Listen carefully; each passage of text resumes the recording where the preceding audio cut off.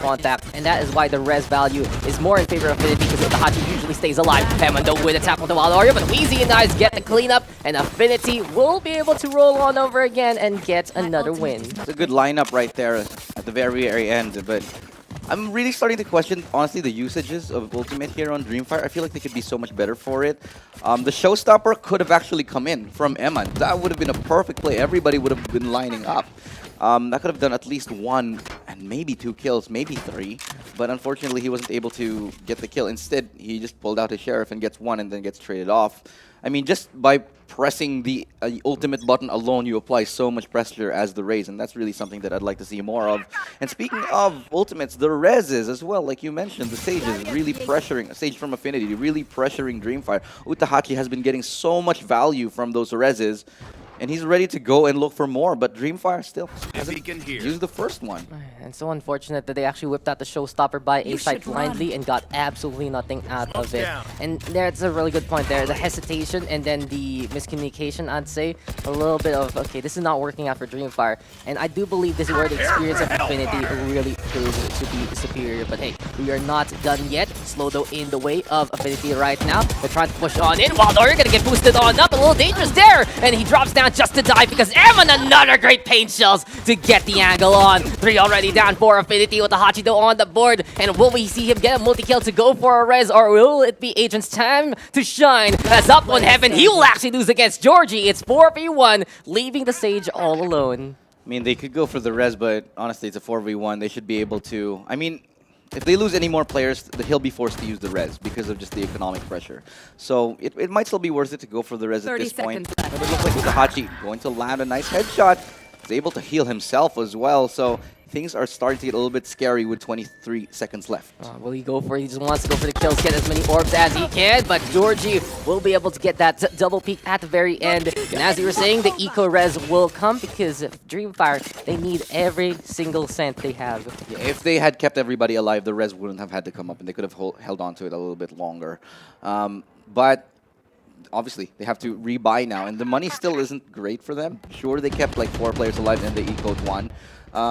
But if they lose this round, they'll still be able to buy it. It's just not going to be that pretty. See the Affinity at the very least had that 4-round streak, so they will have a buffer not only for this round but also the next one. Dreamfire in the meantime, yeah, it's going to be a bit dicey, especially for some of the players at the sub 2,000 credit marker. And Wild Oreo now leading the charge here again. Hasn't been the best game for Wild Oreo, but at the very same time, he has always been first contact in these mid pushes, so it really goes to show that Affinity can rely on their duelists to start things off strong. Agent, though, in the meantime, meets the wall, looks around, tries to see what's going on, but the Sage is there on the other side, and Dreamfire looks to slow down this push again. It's interesting to me that they choose to play the Killjoy onto A. Oh, but they're going to be boosting over the wall. That is just really dirty. George is going to be left wondering what the hell just happened. Wild Oreo, he's just on fire, finding 2 headshots in a row. Looking to open things up, but will they expect any more?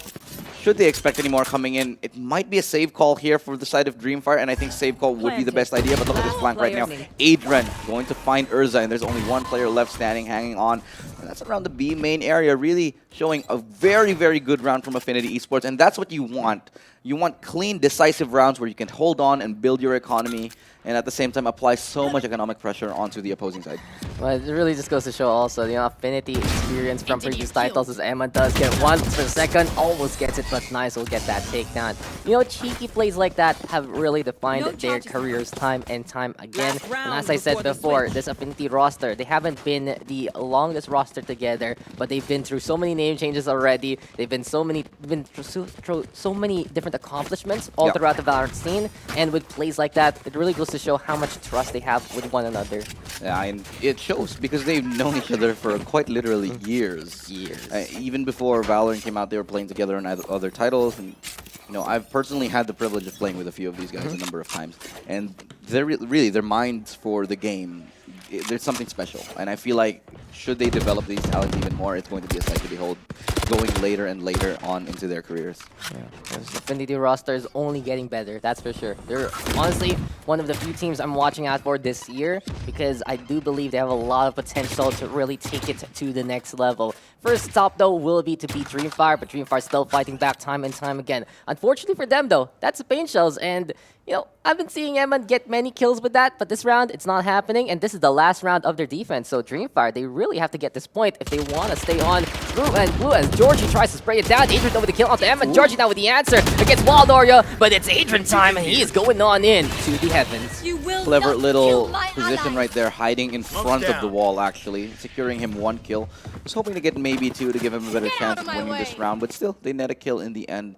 Rotation now beginning to head towards A, where they will be aware of the possibility that Vindict is actually flanking them. They will be checked right now. Oh, that's a good play right there. Wheezy swinging out, able to pick up 1. Unable to pick up any more than that because Waytopia shuts him down for the meantime. And Waytopia has been great thus far. Can he pick up any more? No, Wild Oreo denies him. And that's a nice flick right there from Urza. Unfortunately, met in the end by the knives of Wild Oreo. Wheezy, though, he is just really balls to the walls with that Killjoy. Doesn't care. I'm a Sentinel, but I can actually just push like this. He is eager to go for those takedowns and those surprise kills against the Breach. Then it will remove the setup that Dreamfire was looking for. But it's 4-8 as Dreamfire is now on the attack. Affinity building a really good buffer coming into this half. And with them on the defense, things might even look better for the Affinity roster. Well, I honestly am in the firm belief that that is a very double-edged sword. That, like, as a Sentinel, going around and pushing, sure, I agree. For a lot of the times, it can be useful. A Cypher, for instance, a Sova, for instance, it's really beneficial. But as like Killjoy, it's ballsy, man. It's really ballsy. I mean, sure, no one's gonna expect it because you think he's playing A, and then you suddenly push A. Like, there's no way he's gonna push, but then he gets a few kills. It's working for this matchup. I'd say that as a fact. Will it work forever?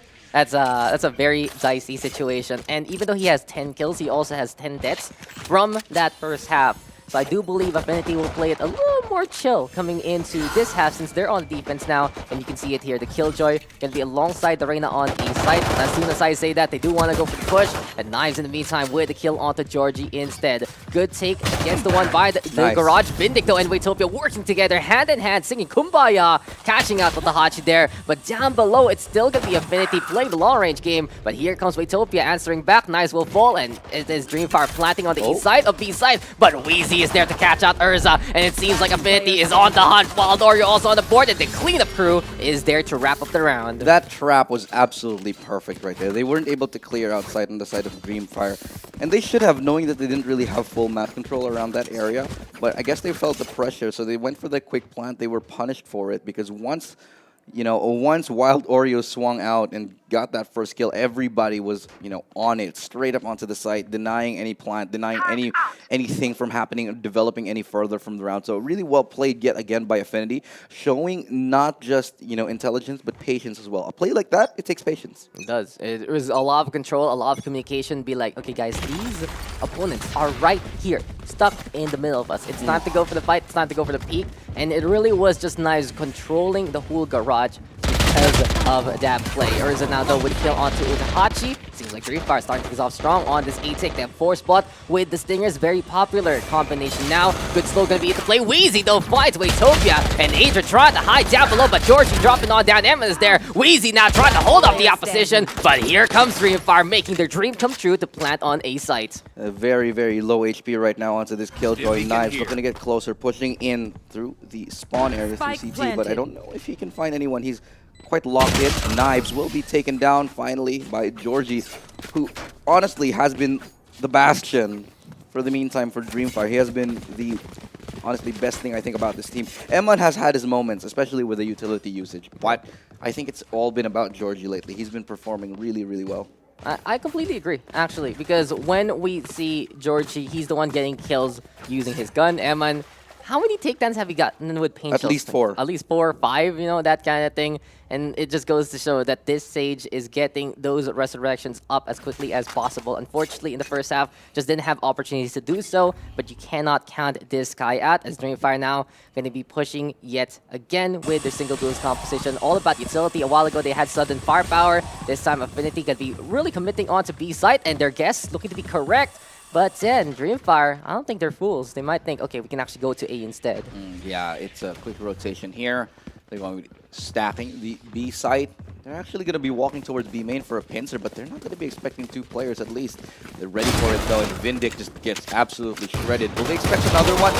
Wheezy gets one before he gets dropped right there. Wild Oreo finds another, and he's going to fall in the end here as Waytopia seals the deal. It wasn't the cleanest of rounds, but Dreamfire will prevail in this one, and they do get a round under their belt. 6-9, only 3 rounds really separate these teams, but here comes the first gun round. Yeah, that was really nice there for Team Dreamfire. And like we said before, if we see these two teams fight in pitch combat, it can go either way. That time Dreamfire able to get the edge, had the edge in the first place, and did a really good job at cleaning up house. Vindic hasn't had the best game getting kills, but he has been the assist king alongside Waytopia. The Brimstone and the Breach working together to make their team even better. And Dreamfire at the very least have those tenants, but Wild Oreo now whipping out the Operator. An early buy for the Op. We'll see how this is going to work.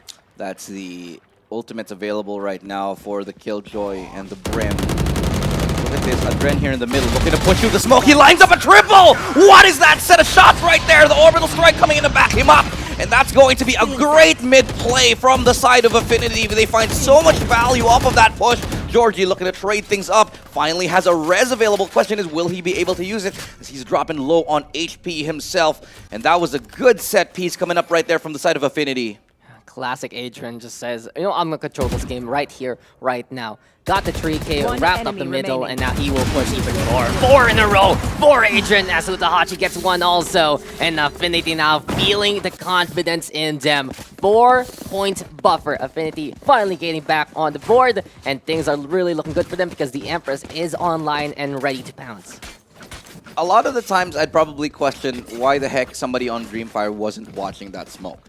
But you have to realize they've been doing that play a couple of times already and nobody's ever really pushed out of it. But still, it just goes to show that you always have to have somebody at least looking in that direction. You can't have 3 people looking at B main, I mean B heaven. You have to at least have somebody covering your butts right there. But nice shot to open things up. Wild Oreo with the affirmative action on that Operator. That's a big one. Georgie is the one who falls. No res available now for Dreamfire. And here we go again. Affinity is basically using a VIP system against Dreamfire. They're shutting down the Sage as quickly as possible, not only because he's basically top fragging with the gun, but also the Resurrection being denied time and time again. This gives Affinity that numbers advantage. They'll be even getting a bigger numbers advantage when they get their own res. And Agent wants to just slay everyone there as he pops the Empress.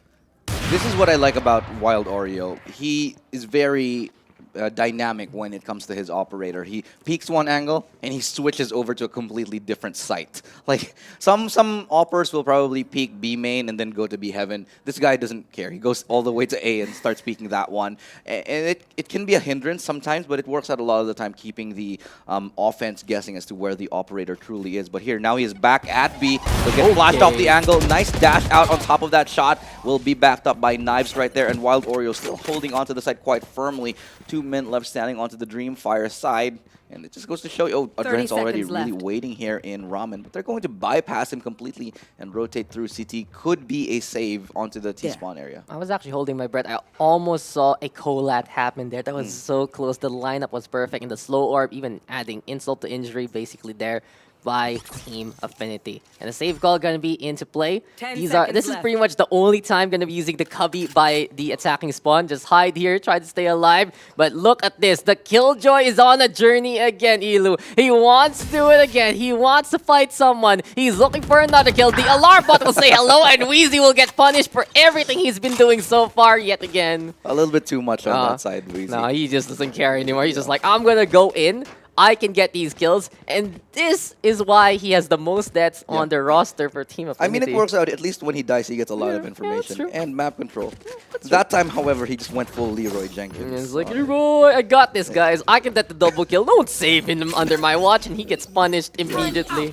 Sad life. At least he has his ultimate up now. I mean, he's had it for a while. For a while, yeah. That's the thing. He's just utter confidence from Affinity, and I really feel like it's very important as we do, I believe, get a pause coming into this game, because it really has boiled down to many aim duels in this matchup. Yeah. And if you don't have that confidence, you're going to be a lot more hesitant. It's going to cost you those split-second decisions, and you really need to find those targets. But look at this, finding everyone. Agent says, thank you for the lineup. Thank you by being all there. Orbital strike for cover as well. And Affinity able to just get away with that one for free. Not only with the triple kill, but the laser beam coming their way. Yeah, Waytopia actually walked into that spray.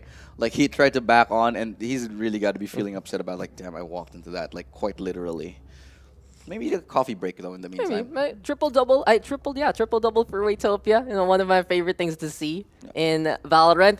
Double-double for Otahachi, but it's the best kind because he's only 9 deaths. He's 1 death away from a triple-double here in terms of the stats.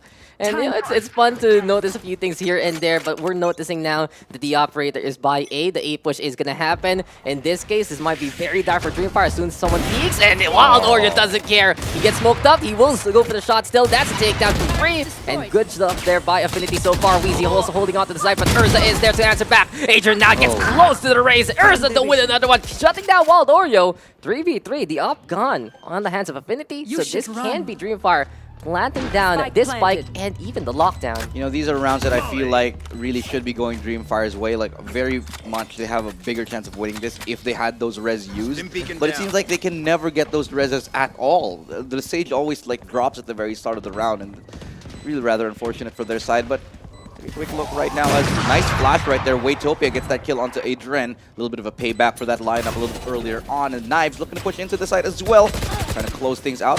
Wall bang through that, but is going to get it. However, that's a really nice set of shots right there for Knives here as Ezra now getting pushed off. But look at that, running out of time. The Nano Swarm should have just basically sealed the deal on this round. Time to back out. Urza though fights against the Brim, and Knives will win it out. Affinity will be losing the round, but they will be able to still save one gun. In the meantime, Dreamfire sacrificing all their lives for the greater good. Knives giving us a little bit of love on the stream, but I do believe this should be guns now in favor of Dreamfire, since that was like an eco round, right? Yeah.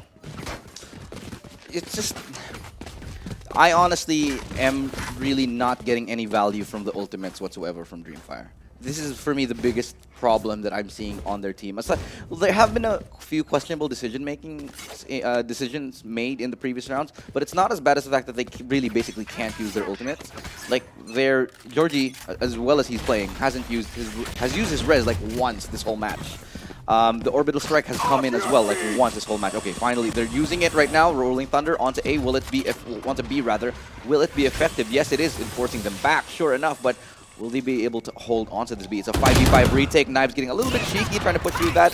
And Eman finally using, oh, that's a really good showstopper right there. And just as I say that they're not using their ultimates properly, they turn it on. You asked for it, and you shall receive. Spike, though, gonna get planted, and I'll love to talk about it a little more after this round, but Wheezy comes in from behind. Garage take in order by the Killjoy, and he wants to go guns blazing again, but that's too much to handle. Finnick now with a takedown. Georgie with res even, and this might be a bit of overcompensation for Dreamfire, because they use 3 ultimates. I don't know, man. I don't know about the last one. That's a lot of ults being used, but hey, it's still economy in their favor. Sure. Everyone now alive here for Dreamfire, and back to your point, I really feel like it's a two-pronged thing. It's not only Dreamfire failing to really use their ultimates, but it's honestly Affinity, like I said before, finding the right targets at the right times. They always deny that res. And that's the thing. The thing about Dreamfire is they're relying on Georgie to get these kills because he's absolutely on fire.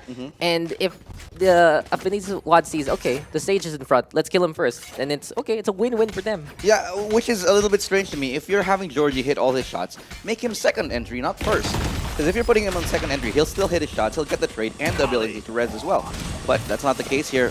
Quick push onto the B. They they really quite like hitting that B site. So not a lot of velocity to this push. They get slowed down quite a bit by that Molotov. Now they're finally finding their way onto site here. Eman looking to open things up, but there's 5 people right behind this wall, and Georgie is going to get the trade onto Wheezy, however, and he's still doing really quite well. Now res should be very, very available soon. And Spike will finally win. He's doing it again. Georgie getting the double kill up. Affinity in the meantime will have the res available, and here comes Georgie with the triple. Now, that is going to be Affinity saying, okay, we don't want to be feeding the stage all these kills. Dreamfire, in the meantime, they love these retakes as Georgie just gets 4. The res a while ago, almost ready immediately. 2 left for Georgie to get it done. And Dreamfire is basically trying to do the same thing that Affinity did to them a while ago. Yeah. Pressure the stage of Watahachi, prevent the raise from coming. And I'd honestly say most teams do know the B take here on split more than A, so it is a bit more comfortable for Dreamfire to do it again and again.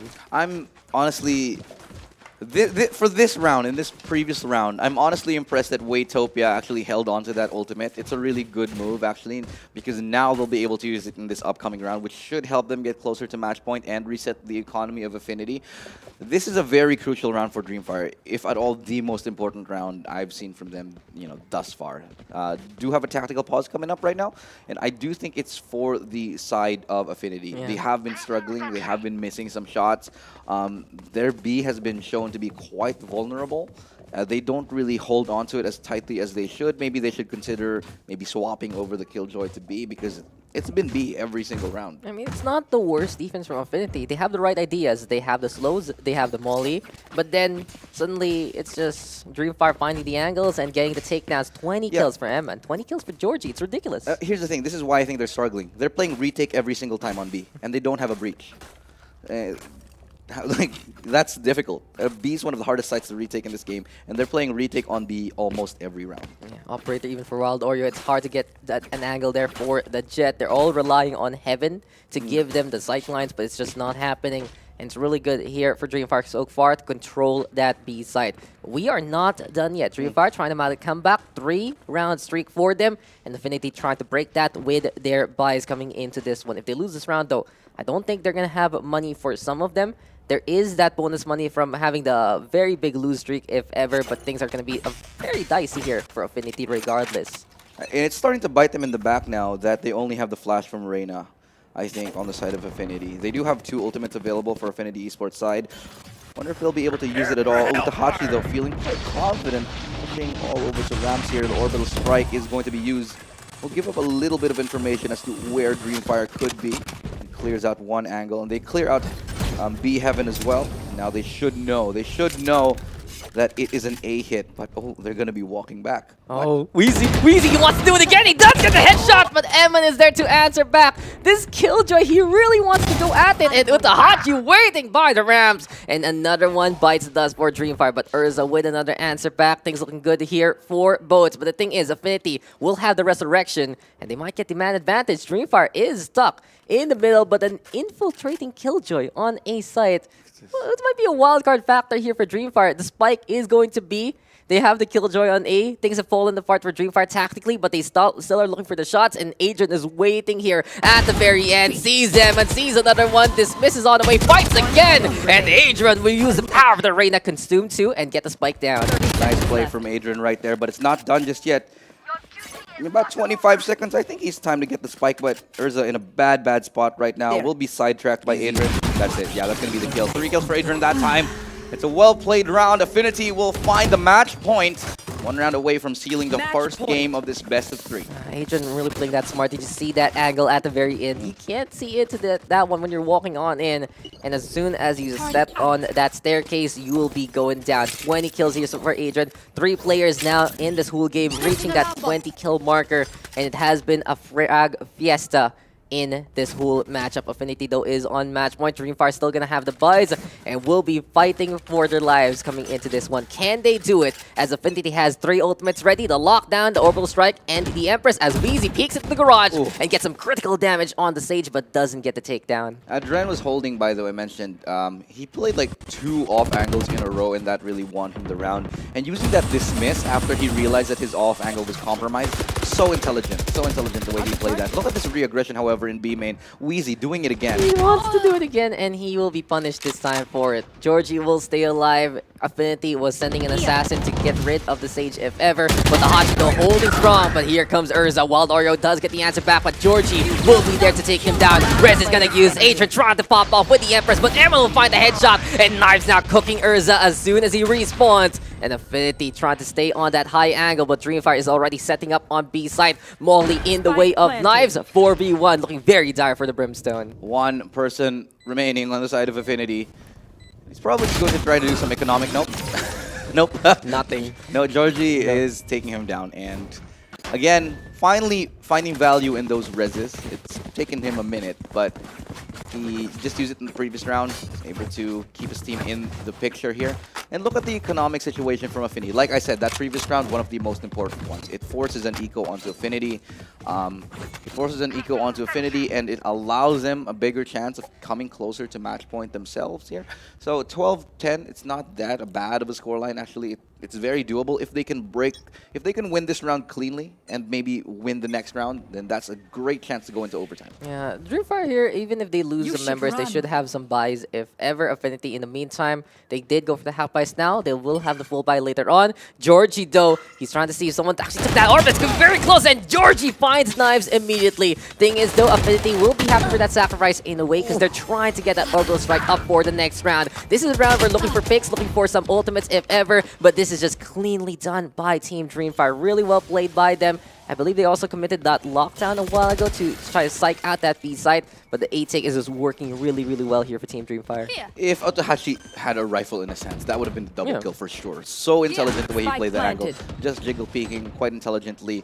There is ultimate available for Affinity. I doubt that they're going to use it. I really don't think so at all, but it's going to do some economic damage. Go for some exit kills here. This round is pretty much done. Yeah, Weezy playing by the screens. We got Adrian up on that high ground, throws the leer down just to say hello. But as you mentioned, it will just be guns blazing here from Affinity to try and take someone down before the spike does detonate. Free round here for Dreamfire. Really well played. They did it as cleanly as it can be. The question is, can they get out with the same members that came on in? One down already for Affinity. This is going to be Adrian all alone. He finds Urza, but Waitopia will get the refrag. Very well played there by Dreamfire. They will be able to buy a gun there for the Killjoy. And here we are, last round of regulation. If Dreamfire does take it, we go into overtime. Overtime is looking very likely.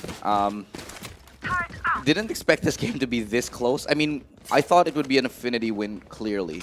But Dreamfire is showing that they're not just aim stars. They're not just, you know, run and gun shoot 'em ups. They actually have a lot of tactics behind their aim. Well, not a lot, but whenever they do pull out something, they execute it successfully. I feel like they've put together the pieces. Where they were struggling earlier, they're really able to shape up. And this is interesting that they're shaping up on the attacking side. Well, it just feels like that they're comfortable. That's the thing. They're keeping it simple. Their strategies work out for them.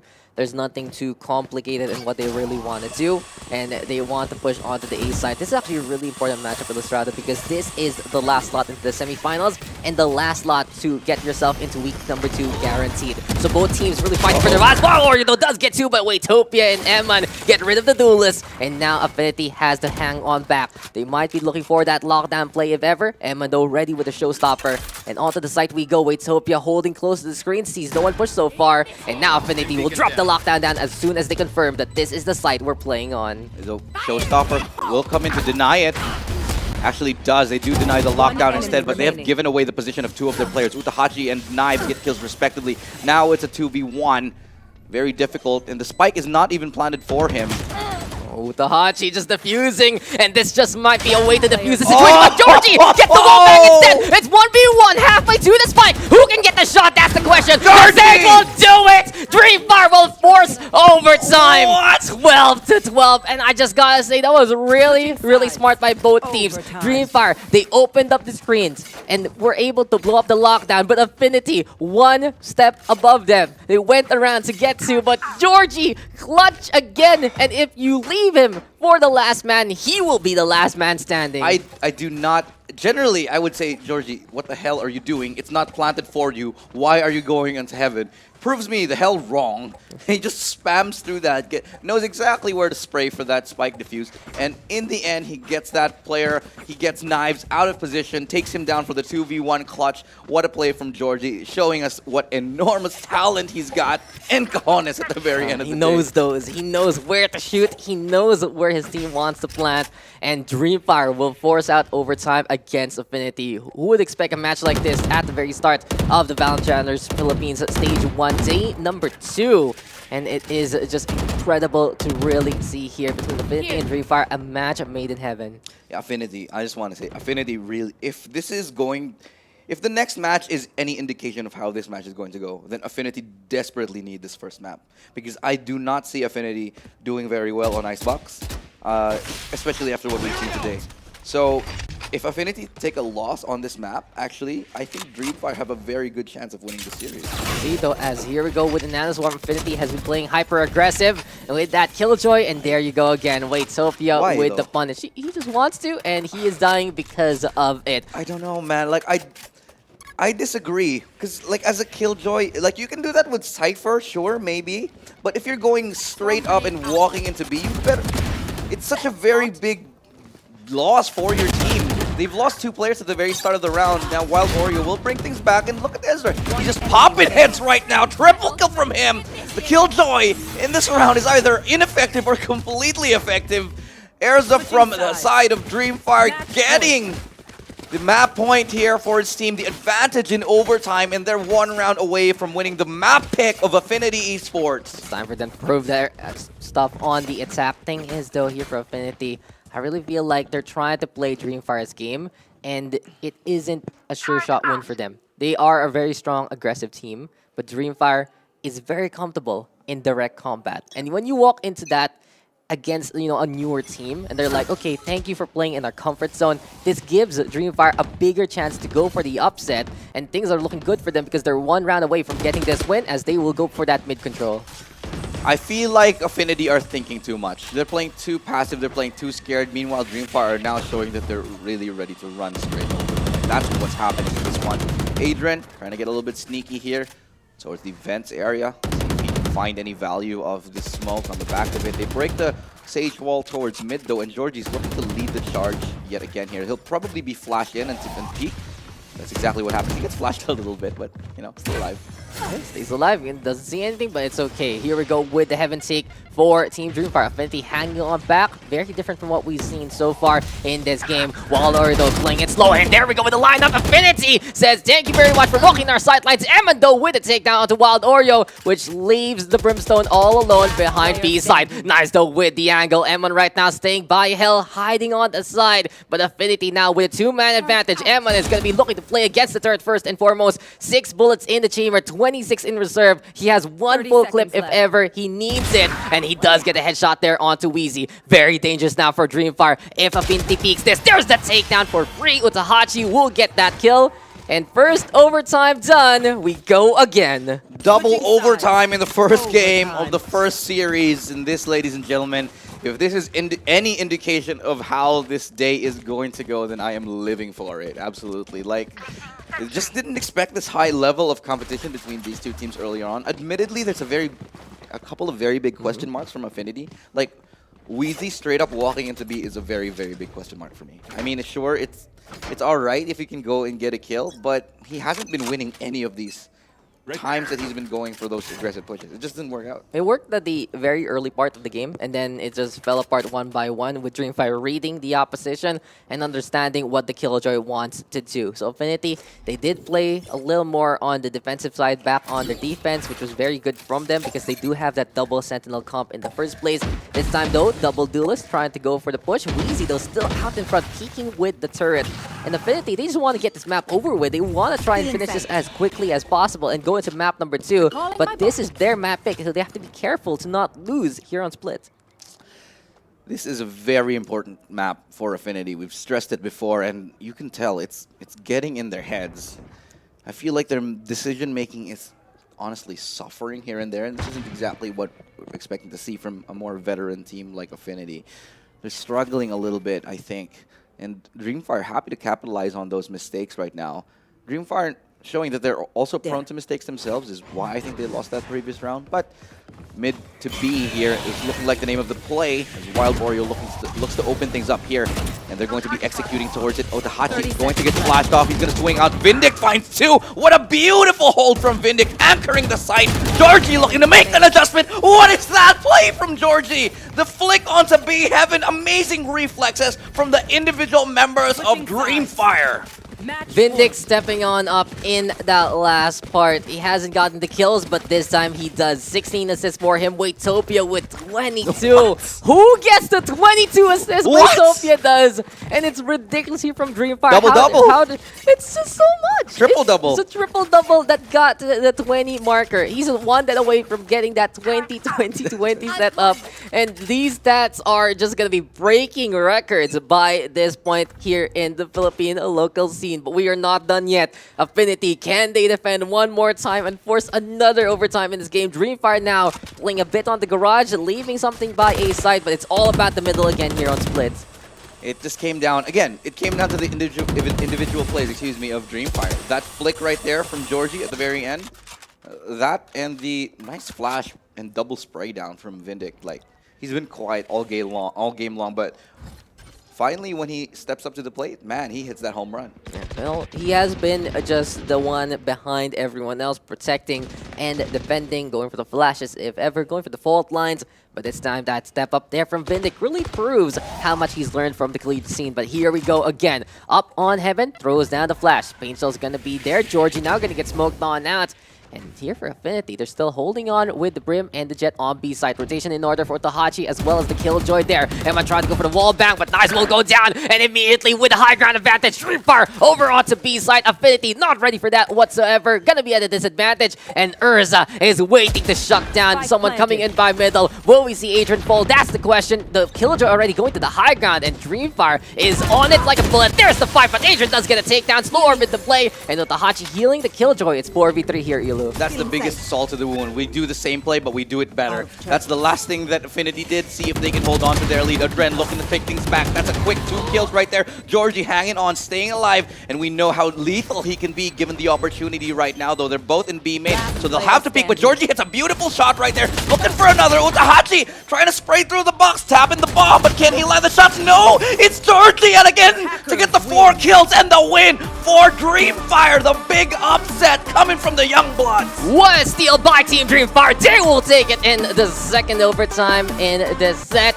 And what a match we have seen. Blunders and wonders. That is basically the storyline there. And then incredibly done by Team Dreamfire. Affinity putting up a fight time and time again. But the amount of fights they wanted to do went more in favor of Dreamfire. And look how happy this team is. Who would expect Dreamfire to do something like this? Honestly, man, that last round, just like, okay, you try to B hit, B split, we'll do it the same, but this time we'll do it successfully. And they win. Utahachi, oh, so close. He did some damage right now, but he couldn't get that kill. He couldn't get those kills. He couldn't line up the shots. It was in the end Georgie who once again got 4 kills to bring his team across the finish line towards that victory. And really, what a player. I have so much to look forward to when this guy is just coming into playing. We have no idea. We knew nothing about them. And suddenly they come in and take this map against Affinity. Like, bruh. What? Bruh, youth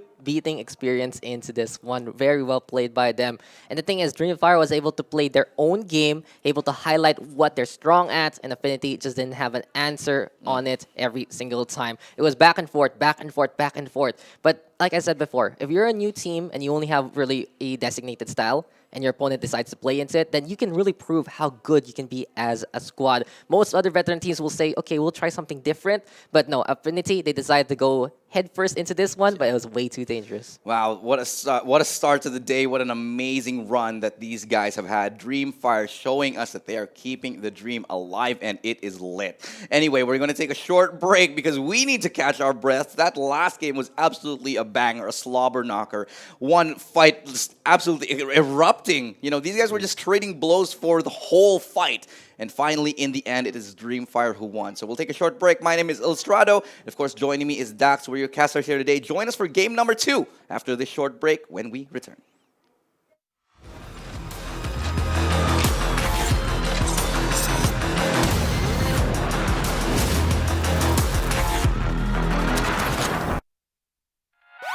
When you want to level up your entertainment, G-Pay your way and get the latest games and movies on Google Play using Globe Prepaid and Postpaid. Add payment method on Google Play. Enable payment through Globe Prepaid and Postpaid and confirm. No credit card needed. Simpleng-simpleng steps para tuloy-tuloy ang purchases at download sa Google Play. Your safe one-stop shop for apps, games, music, and movies on your Android device. Use Google Play now through Globe Prepaid and Postpaid para level up ang entertainment. Also available in TM.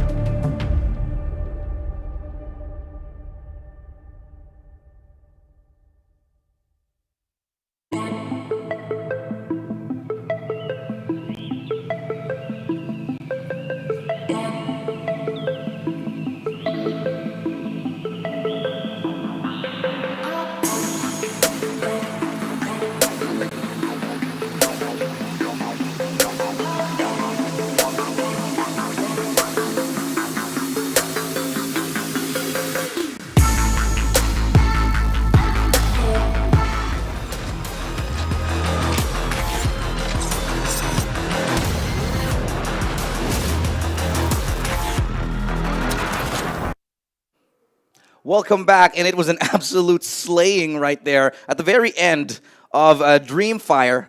They just absolutely tore apart Affinity, which, you know what, we were talking about this during the break. Very, very questionable, the amount of plays that Affinity was doing. I feel like they went off on a tangent. They lost their stride. I don't know exactly what they're doing. A lot of really strange plays. What on earth was going on with Affinity? Well, I'd say it was the fight that never, ever, ever, ever, ever ends. It just kept going and going and going. And Affinity tried to play Dreamfire's game. There were times it worked, there were times it didn't. Yeah. And the scoreline will tell you when it didn't right there. Double overtime. It was 50-50 till the very end. Dreamfire proving the superiority on that B take. And really the step up there from the breach from Dreamfire, allowing them to get that buffer. But now we're getting into Icebox. And this is the thing. We were talking about it right now in the strato that, okay, Icebox, we're going to be seeing Dreamfire's pick. This is them looking to go for the brawls. But I really feel like it's not done yet for Affinity. If they decide to just do what Weezy's been doing, it might be a point of contention, but if they just decide to all go in together, it might actually work out rather than the Killjoy going on his lone journey and dying because of it. I agree with you completely because I feel like they were in their heads too much, Affinity, on the previous map.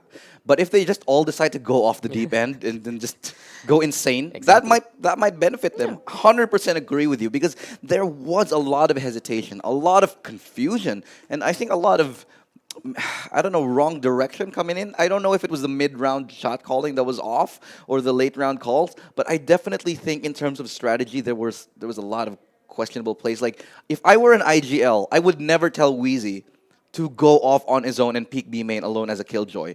And sure, I had a word with the panel about this in the back, and me and Trix were talking like, okay, Killjoy is the one to be able to do it because on attacking side, she's fairly useless. Not completely, but fairly useless. So it might as well be her. But at the same time, there's no one else who can go and play that lurk play. But in my opinion, they should have just kept that Killjoy with the rest of the team, started hitting sides harder, started playing those trades a little bit better, because there weren't that... The lurk wasn't effective because it wasn't like Dreamfire was pushing a lot. They were just honestly holding sites. I really think that Affinity did overcomplicate a few things here and there as we get into Icebox because I would say some of the things that Affinity did would work against better known teams. Sure. Like they would know what things to do, that kind of thing. But still here on Dreamfire, there is that rawness, trying to figure out what to do. And it's a new team. And like, oh, he's there. Now we can shoot him. And that is where Dreamfire really does its best. I love what we're seeing here from Dreamfire. They're proving they can stand toe-to-toe, mano-y-mano into this matchup. Is that a Viper? Is that a Viper pick? That's going to be a big question mark right there. And it is going to be interesting. Weezy looking to play that Killjoy again with the back on the stage. And basically, if you really are going to play that Viper, it is your smoke replacement. It's a bit different since you're using the big wall to cover things up. But I like it on Icebox. It's fun. It actually works. There is a really good angle, I believe, diagonally from around the blue area in the middle that can cut either side if you need it. And Affinity, if they're going to be seeing the first Viper pick of the tournament, it might be time to do it here on Icebox. Sure, I agree with this Viper pick. It's more viable on Icebox than I think on other maps. Simply because of the wide open spaces that we see in Icebox that you just don't have in other maps like this. I like the Sage picks yet again because, again, I love Sage on Icebox. I think she's a fantastic pick, whether it's A, whether it's walling off Kitchen or even towards B. There's just so much that you can do to limit the entrances of the either attacking side or even the defensive side. There's so many walls you can do. On the attack, you split up, make a little small partition for yourself on B side. On A, you wall off the right side, and you're going to have an easy time to get the plant on. In the meantime, on the defense, as you mentioned, Kitchen hold for free, be like, there's a wall there. Now you can't do anything about it. It's like the straight wall that you have to break like so 5 walls to It's get not just through. one, it's like so many chunks in the way. Maximum HP there, and Affinity have done it. These guys have gone on the deep end, Mr. Illustrator, because the Viper is into play. And you know, it's time to brush up on our encyclopedias. We don't see this agent too often. Time to remember what all of those poison abilities are. There's poison wall, there's poison screen, there's poison on the ground. But hey, Icebox, Dreamfire, gonna be picking this map. Very excited though to see what Affinity can do with that Viper. And here we are, match point though for Team Dreamfire. What concerns me about the lineup of Affinity is it's a very passive lineup. You have the Sage, you have the Viper, you have the Killjoy. I mean, you have 2 Sentinels, and you have, the Reyna and the Jet. I mean, sure, you can support the 2 duelists with the Sage and whatever, but I just don't feel like it's a very good execute lineup. Like, they have 1 flash, and then that's Reyna. Well, same thing on the other side, but there's a little bit more behind it because they have the Sova. It feels more of a balanced roster, I'd say, for Dreamfire. Affinity really angling for that defense, and on the attack, they're just be looking to play cover if ever. So for Affinity, the more points they get on this half, then it's going to be a big problem. But Waitopia, oh, that Frenzy already pushing on in. Wall is there immediately here from Team Dreamfire. And Wild Oreo trying to play onto that corner, but Urza is there to bring it to the next lemon. Eman on the board as well. Here comes Urza looking for another one, but the Hachi and Knives do answer back. Waitopia, no Frenzy in hand. Uta now with a kill onto Eman, but Waitopia getting 3. And Dreamfire says, let's do it again. Fight for your lives, Affinity, because we are here to slay and slay. I'm calling it now. Waitopia is the Frenzy god here at VCT. He's the only player I've seen to make this work time and time again. Every single round, he steps up to the pistol. He gets at least a multi-kill. He did this in the previous map, consistently, mind you, making life difficult for the side of Affinity. And it's just like, he's the only one who can really make Frenzy work. Even at long range, he hits those shots. It's ridiculous. It's ridiculous. Now, Dreamfire know what they want to do, and they do it very well. This is what has shown up today as already Affinity. Going to be looking to rotate onto A site, give up that B.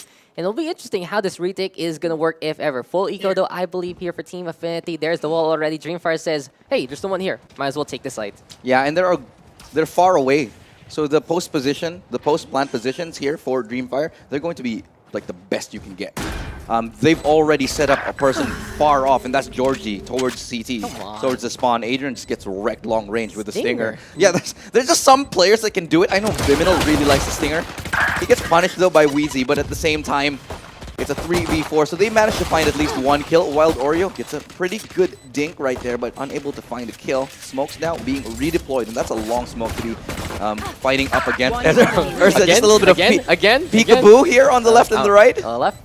Go to the left, slide to the right. That's pretty much what we saw there, but Dreamfire now should be able to get this round. Wild Oreo will kamikaze his way to that site just to not get that penalty. But I could give it to Dreamfire. They have an amazing flex player that we're seeing so far in Vindic. A while ago, he was playing that for ages. Wild Oreo will take the spike in all its glory to give Dreamfire the 2-0. Now, though, Vindic is playing that Sova, and really, if he is going to be the flex player here that can play whatever Dreamfire needs for the map, things are going to be looking good for the squad because everyone else is going to be looking to play comfortably, like we said yesterday about Team Empire, right? Yeah, 100% agree. Let's look at the buys though for SMGs on Dreamfire. But you know what? I'm not even worried. First of all, it's the bonus round, sure.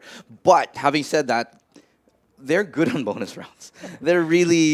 They know how to play aggressive. They know how to make these SMGs work. So I wouldn't be surprised if they actually won this round. Yeah, basically, Dreamfire believers are going to be looking for another round to get, if ever, Affinity. In the meantime, it's time to see what they will answer with back. Thing is, though, the Viper pick going to be pretty much tested very, very soon. We'll see what kind of cover we can get from all of the screens, all of the snake bites, and all of everything that can come their way. Georgie, though, over onto A site, being sneaky. He's the only one that did buy here for Dreamfire. If anyone can pop off, it might be this guy. Missing the shots, though. The Killjoy able to strafe on away, and Georgie says enough is enough. Time to back on that, because Dreamfire, the rest of the crew, looking to reinforce. You can just see how low his sensitivity is. Like, he was probably dragging his mouse across his table. I ran out of mouse pad, man. It seemed like it. You can just see how low that sense is. Oh my god. But nice opening though. The crosshair placement on form as he gets the opening pick onto Wheezy. Up top right now, adjusting towards Georgie. But Utahachi gets the kill through the wall, headshot.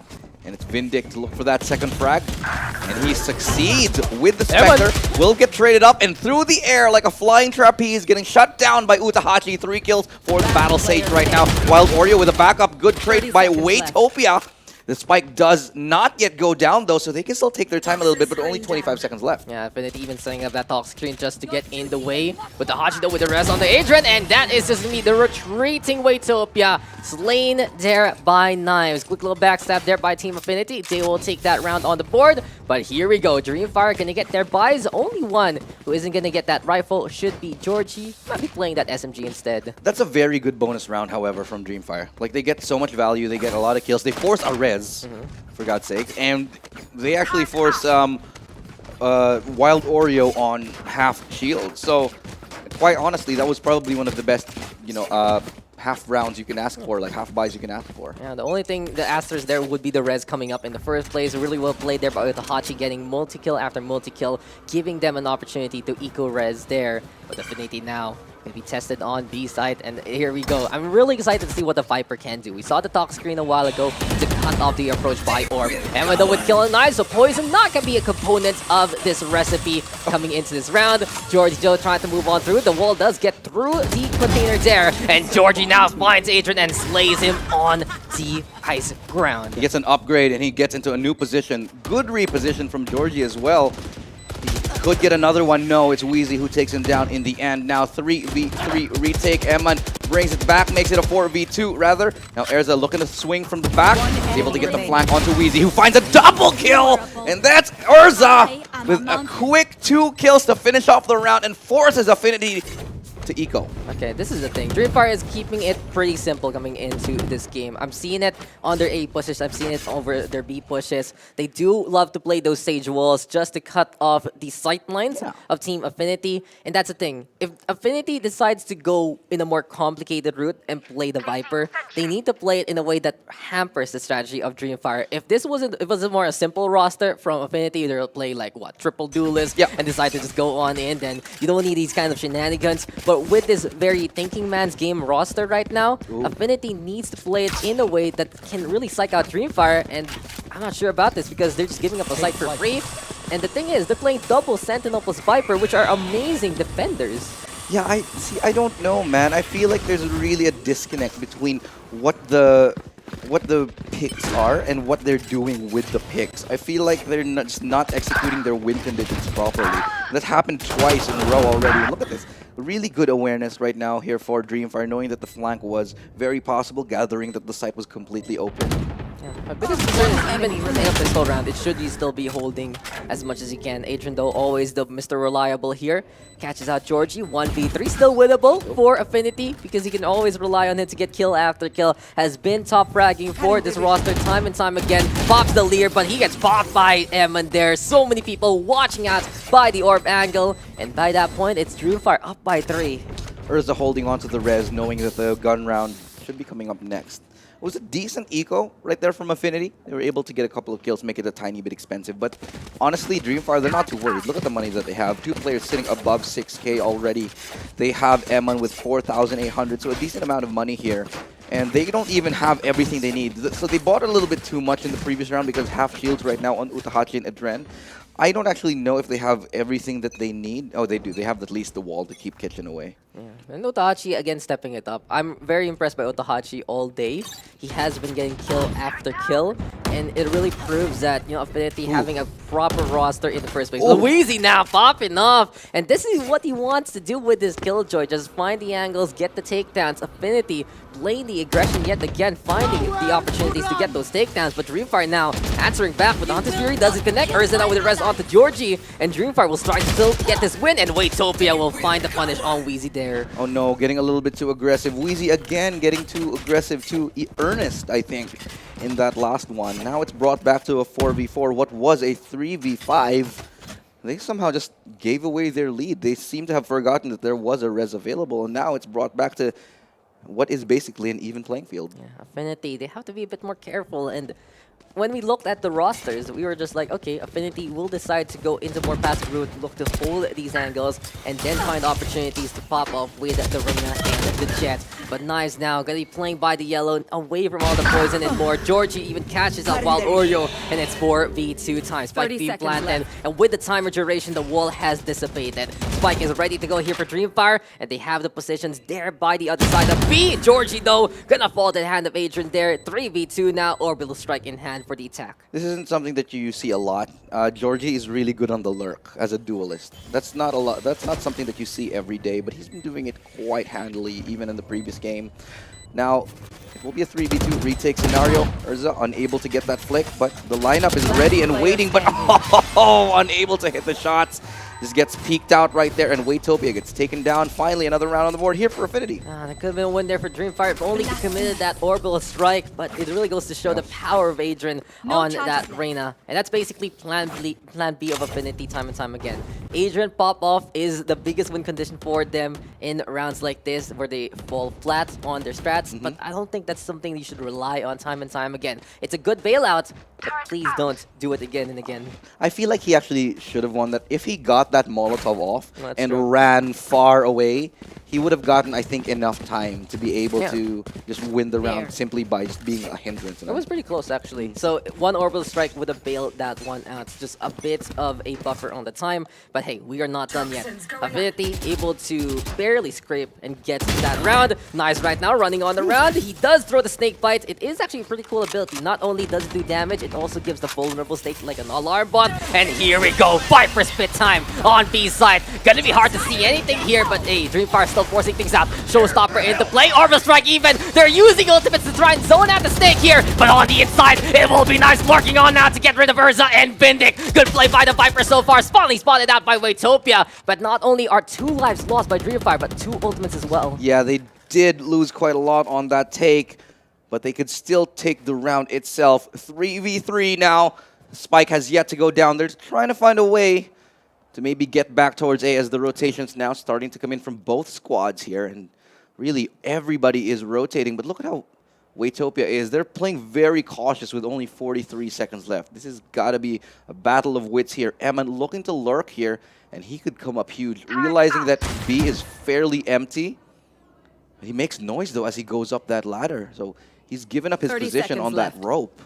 That's the thing. And here for Dreamfire, I do wish they rotated rather than fought when the Viper spit was up. But hey, it's time for them to clear out that B side. But Adrian down below, being didn't spot very, him. very sneaky. He is waiting, watching. Wheezy gonna be down below as well. Waytopia now planting the spike down, but Adrian does peek instead. Here comes Dreamfire trying to hold on. They have 10 seconds left to put the spike down. Emmondo up above, gets to take out a 1 and 2, and even getting rid of the lockdown there. Georgie trying to force things out. Here comes the jet Whoa. of Affinity, and that is just Dreamfire barely scraping by also. So very close here for Dreamfire, but Emmon had the angle to get rid of the players and getting rid of the ultimate. There's the double peak though in the end. Georgie will find the final blow, and Dreamfire will be able to do it there. What a play right there from Georgie, man. That was a really good shot to finish things off. But, you know, the value that they got from that last play, taking down 2 kills from the from an advanced position. Eman doing so well to get 2 kills.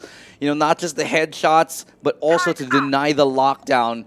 What a play to bring back the round. It was very, very dangerous. There was a fraction of a second left in that round. If they didn't get the spike off in time, if they didn't get close enough to the spike, that would have been a win here for the side of Affinity Esports. And instead, they're forced to eco.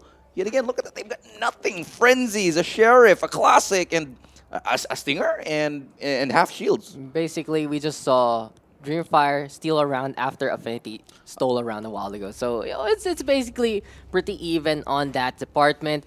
Tactical pause, though, going to be in order. Affinity, they need to realize what their plan is. And I really feel that if they do hang back a little more, play the way Knives did a while ago with that Viper spit, then it would have worked out. But here, look at this. Eman able to get Beautiful. up top, catching out to making it a 3K for the full round, even shutting down the lockdown, the value there of that position, helping out the raise. And I love the step up from Eman, because even though he got so many kills a while ago on Split, it was more on the Pain Shell side. This time, he's proving that he can fight for the best. And it also is, you know, Georgie here on the Reina going to be there. Waytopia, though, Mr. Reliable. Things are looking really good here for Team Dreamfire. Yeah, and especially considering the lineup of Affinity, they're getting absolutely destroyed. Like, they should be handily winning these rounds, considering they're running double Sentinel, but they're not. They're getting forced out of position, they're getting outsmarted, outwitted, out-rotated, and out-aimed in almost every single duel. So, really, Dreamfire impressing, quite honestly, everybody right now against a very veteran squad in the form of Affinity. Now they're hitting towards B. Spike will go down. Georgie finds the pick up on the knives, and they're just melting away Affinity. What just happened in the blink of an eye? 4 members here are dropped. Wheezy doesn't even get a shot in. Gets taken down, missing everything. Just what a perfect round for Dreamfire. Who the hell are these guys, and why are they so good against Affinity? Oh man, you know, Dreamfire, they've had that history in BR games, they've had that history in the collegiate scene, but basically young guns who love to play the style they do. Their team really relies on having that Sage, in all honesty. Yeah. A while ago, it was actually Georgie playing the Sage on Split. Now it's Urza playing that Sage, so they really feel comfort having that agent time and time again. Not only the slows helping out, but also the walls, the res, the heal, and pretty much a very good supporting package that Dreamfire enjoys to use. Utahachi in the meantime also comfortable on that stage, stays on it from map number 1 to map number 2. But while we get the boost up play here on the B side, it's already Emma catching out knives. The smoke's gonna be gone. Everything the Viper can do will dissipate. And immediately, this is Dreamfire taking control on the E side. Yeah, they have the A side handily. They've taken it without a loss at all. No ultimates for either squad except for the Empress on Affinity, but don't know if that'll be very useful here. Wall now coming up here, denying any vision, anybody from really taking down Georgie, who's trying to get sneaky behind this wall right now. They don't really have a lot of flashes or retakes, and Georgie's just taking these duels, man. Repositions quite easily. 2 players left standing on Affinity Esports. Already squad scratching their heads as Georgie just makes short work of the Affinity Esports side. Yeah, Georgie, honestly, such an experienced player here for Team Dreamfire, leading the charge there in that round. And it was a very awkward angle on LSD. The thing was, it was VC setting up the turret up on the screens, and it would have gotten sightlines of the Reyna, so he hid on the side. Then though, Affinity assuming, Affinity assumed a bit too eagerly, be like, oh, no one's there, and suddenly there's a Reyna in your face. 12 kills for Eman, 10 for Georgie, 9 for Retopia. Above the whole team of Team Affinity, actually, Utahachi's the one leading this charge here for Affinity again. I really still say I'm very impressed with what Uta's doing, but the rest of the team struggling right now in this game. I agree. Utahachi has been like the saving grace right now for Affinity. And see, just like he gets a great pick. And there's other members that they probably won't expect at BREN. Okay, really nice pick off right there. Georgie looking for more. Oh my BREN with the frenzy getting a double. And that's definitely a big pickup for him. And Georgie takes him down right now. Good adjustment to make. On top of that, Lear right there gets closer with the dismiss. Does quite a bit of damage right here in this 2v2. But it's basically a standoff at this point. Who can hit their shots? But low HP on the side of Affinity. They don't have much left. Has to make a quick flick right now. Georgie goes down. Wild Oreo takes him down. 2 HP on Finnick. But no! It's Wild Oreo to prevail here. 20 HP on him. And he takes the victory with the frenzy in hand. This is what we were talking about. If Affinity wants to do this playoff style, might as well go at it. Adrian, I would honestly say pretty much the most mechanically superior player in this whole matchup right now. Did you see that flick with the frenzy? It is absolutely ridiculous. All these players are great, but Adrian usually is the one who finds that extra inch to find the head of another target. And come on, Affinity. If that is the playstyle that works for you, play as 5, not as 1. I agree. I mean, they're so good individually speaking. Let your stars shine. I mean, give them space, you know? But it doesn't seem like they were doing that previously. They found a good win against Affinity Esports on what was an eco, giving them a good boost. But Georgie looking for a long-range shot right now. Hoping to get lucky with the headshots. Trying to tap away into the wall. Not going to be finding anything just yet. Orb is available for them. We're going to be straight up making a contact play towards A. Showstopper is good onto the feet of Wild Oreo right now. Dropping down to find another kill. And that's Eman with 2, but he's alone right now with his teammate. 2v2 yet again. Waitopia hasn't planted. Now he will. Doesn't have the orbital strike yet. Actually, he could have picked up the orb, but felt maybe it was a bit risky. Stim Beacon just to give them a little bit of a boost right now. It's a 2v2 retake scenario. Affinity with the health advantage. That's a res as well. And that's going to be the toxic puddle going to take out Waitopia. And that's going to be a nice retake. Affinity Esports clean up that round. It's a little bit better for them this time around, but Dreamfire, they're still looking strong. Okay. Well, I like this also from Affinity. Like, it's a twofold thing. We saw a while ago that just guns a-blazing, that kind of setup, and it worked for them. This time, they play more to their roster, which was what we were hoping for. Since the start. Since the start. That snake bite there from Knives, really, really well played. Knew exactly where to throw that poison at. And, you know, if you're going to be looking sick, you might call it a day, and that is just what happened there to an unfortunate player down below. Now then, 4-7, Affinity wanting to get this last round on their defense to try and at the very least keep it close coming into the next half. But I do have concerns for their roster on the other side. What can they do later on? We'll find out. But Wild Oreo now with the operator to try and change things up. Aldrone will say hello. Notices that that is gonna be that off there. But here comes the tracking, and there's the tag on the one. Does it get the kill? No, it doesn't.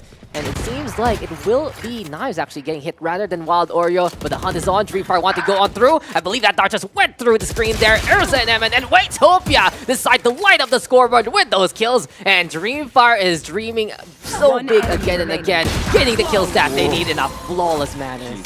Georgie with the double headshot at the Vienna. I just want to point out though, the value they got from that dart, from that single owl drone.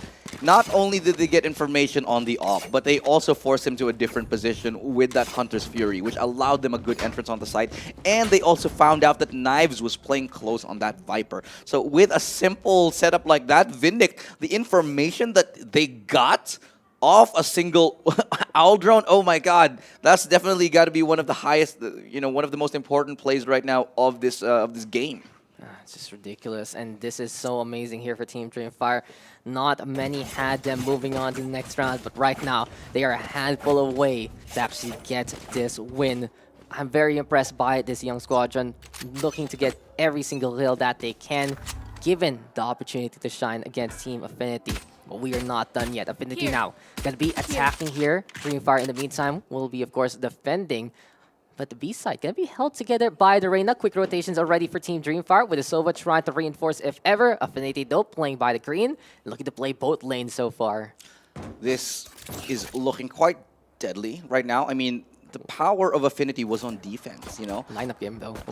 That's a pretty good lineup. We'll see. Where does it actually go? In front of the Snowman. And you need to know these lineups there just to actually play the Viper rather than the BREN and the Omen. So Poison Cloud maybe basically in the way. There's the wall up though, and Urza trying to find an angle but doesn't get it. Instead, here comes the utility from Team Dreamfire, who are holding close. And the question is, will the flank from Affinity actually work out, as here comes Adrian, and the wall gonna get broken by Urza so far. See if he can make any impact whatsoever. Time taken away right now. They're going for the defuse this early on in a 5v5. They're going for it. They're making it happen. The flank needs to come in sooner. It does. Adrian took a little bit too long, but no, the spike was diffused. What was that from Affinity? They get everyone dead, but that doesn't matter because the spike goes down. I really feel like it wasn't Affinity's question now. It was just Dreamfire. Absolutely ballsy. If that was just half a second later, Adrian would have been there. It wasn't like his movement wasn't bad at all. He was just walking, making sure that the sounds weren't there.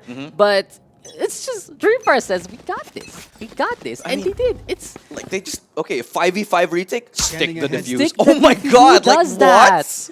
Who does that? And it works out for them. This is the thing. Okay, this is really that I've seen the storyline of the game so far.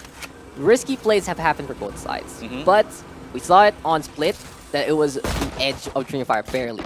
Here on Icebox, it has been the edge for Dreamfire more often than not. And it really is just, fitting, as Wheezy does get rid of Georgie there. It is just fitting for Dreamfire to actually make a play like that work from what we've seen so far in this map. Yeah, I mean, it's taken a while. It's taken a few games, actually, and finally Wheezy does find a pick off. It's taken a lot of rounds before he gets a good kill for his team, but Dreamfire now, however, they are in a commanding lead.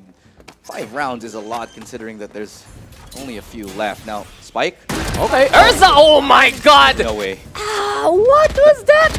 Assassination from the top rope! What kind of play did we just see again for Team Dreamfire? They're running and gunning, they're jumping on the round, trying to play the arcade shooter, and things are just absolutely ridiculous because it's a blast back jump right now! Everyone puts Adrian in such a bad spot, but at the very least the four is there. Wait, don't be with a refrag! Dreamfire is just going absolutely ballistic, and this style of play works out for Dreamfire! Dreams do happen so far, and I believe we have been dreaming for the past 2 rounds here, Ilu. Dreamfire, these guys are disgusting. Like, there is no way he should have had that drop-down assassination on the side. This isn't Assassin's Creed. You're not Ezio Auditore. Oh my god, what are we watching? I guess the next Assassin's Creed game is probably going to be set in the Arctic, man. Oh my god, what are we seeing here for Team Dreamfire? And why did they let this happen? Why did it work? What? I love this game. This is my favorite series now. Okay, okay. Affinity needs to pause, just be like, what did we just see? No, I feel like Dreamfire needs to pause and they're like, did we just do that? Okay. No. If they pause, they will break their momentum. But no pauses right there. It really hasn't been the worst rounds from Affinity, in all honesty. It's just Dreamfire making things work, and there you go again. Emon catching out Adrian. Now the thing is, sometimes you do have to check that nest because someone can play the aggression. Since Affinity basically did it there, it's a free kill there for Dreamfire. Urza catching out Wheezy, and it really does feel like when you lose rounds in such a magnificent fashion, it does get to your head. Yeah, you know, I would be so tilted if not even a jet, if a freaking Sage drops down on your head, assassinated me, and basically Goombas me. Yes. it's just, oh, man, that's all I gotta see. And the fun thing is, okay, this is really where we can talk about this more. Dreamfire does commit on what they do. We saw someone drop down assassinate, and the other guy decides to double blast back in front of him. Exactly, beautiful. They follow up on the weird stuff. They commit. They are a team that commits right now, and we've seen it only from Affinity like once or twice in this series. Nice though in the meantime with the kill on the way Topia, but the hunt is on. Dreamfire is there, and this Dream looking to be quite a nightmare for Affinity. I'm gonna say it straight. I'm a fan of Dreamfire right now. Like I have been converted. They're so exciting to watch. This is ridiculous. Who does that? The drop assassination and the blast pack to follow it up. It's like they're all enabling each other to do crazy stuff. They are and it works. They are enabling. It's like they're trying to figure out how far they can go. This is not okay. I love it. It's beautiful. It is a wonder to behold. You know, there are amazing sites in the world. There's like the pyramids, there's the Statue of Liberty, and there is Team Dreamfire who decides to play this way. But we are not done yet, guys. There's still 2 rounds to go for Dreamfire to win, but Georgie, he just hits those. And I gotta give it to Georgie. Like, from all the players of Team Dreamfire, he's the one I've heard of a lot. Many people have said Georgie is really one to watch out for on the stage a while ago, doing an impressive manner. And, you know, he's on the Reina now, which lets him play the entry, lets him play the sustain if ever. Wait, Sophia, though, also someone to watch out for. Ridiculous stuff there with the Phantom. Catches out Adrian, really denying any kind of chain of kills from Team Affinity. Gets taken down. No, wait, Topia, how is he still alive? He just gets so many great kills off of that off angle, off of that position right there. They knew he was there, and he still survives. Now it's going to be the Viper ultimate. Knives making it work for now. He gets 2, he gets 3, and Georgie's bringing it back! And it's the story of Georgie yet again, bringing match point onto Dreamfire. What on earth is this guy on? Not only that, with Waitopia staying alive, he gets that orbital strike from the defuse. What a play this has been from Team Dreamfire. They are ready for the last round that they want to make happen. 3 ultimates ready for Team Dreamfire. And it's credible because it's all about zoning. Showstopper, Hunter's Fury, Orbital Cannon. Those are going to be some really, really good stuff. You know what I like about VALORANT Champions Tour Philippines? Like, yes, sir. Like us analysts and casters, we just have no idea what we're talking about anymore. Oh, because yeah, like all the upsets just in the first day alone, the first series alone, Empire just absolutely wrecks Archangel in a 2-0, and it looks like Dreamfire are about to do the same against Affinity. It's just really a step up. Having an official league system like this really brings out the best out of them. Yeah. And it is just a new year to prove themselves. Urza though with the kill onto Wheezy. Adrian does answer back, but here comes Georgie again, and it is just Georgie's time to shine here and now, slaying some demons, slaying some enemies on the other side of Affinity. Hunter's Fury gets the death, and Knives will get caught in the tube there. It's 3v1. Adrian will get blown to bits, and Affinity have fallen. Dreamfire is able to make the 2-0 happen, and dreams come through for newer teams here in the Challengers Tour. What a way to finish that off. The showstopper to stop the show indeed. And oh my god, the Hunter's Fury as well right behind it. It's like these guys are just egging each other on and trying to outdo one another. Oh, you're gonna Assassin's Creed this guy? Oh, I'm gonna double blast back in his face. You know, they're just trying to one-up each other, and it's so exciting to watch. These guys full of energy, full of youthful vitality. I don't know what it is they're on right now, but it is currently next level. Taking out a veteran team like Affinity. The upsets are real here in the VALORANT Challengers Tour in the Philippines. Right tools at the right time. Hunter's Fury connecting Showstopper to say goodbye. Yeah. Safest way to deal with the Reina there. To just blow him up when he can't see you. And I just love it here from Team Dreamfire. They will take the last slot in the semifinals. Will be tested immensely to deal with BREN Esports there. But the thing is, this is incredible for Dreamfire because not only did they get to the semifinals, but they are already guaranteed to the second week. And they have a very big chance of making it to Masters next time. You know, this is a big deal right here for the new kids on the block, the new guys. Just so much potential in these players, and it's absolutely a sight to behold. a very enjoyable match through and through. Both of us were just off our seats for a lot of it because of the ridiculousness of what just happened. And I'm looking forward to seeing what else is coming. It just goes to show that it's an exciting time to be in Valorant, Dax. But before we go on a break, let's get your final thoughts on that last match. Affinity, they dropped the ball. Let's not beat around the bush here, but Dreamfire showed up everyone. I think Affinity just couldn't figure out which Affinity they wanted to be, because there were times where their full aggression did work, but they committed. There are times where the composition and their defensive capabilities work because they committed. But it really felt like there were some players wanting to go this way, some players wanting to go that way. And it was a big problem, especially in Icebox, but there on Split, there were already cracks in the foundation. That is why it was so even, 50-50, till the overtime came and Dreamfire really stepped it up.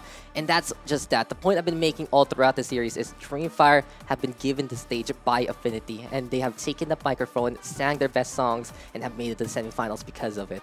Could not have said it any better. So in the meantime, we'll take a short break. When we do return, it's going to be the second series of the day after that amazing performance by the Dreamers, the young guns here. They've shown up everybody, but now it's time for them to take their well-deserved rest. And while they do, we will do so as well. We'll be back with the next series of the day. And I'm going to be taking a short break. You'll be joined by Dax and Azurai when they return here on the second series of the day. Don't go anywhere.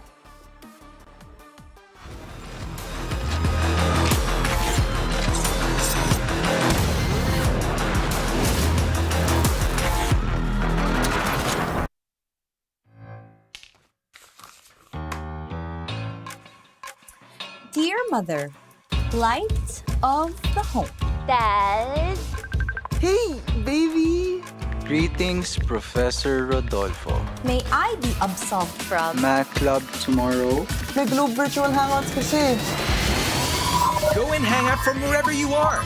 Just open the Globe One app, choose an event, and click join. Watch concerts online! Woo! Dance together! we can do quiz nights. Yo, let's go! If you allow me, I promise. To make it up to you. And repay your kindness tenfold? Truly, your favorite child. I love you, Dad. please, babe. Thank you, sir. Enjoy your fave events with Globe Prepaid Virtual Hangouts. All together now.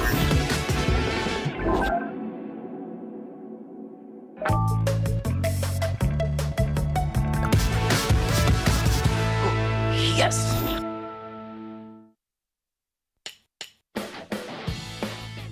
Every day is a new day. So why don't you just get up and go? No time to waste. What are you waiting for? Why don't you just get up and go?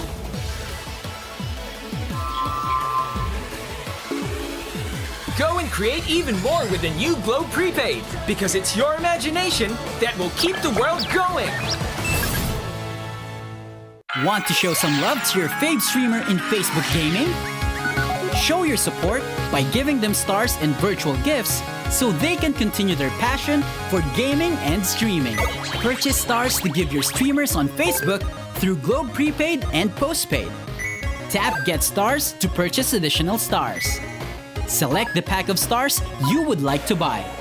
Pay through Globe Prepaid and Postpaid. Now, you can start sending not just stars, but also virtual gifts as you watch different streamers of various games. Purchase stars on Facebook through Globe Prepaid and Postpaid.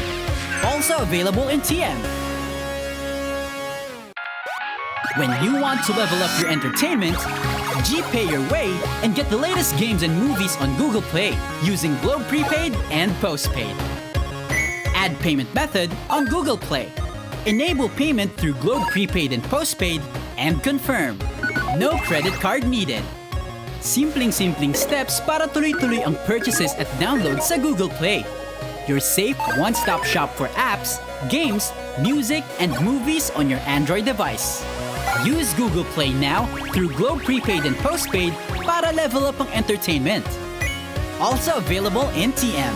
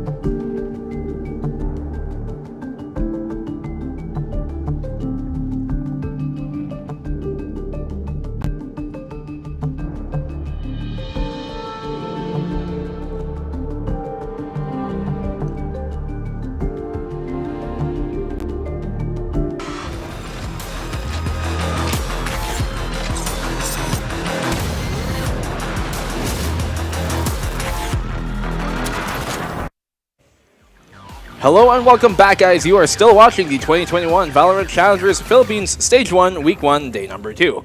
That was the last quarterfinal that we just saw with Dreamfire beating their Affinity Esports, and I think most of us expected Affinity to do a bit better than that, but the 2-0 win after the double overtime win on the first map was something to behold. What a spectacle we just saw. And playing on Icebox, the Viper pick coming out for Affinity, we had high hopes, but well, it didn't turn out for them. We're going to talk about that later though as well. As you saw those guys win, you guys have a chance to still win too.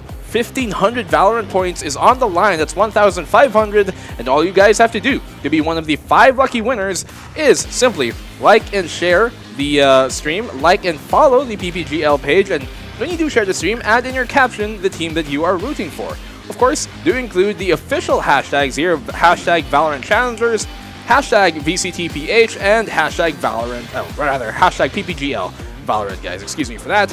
Of course, guys, the Battle Pass just came out, and well, you can all avail with that through Coda Shop. Do not forget as well, guys, to make your post public, otherwise we're not going to be able to see it, and who knows, you might just be one of the 5 lucky winners to be thrown up your name here at the end of the stream. As I was saying, the Battle Pass just came out. Glitch Pop 2.0 skins are out, and well, you can recharge your Valorant points with Coda Shop now using Globe and Prepaid or TM Load, guys. Don't forget as well to stay tuned to our social media channels by following us on Facebook, on Twitter, YouTube, everything, any social media platform you think of, Twitch, we're on it, guys. So please do check us out, PPGL. That is the name. Here is the game. Now we're going to talk about it. What an amazing game we just saw with Dreamfire taking that W over Affinity Esports, one that we might not have expected to come as quickly. But for that, let's open the desk for the initial reactions. Trix and Viminal, what are your guys' thoughts on what just happened? First of all, on Split, after seeing that Breach pick, I was pretty confident with Dreamfire. Because, you love the Breach pick, don't you? I've been saying this. Breach is an underrated underrated agent in the Philippines, and I think that with the aim capabilities that a lot of players have, he is just an amazing pick to overwhelm the sites. Viper, also a very nice pick, but unfortunately did not work out for Affinity, and I really think it's because they switched out. You know, Liquid and G2 also did that lineup with a Viper, but instead of having a Reyna, they had a Raze for the clearing of corners, but instead they had the Reyna on Affinity, and I feel like they should have just picked up a Sova instead of a Killjoy so that they can do the hit scan and the Reyna can pop off. But without that hit scan, it's really hard for Reyna to do anything in that map.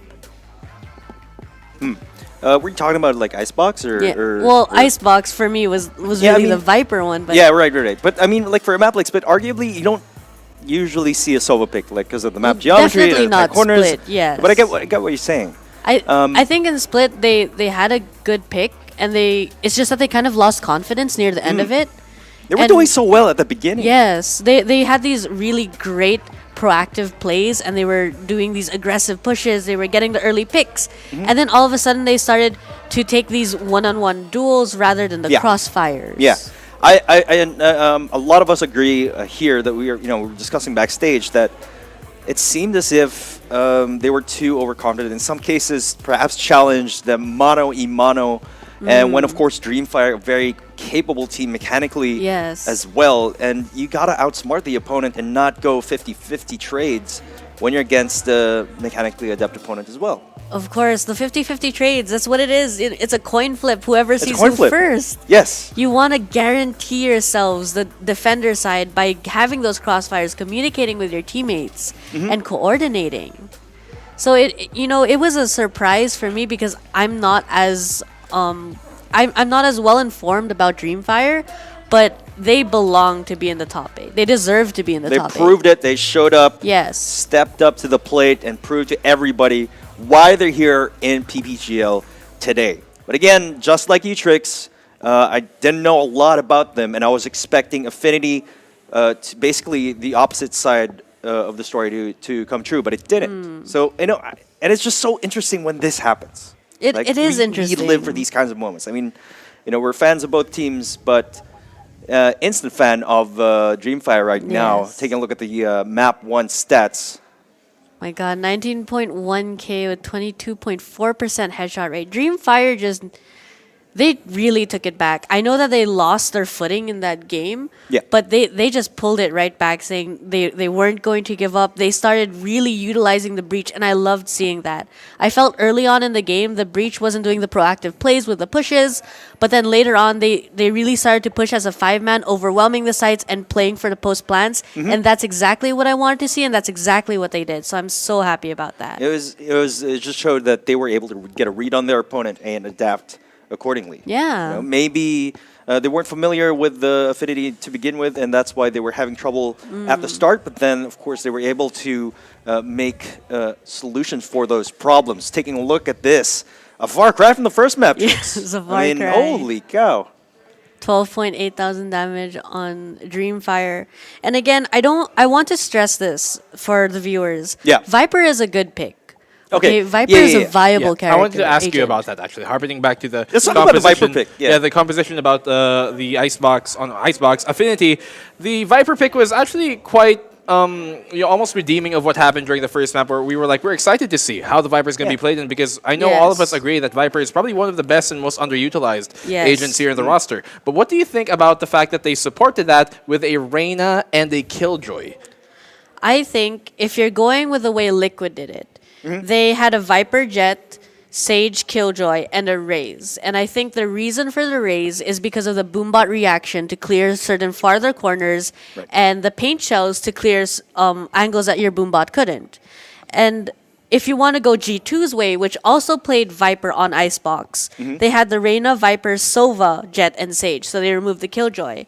And I think that the reason for this is Arena really pops off with a Sova. And I know I've mentioned this to you guys, that Sova's great for making individual plays, but you really, you need to have him if you have a character like Reyna that needs to pop off on her own.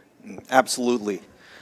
Now, taking a look at the match MVP, Georgie, on that Reyna. Average combat score of 300.3, KDA 2.0, average of 1.1 kill per round, incredible headshot percentage, and first blood percentage of 20.4. Incredible performance from this man. You know, as I was saying back before during the intro, I was expecting a lot of things from this man, and this guy delivered today, my friends.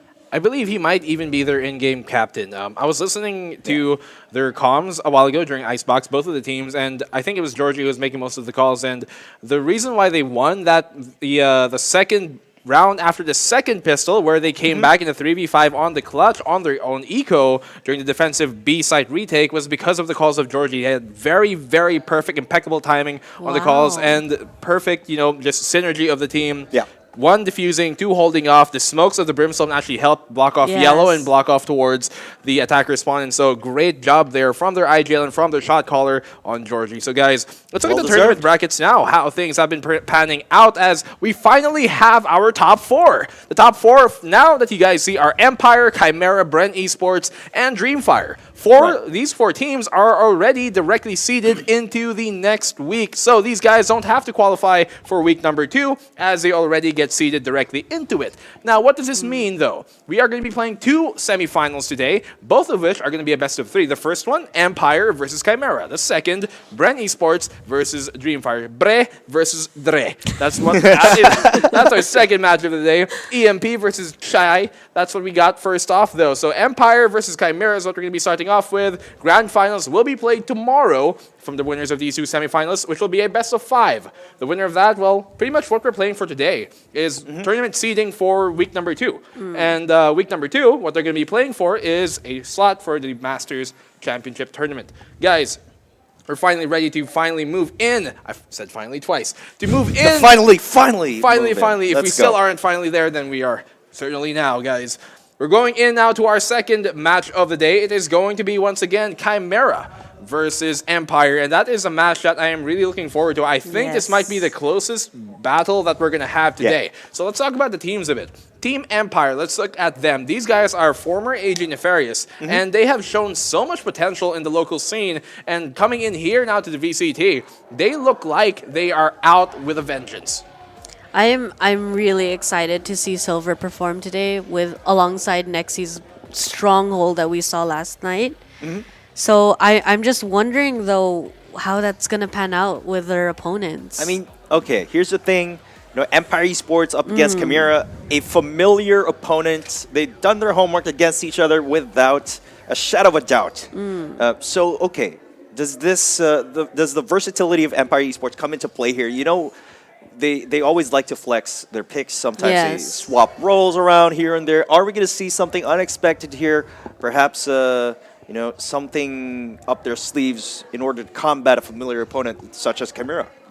I think that might actually be the right call there because Empire are by far the most versatile in terms of like their compositions and who flexes, who plays what plays who.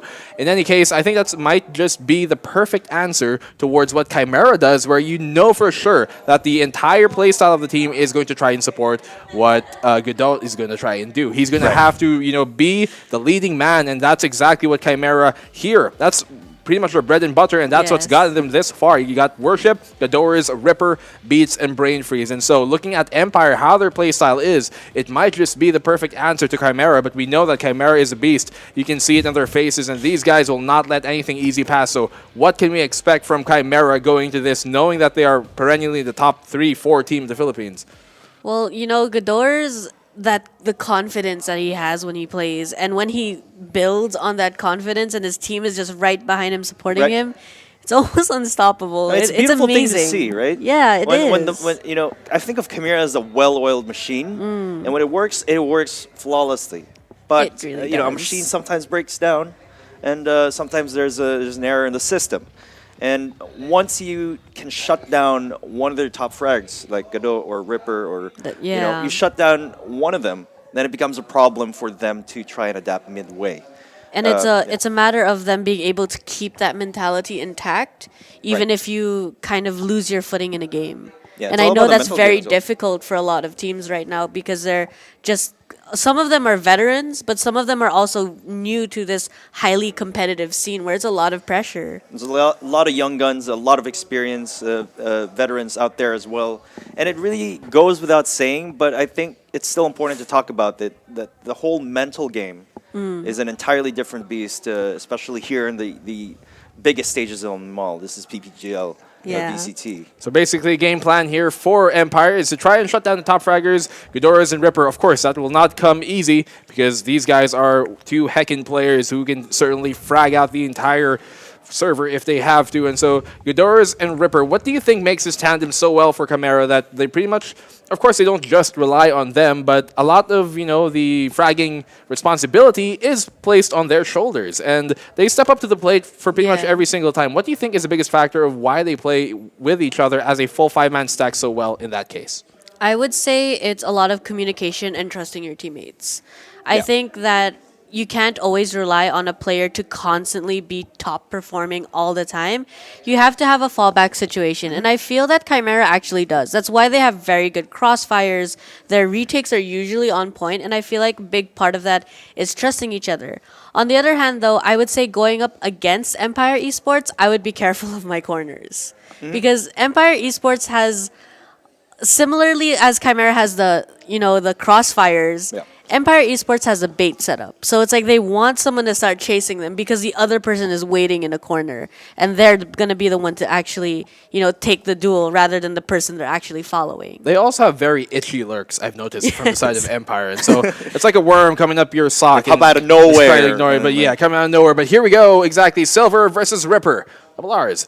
Guys, who do you think really is the player to stand out for here as well? This is a head-to-head for them, but who do you think is going to shine? One person obviously has to be the MVP at the end of the series. Who's your pick? Okay, go ahead, Trix. You first. I think Silver has a lot of potential to truly shine, but I also feel like this will all depend on how his Sentinels are going to play, how Nexi is going to play and be able to hold down the site to give way for Silver to really make the plays happen. How about you, Vim? Who do you think is going to pop off? It's such a tough call, man, because both of these teams very interesting contrasts. Over on the side of Empire, you can have Silver fragging out. You could have Stiletto fragging out. Over the side of Chimera, you could have Godot fragging out. You could have Ripper frag out. Even Brain Freeze Beats or whoever. It's just literally no weak links on either of these teams. Yes, this is exactly why we all think here that this is probably going to be the most closest. exciting, fight of this entire weekend. And so But here we feel go. free to prove us wrong. Feel free to prove us wrong. Dude, if Dreamfire and BREN end up being even closer, then that would be amazing. But here are now the map veto, the map selections. Ascent is going to bring us up, Bind to keep us together, and Icebox to cool us down once again here for our third map. If we ever get to it, and I'm actually hoping we really get to a third map because I'd love to see it between these two teams. Especially Icebox. Map number 1, picked by Chimera. Map number 2, picked by Empire. Okay. And on the defense, Empire is going to be starting off there on Icebox. So Chimera is going to be defending first on Bind, and Empire is going to be defending first on Ascent. What do you think that means, guys? Okay, it was selected by Chimera, Ascent, but it is Empire that chooses to start on the defense. Okay. Just one little side comment, my friends, and my friends in chat. This is also a question for you guys. When is the last time Chimera has lost a map on Ascent? I can't remember the last time they lost an Ascent map. Yeah, that's their map. This is they have a very, okay, I'm pretty sure they lost Ascent before, but like this, fact of the matter is they have a very high win rate on Ascent. But I also know that Empire Esports showed, true mastery of Bind also last time they played against Archangel. So that's not to say that Empire Esports has a hand down there too. Fair point. So what do you guys say are our predictions? Would it be safe to say it's going to go 1-for-1 for each team's pick?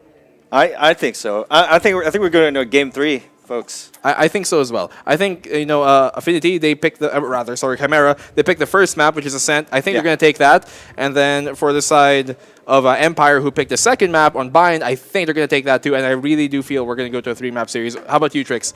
I'm optimist for a 1-to-1. Yes, stay optimistic, everybody, and for you guys as well, as we're going to be moving over now to our our first semi-final of the day, which is going to be, once again, Team Empire versus Chimera, guys. Two beastly teams going to battle it out together. I think we're going to get a match to behold, really, when you move on forward to it. But, guys, let's get to it. Finally, our casters, you guys get this match. Take it away.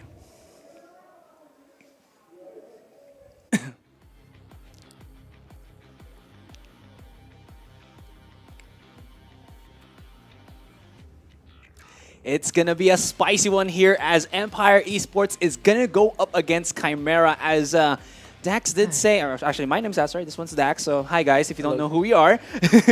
And get used to it, guys. Exactly, get used to it. That's how awkward we are. Anyways, Dax has been telling us that, Empire and Chimera, it's a tale as old as time. Absolutely. These guys have been duking heads ever since the start of the VALORANT PH scene, and right now it's another rematch. Pretty much. We go again, ladies and gentlemen, the El Clasico of the scene.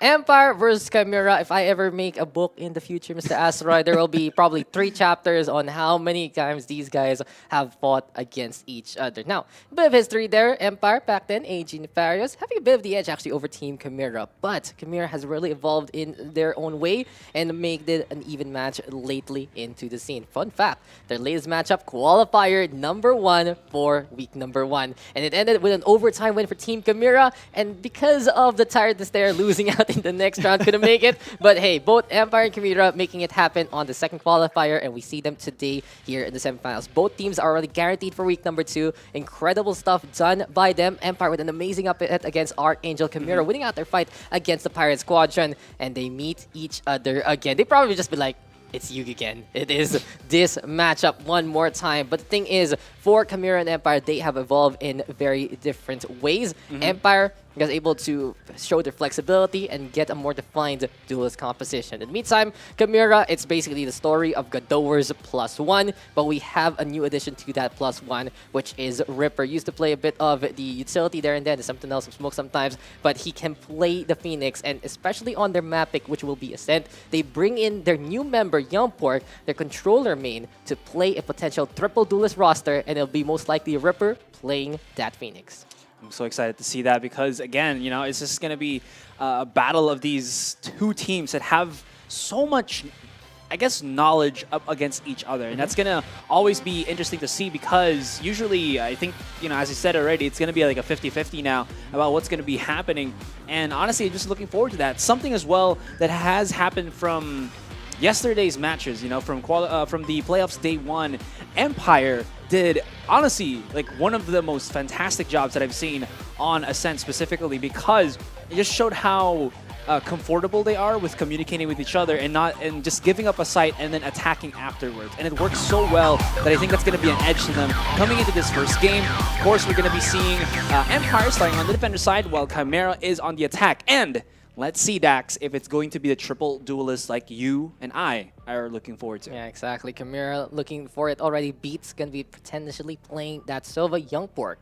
Going to be on that Omen. And in this map pool, it's going to be interesting because Ascent and Bind are both maps that both teams are great at. You know, Chimera, as Mr. Vimal has mentioned, has a very high win rate on Ascent, but Empire is absolutely no slouch. They've made some amazing upsets happen on a map like this. Bind, we saw their stuff there yesterday against Team Archangel. Empire can crown themselves king if they can win it out there. Chimera, in the meantime, always putting up a great fight and going to be able to flex on over again a completely different roster. But here we are. Chimera going to be locking in that triple duelist in just a bit. Worship going to be playing that duelist alongside Ripper and Gadowers. It's pretty fun because it's sometimes Beats playing, sometimes Worship playing, sometimes Ripper playing. Like I said, Gadowers +1, but this time it's the +2, and this is what Chimera wants to run. Empire, in the meantime, back on their comfort picks. Reina and Jet for Stiletto and Silver, really stepping it up. You got Bat goes on the Sova, Nexi flexing over to the Killjoy here, and Draxi will be whipping out the Brimstone, which has really made some strides in this game. Yeah, definitely. We saw that again. I just kind of referenced that earlier, you know, when we started, is that one of the things how they can work so well with, I think, their defense side is that Draxi has just been so good in adjusting with this Brimstone. And again, that's probably because of how Brimstone got, you know, buffed in the past couple of patches. And he's just so viable right now that it's really ridiculous to see not a lot more Filipino teams employing the Brimstone in their lineups. And I'm just, again, just to kind of add to that as well, I think yesterday, who was it? Stiletto, also known as Kevs, has been, like you said, right, phenomenal with this Reina. So that shift of responsibility from him being the Sova player, yeah, exactly, Sova player, into the entry fragging Reina has definitely added an edge. He's always added him the heart of a duelist there, and he would play clutch after clutch on that Sova. But here, he's playing the Reina, looking even better. And the thing is, Empire, they've studied their craft. The lineups are going to be good, as you mentioned. We're going to get the volleys, we're going to get the volleys here, there, and everywhere. And I'm very excited to see what kind of stall gameplay we'll see from Empire. But Chimera, this is the thing. They're stalled there from Empire, but Chimera will run in as quickly as can be. With 3 duelists on this roster, an entry will not just be a big explosion, but fireworks on Frenzy every single time. And already we are going to be getting into the game. Looks like A main will be our starting point with 3 players here for Team Chimera. Empire, in the meantime, going to be defending on A side. It will be Empire Esports versus Oasis Gaming. Chimera yet again. How many rounds it has been? I've been joking how many times these guys have fought, but it's already Worship with the kill off the Stiletto. Here comes Chimera, looking to bounce, entry with a curveball, hello Ripper, and Bat goes with the hole. It's 3v3, and odds are even as per usual. Honestly, that looked like something that should have gone to the favor of Chimera there, but Bat goes picking it up with the twofer on that nice little last flick with the Ghost. Now, 3 versus 3, Bat Ghost does have his utility to be able to get that information for Empire here, as Silver will be leading the charge in that retake. It's going to be very risky, though, because that spike is open up for everybody from Hell as well as A main. So this is going to be tricky, but this 3-man push might be enough for them to be able to do the damage. But Bad Ghost got just a little bit softened up, leaving it to Silver. He has to reload, reposition, no more utilities in this man, and he doesn't know where the other one is, and it's not going to happen. Crossfire there between Young Pork and Gadowers, and this is a really good sign here for Team Chimera when you have Gadowers off to a hot start. Sometimes you can even say, live by the Gado, by the Gado. But hey, it's not done yet, but it's really such a good start here for Team Chimera. Gado is going to feel confident with his start. He's going to be having that Vandal and that Light Armor, and it's time to see what Chimera can do. Empire in the meantime, Silver can be holding on to the Bucky as we see Gado throw a gun away to the Abyss. And what is going to be the plan here? Another A take perhaps for Team Chimera. Sometimes when you offer a weapon to the Abyss, there has to be some value to that gun, man. It's like if it's a free classic, maybe the Abyssal Gods won't be as happy. But that's like, no, you give an operator and you win 10 rounds in a row. Exactly. No, remember our Archangel, they have that one ritual I've seen time from Josh S where he shoots the operator and then he hits a shot.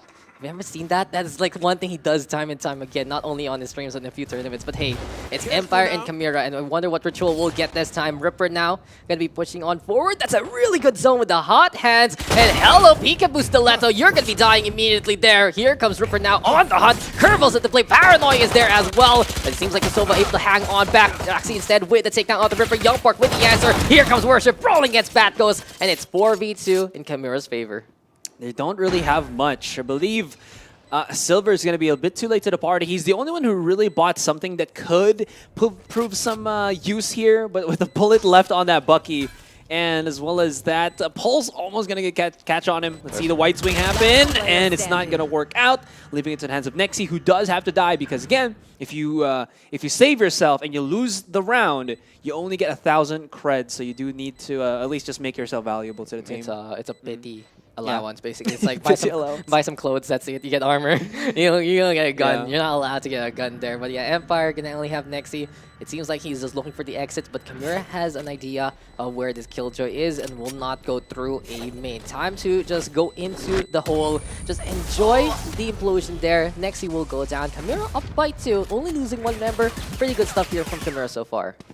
Yeah, pretty good stuff. Solid start for them as well. Nothing really too out of the ordinary, so to speak. And I mean, obviously, it was just a weaker buy for Chimera since they had to just, or sorry, weaker buy for Empire because they have to, of course, save. Now they are going to be able to buy up into an entire, 4 Vandals, 1 Phantom. Still going to be all rifles here, guys. As we are going to be seeing them duking head-to-head. Now, in terms of firepower, it should be Empire who does have the advantage since Chimera is still going to be relegated to at least the 3 Spectres. But, of course, with the lineup that Chimera does have, it's all about that quick gathering of information with the Sova and just bursting in with the duelist. But Stiletto, hello! That's going to be a good kill there by Stiletto. Unfortunately for him, that orb is not going to be in a safe spot, so he can't heal up with the Devour there. But Empire now has to face the Fury of Chimera as Nexi will catch at Gadot to slow down the push. Young Pork, though, throws out the Paranoia, but the Nano Swarms are going to be in the way. Chimera falling apart 1 by 1. Batghost even picking apart Ripper there. Takes a good hit for Empire so far, and their hold looking to strongly stay coming into B site. This is a nice little mix of, like, they have a set defense on B, and then you have Stiletto, who's comfy playing by himself, who just peeks out and win the aim duels. What's going to be left here for Chimera to make something happen other than just try to force B right now? Because, like, that's where they are. But now that they've lost a couple of members already, they really have to force the issue here. Still through the smoke. That's a very beautiful shot here coming off from Young Pork. But they have to be very careful because there's going to be the Brimstone Draxi on that big flank as well. Yeah, and Silver is just waiting on the angle. Seems like, though, we just saw Chimera play the guessing game, saw the direction of the Leer, and got the takedown from that. Young Pork now working together with their Sova, pushing on forward, trying to wallbang through the shed there. We do see the Sova on the other side, and here comes Beats and Young Pork getting the takedowns. This will leave the Sova all alone, and Batghost will go down. Young Pork stepping it up. The 6-man gonna be getting the 3K there, and not bad for a control specialist whatsoever. It's 2v1 now, but this can actually be a good chance here for Draxi to get a really good lineup with the Molly as he finds out where the Omen is, and there's the TP on out. Very, very smart decision here because if Young Pork dies, the other man is like 1 HP left. It's not going to work out. Draxi had to clear a couple of angles before he could reach Young Pork in the back of the site, and Beats, knowing this, just peeked out at the right possible time, at the right possible moment. But damn, Dax. I mean, it's not the 3 duelists that clutched around. It was the Omen, the one who was supposed to do the support stuff. Young Pork, this guy has been the shining star of the scene, in all honesty, coming in from Team Subversive now here for Team Chimera, and he really fits their Ascent playstyle. He usually plays only this map so far because he's the newest addition, trying to figure out what works for them when he can slot on in rather than brain freeze. But hey, he's proving his stuff there. He has no deaths whatsoever, clutched out that last round, and Chimera can keep up the pressure against Empire just because of that. They're going to do a massive start here onto the A main area as Draxi got overwhelmed, has to back away. Will be using at least that smoke there, but it's not going to matter anymore. Even if he gets the kill, though, Frenzy does not have enough bullets in the chamber to make anything happen, but Bat goes okay with the Sheriff! 2 hits with the headshot, not yet done, and he spots out his next target. Can you even deal with it? Yes, they will be able to, but damage be done, and the 1v1. It's going to be the Vandal up against the Bucky, and Spike yet to get planted, so there's still some time for Silver to make something happen, but look at this. The Sova knows what he has to do to clear out the angles first before anything else and catch off his opponent, and this could be perfect because the read could be fantastic. But on the other side, on the left side of the screen, guys, Silver has went the opposite direction, and they are nowhere near each other. I gotta say, unsung hero there for Silver. While Batgos was distracting the opposition and getting tap after tap, he actually got some kills there with the Bucky, making it a 1v1 slate. And Batgos, history repeats itself. I've seen him do that time and time again with the Sheriff. Incredibly done by the defense there of Empire. Thing is, though, Chimera has to find the spike and put it down. 13 seconds left. Seems like the call is to go over to A side. Here comes the Jet already, ready with the Blade Storm. Silver is looking to make some gold here. Picks up the Vandal, and it's time to go for the firefight. Who will win? It will be Chimera again. 4-0 right now as Beats gets the beat down, get the Tarike. But that was so close. Chimera would be sweating there.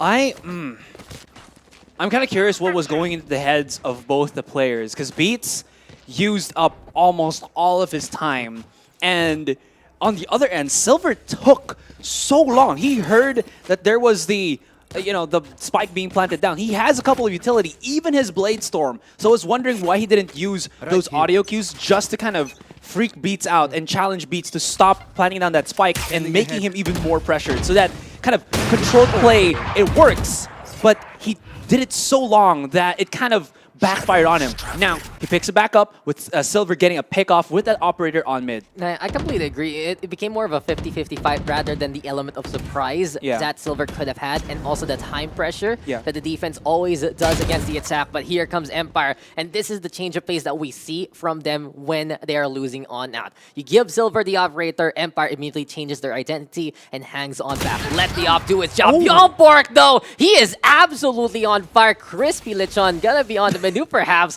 but right now he is just staying alive, and Chimera still has a chance at this, but here comes the Hunter's Fury right now. Doesn't get the lineup. Next, he tried to avoid it. Immediately, Ripper goes on in, tanks the lightning, but will fall down to the shot from the Killjoy. 4v2 now, as Chimera is losing members against Empire. Might have been a little bit too brave, but just one person just running up onto lane there. There is going to be Young Pork with his ultimate, but he does decide to do it. What a mad lad. 1 HP here, Azurai gets the spike down. Says, guys, you want 200 each? Let's go for it. How many people can I kill? We'll find out as we get into the siege. High ground now being taken here by Team Empire. Young Pork peaks, but Stiletto will get 3. Ballsy stuff again from Chimera.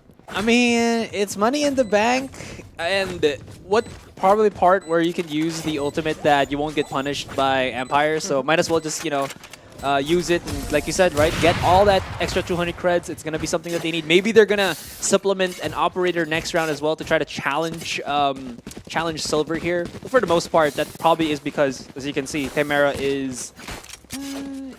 somewhat low. Yeah, somewhat low. Because that 200 Worship is actually able to buy some light armor instead. It works. It works, sure. I also feel like for Team Chimera, they don't really have any plays right now with From the Shadows. Usually use it for intel. And with Young Pork just getting it that early, might as well just do it. Might as well see what I can actually pick up. It's basically a thrust play there on the Young Pork because he's been fragging out. And we'll see if Chimera can do it again. What happened there to Stiletto? Walks into the wall. Hopefully, everything is A-okay there for Team Empire. Silver, though, in the meantime, catches out Gadol, makes it 4v4. But Chimera getting a kill for free there. I like how he immediately just rotates here on Garden, just so that he can catch off the A short, and then they use the drone so that they know, and immediately rotate Silver out. So this is just very proactive rotations coming out from Empire, and they get a sniff of what is happening from Chimera now that they didn't spot anybody rushing from A main, and that the drone has cleared up A short. There's a big possibility that Chimera have gone possibly to B main here, and that's why you're seeing Silver around market. But here comes the big kaboom booms. Showstopper into play. Next, he's gonna get smoked out, but Worship doesn't even see that Killjoy. And since it's not clear, then will be Empire with the advantage. Silver whipping out the Blade Storm. Young Pork will go down after the takedown onto Nexi. And in this late, Empire trying to come back the B side. Thing is, though, they have the orbital strike here, Asarai. Well, let's see if it's going to be coming from the heavens. This is going to be a big, big powwow as Worship comes out. He was spotted, of course, by the Sova Recon Dart, and Silver is going for the slow glide into the kill onto Beats. Actually, that was Draxi to pick it up, but Dax, did you see that? Nano Swarm was underneath the Killjoy, and he was bathing in it. Was hidden by the smoke as well, I think. And I think Nexi intentionally put the Nano Swarm so that people won't think that he was there, and he was taking reduced damage, so it wasn't really as bad as you'd think it was. But I don't know if that's like a mistake or he intentionally did it, but for a split second, Chimera wasn't looking at his position. I think it was really the smoke getting in the way. It still is Nexi just trying to play a bit of kamikaze there, but the big one was we saw Worship just glide on in and Chimera assuming that no one's there, we're fine. And really well played there by Empire to just wait it out, play patiently, and the Blade Storm from Silver to wrap it all up alongside the Brimstone, getting that final kill. But Young Pork, man, oh man, he has been stepping up in this game. It just is all of these players knowing everyone. Honestly, they probably skimmed together time and time again. They met each other in multiple tournaments. Young Pork, he's no stranger to the equation. He has been very close with these teams in his previous team. He's now part of Team Chimera, so it really feels like it's a level of familiarity that both sides have against each other that will play a big part in the series. Now here's something as well that I'm kind of curious about, or not really curious about, just something to point out here, is that Empire Stiletto, you know, Kevs, has pushed out of... Oh, they did not spot the guy from Wine. This could be fatal. Anyways, he's been pushing out multiple times on either A main or short, and I think Chimera just got wise, and then, you know, Young Porter was just ready to go for that punish. Are they going to be able to drop down that spike? Immediately, they will be able to. Still, refrags will be coming abound, and Chimera still has the one-up as well as control onto the site. Lockdown is available for Empire here, so they can use it to play that retake, and immediately they go about it. But it seems like they're going to try to go for the challenge, as they still do have a couple of duelists. No, they're just going to exit out and just go away with Nano Swarm. Hello. Good though, you're on fire. Good though. That has to hurt the Reina there. Great lineup. Another big one! And the flames are coming. Nexi just blows up Godovers, but Beats is still there. The amount of knowledge these two teams have about Ascent is just absolutely ridiculous. Killjoy versus Sova. 1-on-1 again. El Clasico continues on, but Nexi does get the takedown. Question is, does he have time? This is going to be cutting it close. Can Chimera get the win? No, Empire will defuse it with 2 seconds to spare. And another one bites the dust, but another great play there from Team Empire. That was 3 Molly abilities. 2 Nano Swarms, 1 legit Molly, just to flush out Godowers from his position. And I mean, I love what Empire just did, but you gotta feel for Godowers a little bit there, because he got no chance to make something happen. And this is what we're looking for from like these teams. You know, the extra amount, that extra layer of setup that they can have so that they don't have to use their weapons. They just get that nice little insta-kill, and it made it a little bit easier for them. Beats almost did get a clutch for Chimera, but Empire still reigned a little bit better, and that's gonna, you know, just kind of even it out with a 3-4. Yeah, the confidence there. And he's trying his best to bait out the shot. Silver, though, does whiff in the end after the wide swing there from the Rays. Chimera, though, throwing the painkills out. Stiletto now with a takedown onto 2. And control is on for Team Empire. But I just got to give it to that last play, right? Nexi showing on up. And when you hit Nano Swarms like that, you feel confident to hit your shots also. And you can really see Empire is bringing it back. The operator swap out has been the rallying call of Empire. Again, time and time again, we say that. Beats with a kill onto Draxi, but Stiletto with 3. And this change of pace has worked very well for Team Empire, who has tied up the score line.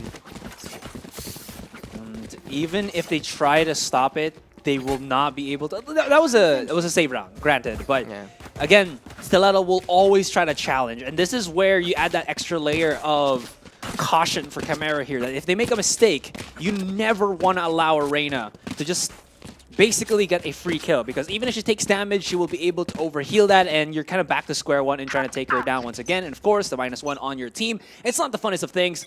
Now, seems like there's going to be a couple of setups here onto the B. Is it going to be a fast take, though? Because there's still going to be the Nano Swarms and a couple more of the slow utilities here. Are they going to be swimming in it? But Ripper immediately activates. Can his run it back actually find a target? And it will not. 2 at the back of sight, and Godowers He's in the angle here. He's going to be able to reposition, finds another, and he is not done just yet. And he smells blood in the water as Silver is in the corner. Still will get shut down by the operator, but all information is had. Silver is in the base. Yeah, he is by spawn, and he has to wait for someone to peek here. Chimera should have this round in the bag unless Silver challenges.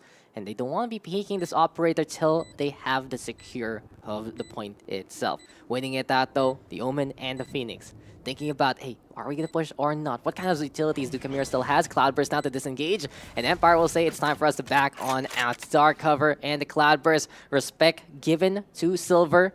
It's a little too hard to duel against an operator god like this who can really hit shot after shot when he feels it. And Chimera will take this round, even though that running back didn't get too much. It was Gadol getting in the face of adversity all the way by the defense side, taking control and taking this round.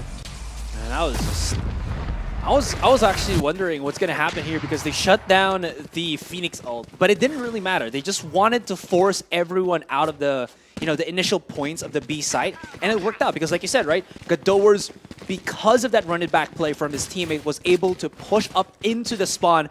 Nobody expected it, and like you said, Gadowers +1, and Gadowers does things.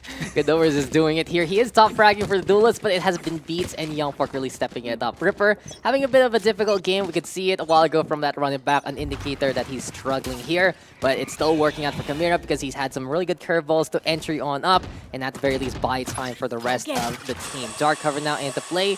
Chimera gonna be looking to push into the middle if ever. Killjoy set up though here by B side alongside the Sova. Empire ready for a fight. And as long as Ripper still has the utility, it still should be fine. And it was nowhere to hide, and they're just gonna try to push out Bad Ghost from his location. Still able to find one onto spawn. This is gonna be pretty important because now they know that the Killjoy is there. If they can get the kill on her, they're gonna be able to reduce all of her utility, which I think is actually already done right now, pushing her back. Gadowers is still holding on the boathouse. They do find Bad Ghost, but he does have the Borkum spot, and he is just dealing so much damage. Spotted out as well by Nexi, follow up by a kill by Silver, and it leaves it into the hands of Beats, who is looking for some kills. 45 seconds on that timer. He can go and maybe get a collateral. Not going to happen because they peeked it way too well, and a clean round by Empire. Bad Ghost sat in the corner and got those tank takedowns. Chimera almost actually killing Silver there, but it was just fast shots from Empire Esports to make it a tied scoreline again. And, Azurai, I have been expecting this score. 4-0 a while ago. Answer back my 4-0 by Empire. And here we are, a tale of as old as time indeed. These two beasts fighting each other again and again in the local scene. And it's just only fitting. We start off Challengers here in the Philippines with a semi-final against them. It just makes sense. It just makes sense, honestly. Yeah. Okay. He's going to try to maybe go about it, but that is going to reveal his location. I'm wondering why he did not shit through that. Maybe they were just kind of figuring out that maybe Silver's going to be there. The crossfire's not going to be not going to be something, and he immediately just backs away. He's a little bit afraid here as Chimera is looking so hungry to get this A site. Still, though, down to 3. There's no healer for Silver as well. He's got to be careful, and because of that, he just goes way back into sight. Stiletto, though, activated his Empress way too early, and Chimera knows they're just going to burn that ability. Yeah, respect the Empress there. And again, we see Silver at a critical HP situation like the last round. So he's going to be hanging on back, a little afraid to lose that operator after getting hit by a stray shot. And Chimera going to be signed to play on B side instead. Gador is leading the charge alongside Worship. Here they are trying to fight against the Killjoy replacements. But Nexi with a peek as soon as the third gets confirmation. Worship will go down. They are going to be getting that Spectre though. Gador tries to push on in alongside the rest of the crew. And here comes the 100 Fury now from Empire. Nexi though holding off the opposition. Ripper with the answer back. He gets that kill. Wants to go into the market. But with only 5 HP, Draxi will be immediately taking him down onto the site though. We go with Youngpork. Beats there holding onto the lane. And Chimera will say, let's try to get the spike down at the very least as Empire is waiting at the wings.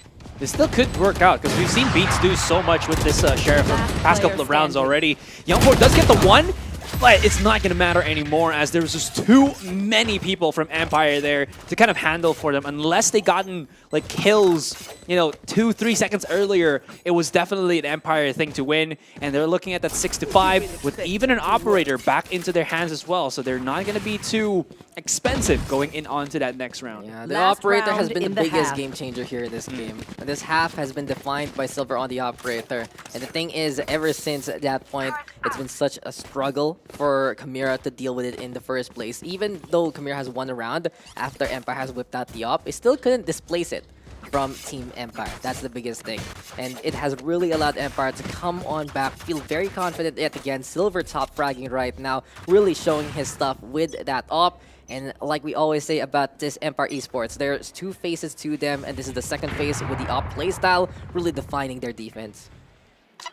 Batco's also buying up with the Odin. So if anybody decides to like, you know what, maybe we don't want to challenge Silver with the operator again on A, they try to go B. And like I said, guys, before, in Ascent, when you're on that B side, every wall is bangable. Actually, it's true though, right? Everything is just easily penetrated by bullets. And Gadodo looking to pop off, and he gets to B-Task ball in. Here comes Silver though with the kill onto Worship, and onto A side we go. Double updraft into play. Ripper with a shutdown, but Nexi with the answer. Empire and Chimera trading blows yet again. Lockdown into play. Gador right now by the tree area, waiting for someone to come. Oh, and no! even though Batco's real in front of him, it takes a while for Gador to get that takedown. Youngpork though with the beautiful wall back to destroy the lockdown, knowing exactly where that is, which leaves Nexi all alone. Drop down right now just to die. 6-6. I really feel like this series is gonna go the distance because Empire and Chimera are so evenly matched.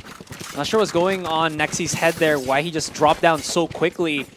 You know that Youngpork is going to be ready for it, and he knows that Youngpork is there. He didn't hear any TP out or anything like that, and Youngpork did not smoke himself, so maybe going for that slow drop would have been the better choice. Granted, though, that he might have been a little bit too afraid of another beast. Gador's just, hiding around the A-short area, but for the most part, Dax, you said it already, it's a back and forth, and we end the first half 6-6. If you want predictions, there you go. Toss a coin, and that is just that between these two teams. Thing is, though, there is one problem Chimera is struggling against would be the operator of Silver, and if Empire whips it out again, it might change the pace of this game. Thing is, Empire is now on the attack. So they can't play in a super passive play style in a way. They can't just be expecting those picks to happen if Chimera decides to hang on back. There needs to be a step up, though, from the other duelists of Chimera because it's been a struggle between Worship and the Phoenix of Ripper so far. So they need to get more kills, more value out of those picks. This value could be Stiletto. Oh my goodness, how do you connect those shots?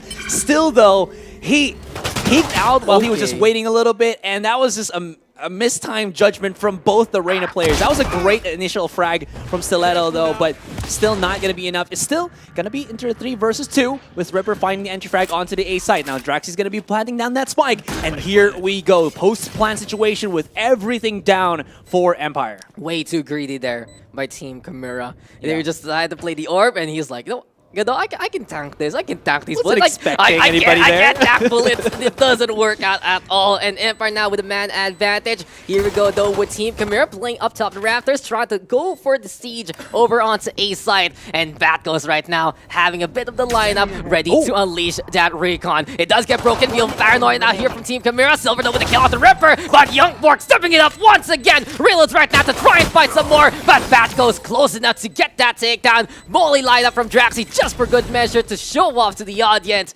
and Empire will take the first round in the second half. Know your lineups, kid.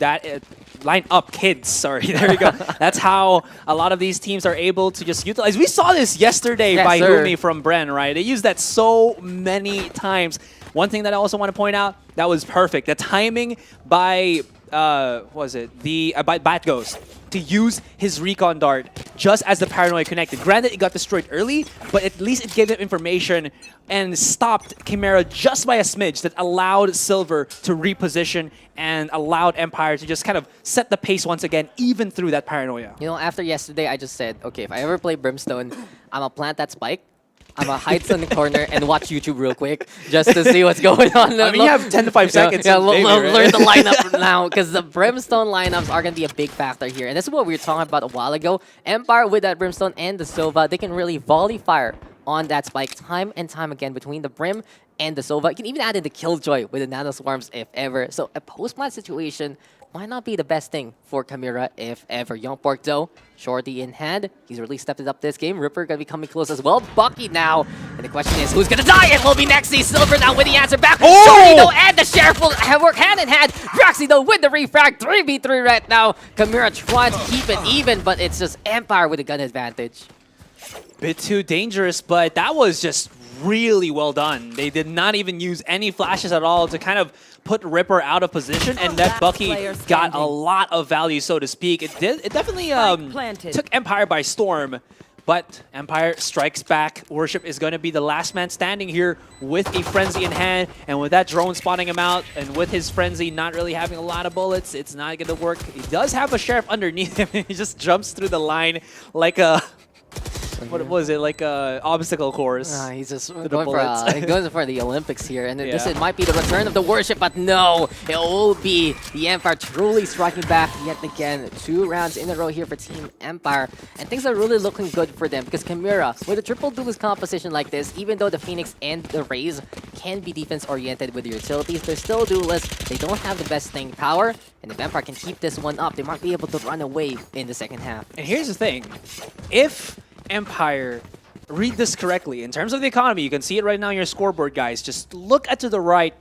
Everyone from Chimera except Young Pork is on the light shield. If they read this well, if they know this is up, they have technically the item advantage, so they can definitely use this to their favor. Maybe try to rush in a bit more because there's one less bullet that their opponents can take, and this could be something that they can use to their advantage. I think the biggest thing Chimera right now should be playing the aggression on this defense. Force Empire to consider the up play style yet again that they do know how to play, and it would be better for them in that manner because it will be Empire kind of slowing down their own kind of pace. But of course, Empire Esports, they're not just that easy to read. They always have these micro adjustments that they can do depending on what side they're on. And right now, the side siege will be a side. Cador's though holding close with Worship. Beautiful anchor there. Stiletto will go down. Crossfire gonna be into play. And Chimera, they've been masters of the X's there, really playing the Crossfire as much as possible. Gador wanting to go for the duel, but Silver will get that takedown. And here we go. Phantom now in hand. It's 4v4 as there's the push from Young Pork. But who can get the kill on who? It's Young Pork winning it out.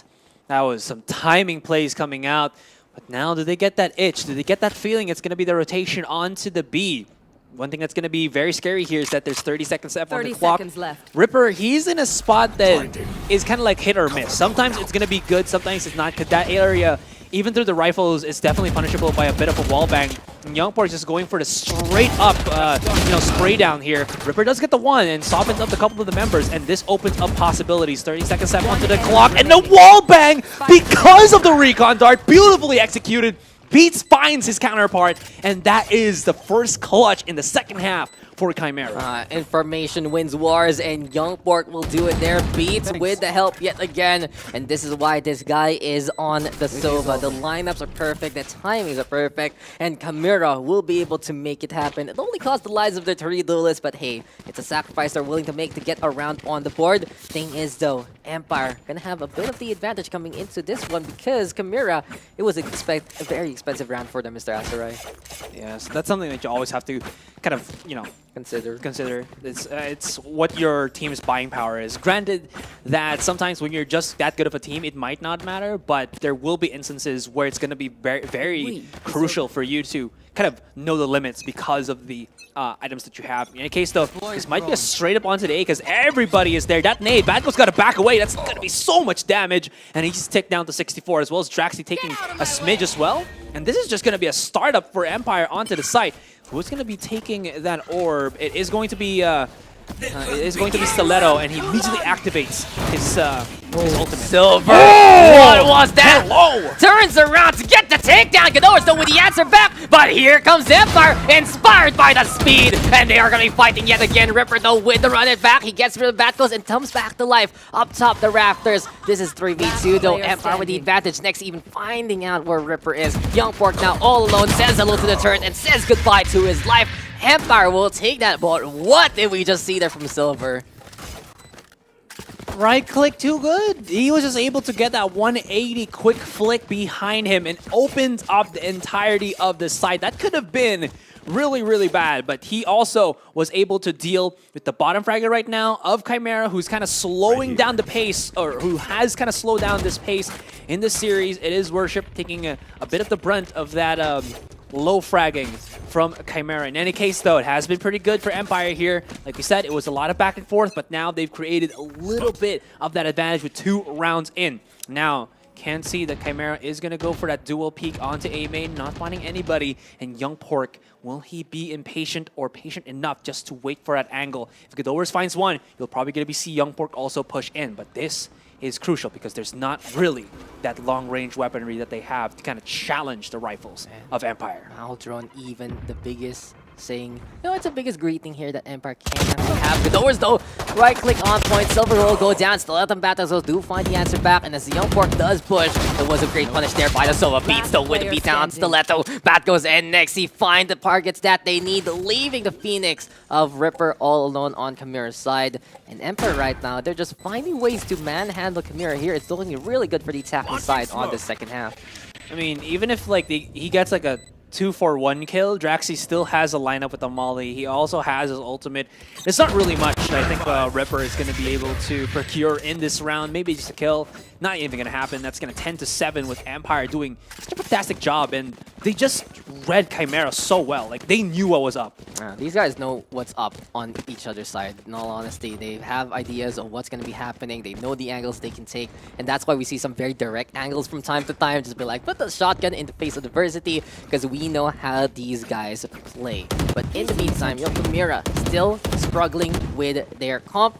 Not really the biggest game here from Worship and Ripper so far. If they do want to get even more value from the Phoenix and the Rays, they do need to find those kills. As I said before, some healthy aggression here from Chimera might be able to change the pace of this game, but Silver is just absolutely cracked right now, Mr. Astora. He's been hitting shot after shot with the rifles and the operator, but Young Pork also the one stepping it up. Still up though, with the open up against Ripper. A side clear for the taking, and Empire yet again making a post-plant situation happen, which really favors them as Nexi finds Gadowers. He spotted him as he was looking behind on short, about to push in. I think that Nexi's timing is impeccable. Stiletto as well. What is happening with Empire and all of their peekaboos? It is just working all into their favor, Dax. I mean, yeah, Beats is going to get a 1 kill, but now they know he has an operator, and he is easy pickings if even they want to steal this away from him. And Beats got to play that afraid game. He spots out that the turret was there, and all it did was give that information that Beats is somewhere in market. Yeah, Beats trying to find 1 or 2 exits if ever. Bit of those jump peaks there from Empire, just in case. But while we're seeing the hunt of Empire against Beats, let's just talk about what we're seeing here from Team Empire. The 3 remaining players are the perfect ones to stay alive in the post-plant situation. We said it before, right? All the abilities they know, all the work they've done with the lineup, as this is Beats going down to the hand of Nexi, who, as you mentioned, with impeccable timing, and even takes the operator away to let Empire play with that gun and give it to Silver. Things have really looked well here for Team Empire because they're able to play their win condition compared to Chimera, who's unable to really execute what they want to do. What is the problem here for Chimera? They've been incredible. Like, they've just been struggling. Granted, a lot of these rounds in the second half have been saves for them, so those are the ones that really, they can't really do much unless, Gadowers just pops off or somebody else pops off from them, but it doesn't really happen. It's the gun rounds that have really kind of suffered in, and these peaks that they've done, it's looking good, but it also has costed them losing one man and no chance of refrag as well. They're trying to direct the combat with direct combat, basically. Yes. And they do have some utilities to put that in their favor, but it's just not working out as Empire has really found their stride after the streaks there. And that's what a streak does, compared to like back and forth now, 1-1, 2-2, that kind of thing. When you get a big streak like that, you really feel like you found the secret sauce for this map. And you can really see here for Team Empire, they are pushing even further. Beats though, he is on fire and he finds Stiletto to get that takedown. Ripper now winning at the duel he wants to find. And as Nexi falls, Draxi with the refrag, but only 20 HP remaining. This is what Chimera needs to do. They need to find those picks just like that, thin out the ranks of Team Empire, because the more people alive for Empire as soon as that spike is set, the better chance Empire has. Still though, there's 40 seconds on that timer, and it's looking grim for Empire here on this round, but it's a 4 versus 3, and they decide to just go somewhere else. If they can find the man on Hell as well as the wine person, maybe they can do something here. But Young Pork is holding true. Kadora's the pinch as well, and there's not really much that Draxi can do in that particular scenario. He's just way too overwhelmed, and Chimera, at least, signs of life. Yeah, there you go. Ripper finally getting back on the board. Good to see him actually get a pick off like that. And Chimera, if they do want to play retake, it has to be like that. It can't be retake. Okay, you know, let them get in position, slow it down. It has to be spike is down, go, go, go, defuse that thing because we need to get rid of it ASAP and find anyone retreating from that, especially the Brimstone, the Killjoy, and the Sova. If any of those 3 players get away, it is just so hard to defuse that spike, even if you get those kills. And that's really the crux of the problem right now for Team Chimera. They don't have anyone left to chase after those players if that situation happens, because they lose members in the first place. So if they are going to be trying to play the aggression, they need to find ways to pick off the people immediately. Worship now playing the operator, does get it back on the side of Chimera, but Empire will be playing for B side and committing the lockdown for this one, as here comes the Phoenix of Ripper. Silver will fall next with the answer. It's 4v4 time. It's not supposed to happen this early on into the round, even through the lockdown there, as Beats finds some value. And he doesn't even get taken down because that smoke was able to give him some cover. Gadowers is going to be going for this big enough pinch, and Young Pork just say goodbye. Never mind, he was actually able to survive. Jazz Hands no more, able to even take down the one. Worship with the ult, and Gadowers for the clutch. Let's see if he can make it happen. Sorry, Stiletto for the clutch. The 1 versus 1, and Gadowers is hiding. It's Reyna versus Reyna. Aggression here, and it's going to be the defenders to win. Gadowers to be able to bring Chimera with that 1 round. Way too close for comfort. Gadowers wins out that Reyna 1v1, and he will be able to reign over Stiletto there. 16 kills though for both Reynas right now. But did you see that chain of events? Draxi with an incredible orbital strike onto the Sova, who's trying to line something up. It pretty much just beats going down immediately. But then, Young Pork kept alive long enough, played the dancing game by the entranceway of the boathouse, and from that point on, got his gun out, gotta take that before anything else. This just left the 2 Reynas to tangle against one another. Good angle there. Bat goes though with a quick little lineup against Cubby. You gotta add that to your notes, Mr. Asteroid. Another great lineup there from Team Empire. But the run it back right now from Ripper will be the starting point of this duel. And this is what Chimera needs to do even more. Ripper has finally gotten back to his footing, and at the very least, he's been getting a few takedowns here and there. The second life, though, doesn't get much, as Empire is ready to pounce on A site. 1 pulse, and you know he's going to be activating that Hunter's Fury. Silver does have its dash in onto the side, and nowhere to run. They're going to be using it to clear out the angles here. They find one, and they will be able to shut down Ripper. The opportunity for Empire is here, and Silver is flashed out. He's going to get knocked out by Young Pork, and Young Pork not flashed out by this Molly. So he's still here playing at the edges of hell, and he's still able to get some kills, especially on Stiletto, who is on that Reyna. 2 versus 1. Worship is going to get spotted out, and Empire are looking to finish this off match point. Well played there by Young Pork. He even got zoned out by the Molly, and he stayed alive long enough to get to, but the damage had been done. He got burned to a crisp by the fire, and Empire just had the advantage to take that round. It is now match point here for Team Empire Esports. An incredible attack for them, and it really feels like it is a ticking time bomb in this set, Mr. Asteroid. It's not even about that spike detonating. It's about that spike being put down by Team Empire, and it's an even bigger threshold there of success for Team Empire just because of that. The value on both of these players' Sovas have been immense. When Chimera was having difficulties, Beats used his just so that they can get that one round, and it kind of started to give them that bit of advantage. When Empire was having a little bit of difficulty pushing it to match point, it was again Bat Ghost, this time with his own Hunter's Fury. Who's going to be the better Reyna? It's going to be Stiletto, and blood in the water is being smelled. Now Worship is going to be holding the short area here with all the utility that he has just to stop them from getting any foothold onto A short. But the thing about that is everyone else and their mothers is here on B main. Ripper, though, still once again with the Spectre. We've seen him deal damage with this one a couple of rounds ago, and now he spots out one.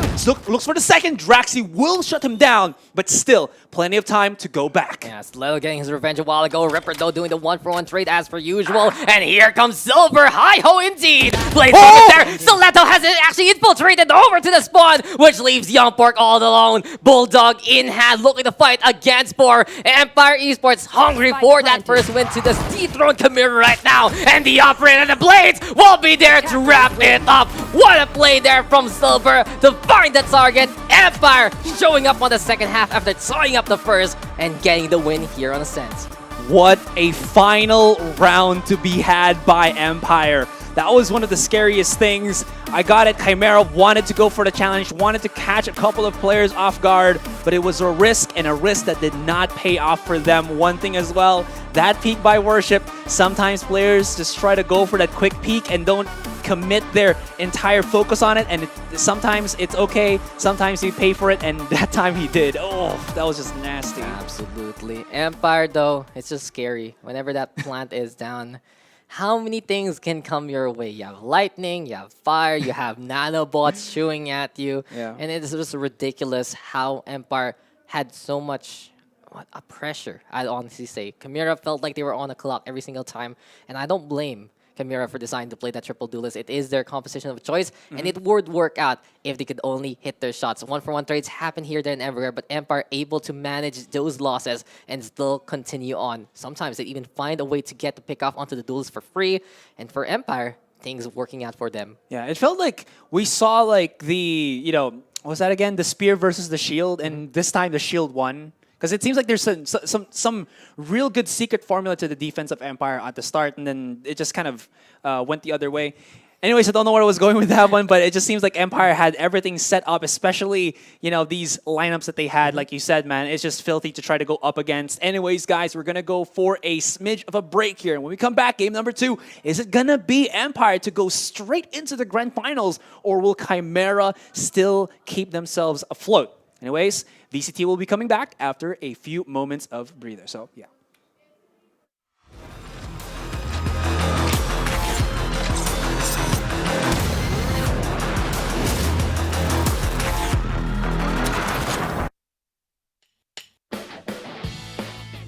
Every day is a new day. So why don't you just get up and go? No time to waste. What are you waiting for? Why don't you just get up and go?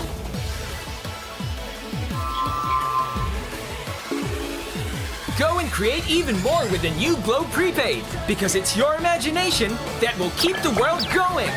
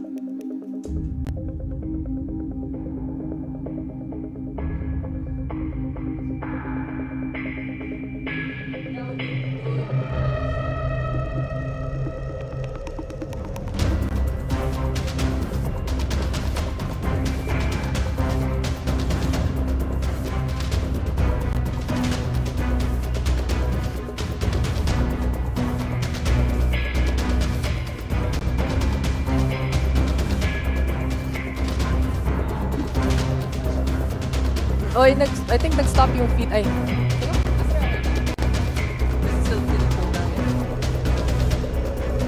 Guys, yung Tagalog feed nag-stop. Nakahang lang yung challengers. Tama lang ba yun? Yung sa inyo, ano ko? Or sa something.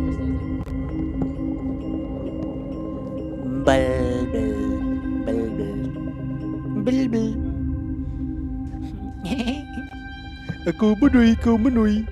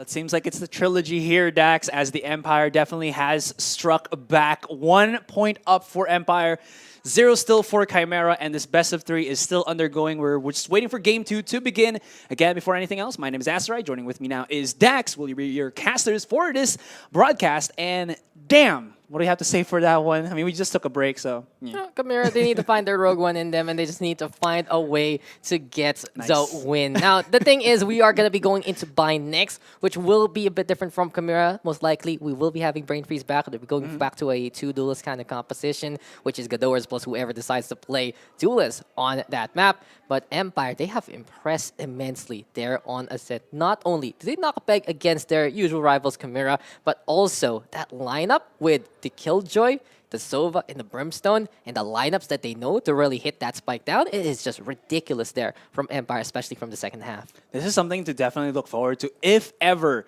they do, you know, get the W and go up into the grand finals. And for some reason, we see BREN in the grand finals. I mean, it depends. Depends, right?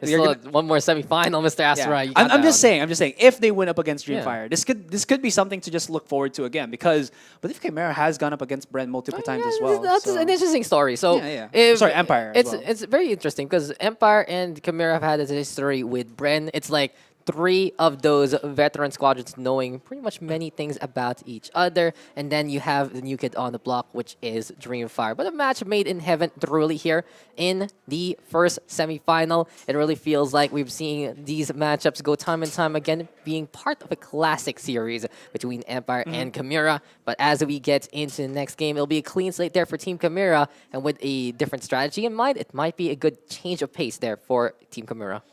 Yeah, they have to change something up. But this time, they probably will not be utilizing Young Pork, so they're going to go for something a little bit more non-Ascent-centric in terms of their lineup. So not going to go for that triple duelist that we did see that last game. So something to maybe look forward to if you're still a Chimera fan. Or if you're a Chimera fan, Stiletto, also known as Kevs. That's why he has the jersey, so that people know that he was once named Kevs.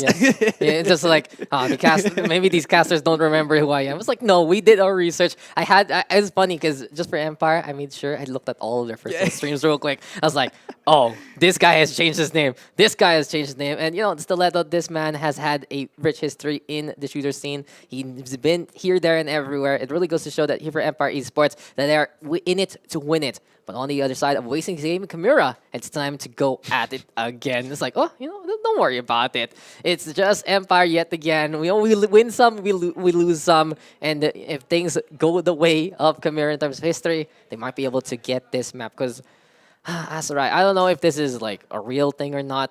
Like I said before, Chimera won out the matchup against Empire in the qualifiers with an overtime win. And now, it was Empire that won on Ascent. So, back and forth. Is Chimera going to take this one? It's the push and pull, man. Oh, man. It's really just been them together forever by this point. And not only do they test each other, but they really raise their standard every single time they meet, which is what I love about these two squadrons. They're pretty close with the community. They love to show off what they can do. They fight against the best. They fight against the rest. And there are really times that they are basically the bar that many have to beat, because both Empire and Chimera have suffered losses out of nowhere, which really raises the stock of the scene, and then they raise their own stock. It's just them learning every single time, getting better and better, and we're seeing it in full force here in the semifinals. Yeah, and that's just something to, again, just go back on that. How far have we come from the beginning of last year when, Valorant just popped out, just came out as a game. Riot just said, yeah, guys, we're just releasing Valorant at, June 2020. Everybody was just on that hype train. And now... Yes.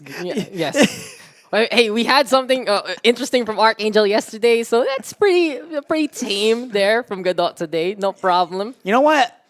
You have to be as comfy as you can. Because if you've seen like other regions as well, like when you're on that main stage, they don't wear no formal attire like we do, actually, like fans and that stuff. You got your jogger pants, you got your shorts, you got your even flip-flops, I think, in other games that I've seen, as well as like just t-shirts.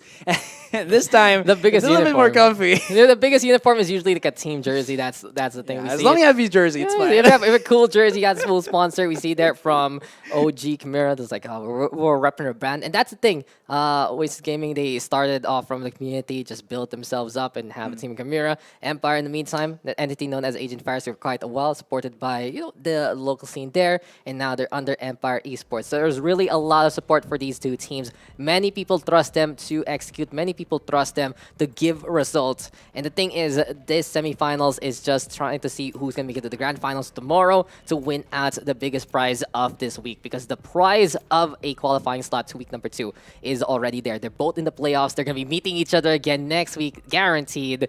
So I can't wait to see them yet again. But Chimera will be defending here as Empire will be attacking. Bat goes. I have seen this before, that he considers playing that Sky, and we've talked about this, I believe, yesterday before, wherein you can play the Sky as a Sova replacement, but it was a bit different for BREN, where they played the Sova and the Sky, and Batgos is like, which one do I pick? Sova, Sky. Sova, Sky. Yeah, it's going to be a Sova for him, but worship exactly. Agent. I was about to say, are we going to go for like a mirror match between two Skies here? That would be amazing, because Sky is not the limit from the looks of that. Seems like we are going to be seeing a worship on the Sky. I am pretty excited to see that end of the camera. One of our co-casters is like, I don't believe this. But it is going to be another Sky as well for Chimera. So double Sky, triple duelist though for Chimera yet again. Thing is though, it isn't going to be worship on the Raze this time. It is Beats back on his signature agent, and that's the thing. Back in the day, it was Godot and Beats time and time again. We play Jet or Raze, we play Reina Raze. I was like, we'll just figure this one out. This time, you have Ripper in the mix, you have Worship in the mix for that role, but with Sky being shown up here, I can't wait to see some guiding lights. Brimstone though for both sides. Empire gonna have that Cypher though. And it really is that Jet versus Cypher difference between Chimera and Empire Esports right now, which will be interesting to see coming into this game. So yesterday, Chimera went up against, during the quarterfinals, 60-45 Pirates, again, on Bind. And there were, I would say, a couple of questionable rounds that came out from Chimera there, which I think was spearheaded by Worship playing on the Sage, if I'm not mistaken. So there was kind of like some iffy moments where he was just charging up on B-Long and he wasn't even peeking the corners, just kind of like a madman. And now being on a Sky, it might help him out a little bit, because like you said, you do get that information gathering with the birdies, just because when you can blind someone, she does say blinded, so that gives you that knowledge that somebody is there. She says blinded. Yes, exactly. It's like, hey guys, I blind someone. There exactly. you go. There's a flash. But the bigger thing actually is it makes a different noise when you blind someone. It makes like a gong sound rather and then just like Yeah. a pop sound. And here we are, Chimera gonna be defending, Empire on the attack. Same struggles though in a way because this triple duelist might have a harder time holding off the opposition, but it's Ripper cashing out Draxi there. Easy takedown by the Phoenix. Empire forced to back on that while they're trying to take orb control in the showers. They lost one just to get that orb as well. Lots of people thinking that, you know, that brimstone smoke outside of shower is just nothing, but if you push through that, you're basically through the meat grinder, and having a raise in your composition definitely raises the ground. And correction real quick that it's Oh. a Sova here for Okay. Empire. It was probably just like which one do I pick, which one do I pick? So Empire actually whipping out the Sova with Sky here for worship instead. And speaking of worship, he whips out the Trailblazer just to scout out the teleporter if ever, but Nexi will be able to avoid that reconnaissance, and he creeps on closer to B side alongside the rest of the crew while we have the Phoenix hanging on back on A. that Nate's not going to clear anybody. They don't know that. We just know it. At least they do clear out that one angle, and here we go. Flights. Retreat? A bait and switch. Teleport onto A because somebody has already gone through U-Haul, and that is going to be, of course, Empire Esports Silver, who does love to use this one. It's going to be the Phoenix on Phoenix bullying, but of course, Ripper with the Frenzy is just too good of a weapon, and he's going to be able to get that one in. 5 players still alive for Chimera here. Beats does get taken down, but there's no positional advantage for Chimera or for Empire Esports whatsoever. They know that Next is already on shower, and that's just going to be a quick retake for the first round dub. That jump peek there from Ripper saving his life. It wasn't the surest shot there from Silver. And Chimera able to get a 4K courtesy of their Phoenix there. Really well done by Ripper, finding those kills here, there, and everywhere. And this is going to be a situation wherein Chimera can try and snowball and get a better advantage on the defense. That was just great. Like, it felt like there was so much that Empire did, but at the process, they kind of lost HP and members here and there. And at the end of it, there was like, yeah, we actually did such a fantastic play entering the site, but we have no more guys to actually play the post plant. So what's gonna happen here, guys? Anyways, though, I like that. That's the X strategy. You got yourself a nice little molly on the left and a nice little nade on the right. Nobody's gonna be able to push through that, but nobody is there at all. So all hands on deck for the B site as Stiletto. He doesn't have his utility anymore. That guiding light will have that gong, like you said. And here comes the barrage. Empire is already forcing their way onto the site here, and it seems like it's going to be them able to plant down. Bad Ghost whips out his drone. He would definitely not expect that, and Stiletto is burning, and he will just burn to the ground, razed to the ground. Punny man right there, but it just ends the round in the first place. Big mistake though for our Sova. He was trying to whip out his gun to try and shoot down the doors, but the Owl drone, it flies above, but can't do anything besides that. Empire now gonna be down by 2, but they will have the guns this time so they can fight back against Chimera. Ghidorah's in the meantime considering, do I actually go for the buy? Can we actually get some orb control to give me the Blade Storm if ever? So he does whip out the Vandal here alongside Worship. So bits of firepower now for Chimera alongside those Spectres looking to contest Empire again.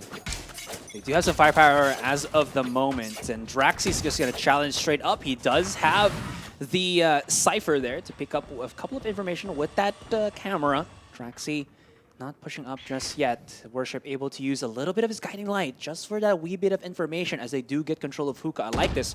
They don't know anymore what's happening on B long, but they do know that they do have that Hookah control. Still, a couple of noises here and there will alert the members of Chimera that Empire at least has some forces on the B long. Yeah, the Garden gonna get confirmed there, but immediately we get the TP on out, and Silver opens up A side here. Well played by the Phoenix again, and he has really stepped it up with agents other than the Jet. We saw it yesterday, and on the same map actually, here on Bind, really getting some good value with the run it back. Empire though creeping on forward, but someone is close by, and that is gonna be Mr. Ghidorah saying hello to Draxi, getting that takedown, but Stiletto with the answer back. It's 4v3 time as Empire trying to decide which side they'll go on. A full stack though here for Chimera on A, but the Silver will still hold the opposite job. Curveball play, and Ripper will eventually get that takedown, but this is Empire Esports taking control of B side, and it's finally time to put this spike down. 30 seconds left. They have all control on the B side as well. Like, whatever happens here, it's gonna be Chimera at disadvantage, and that nade as well, just softening up the brim. That's not what you want to happen, and Stiletto was just like, yeah, I'm gonna do one. I'll do a fair, I'll do another, and that's another kill for him. Empire finally gets their first round here on the second game. It's like Empire had a proper defense immediately. The Cypher setting up on B side, given the opportunity to play his role while on the attacking side. And Stiletto not only with the refrags, but with the punishment there, getting that 3K to get up top the Empire scoreboard. Things looking good here for Empire Esports so far, because they'll be able to keep the guns that they have and will be fighting against Chimera, who should have some bias as well, except for maybe Gadores, who has the Blade Storm available. I like how Silver doesn't even care about buying full shield just because he knows he has the ultimate, so it wouldn't really matter. As long as he doesn't die before he uses that, it's going to be fine. Right? Just little bits of things like this really does help out.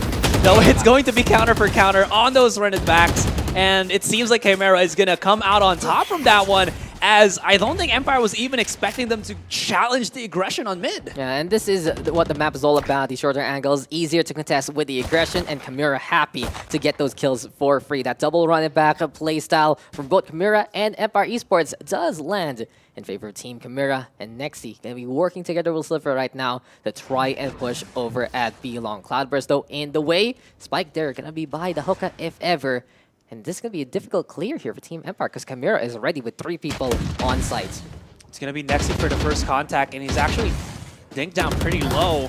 Silver, though, able to do something pretty good for the side of their team, as he was able to sneak onto the right side of Garden. He's going to open up the B side, but there's still a couple of defenders. Nice little flash there, but Silver will not get phased by it. And here comes Empire, strong to attack, but Worship is in the back. They need to deal with him first. Yes, they do. And Empire will be able to get that plant in, as it's going to be only this Rim on the side. Oh, but that incendiary was so stellar, but Nexi able to get the flag from the defending side, and the Cypher will be able to get that takedown 1v1 time between the Rays and the Cypher. But Nexi says, B side is my home. I'm already putting my stake on it, even on the attacking side, and it's 2-2 now, as Nexi has become the ultimate opportunist in this series.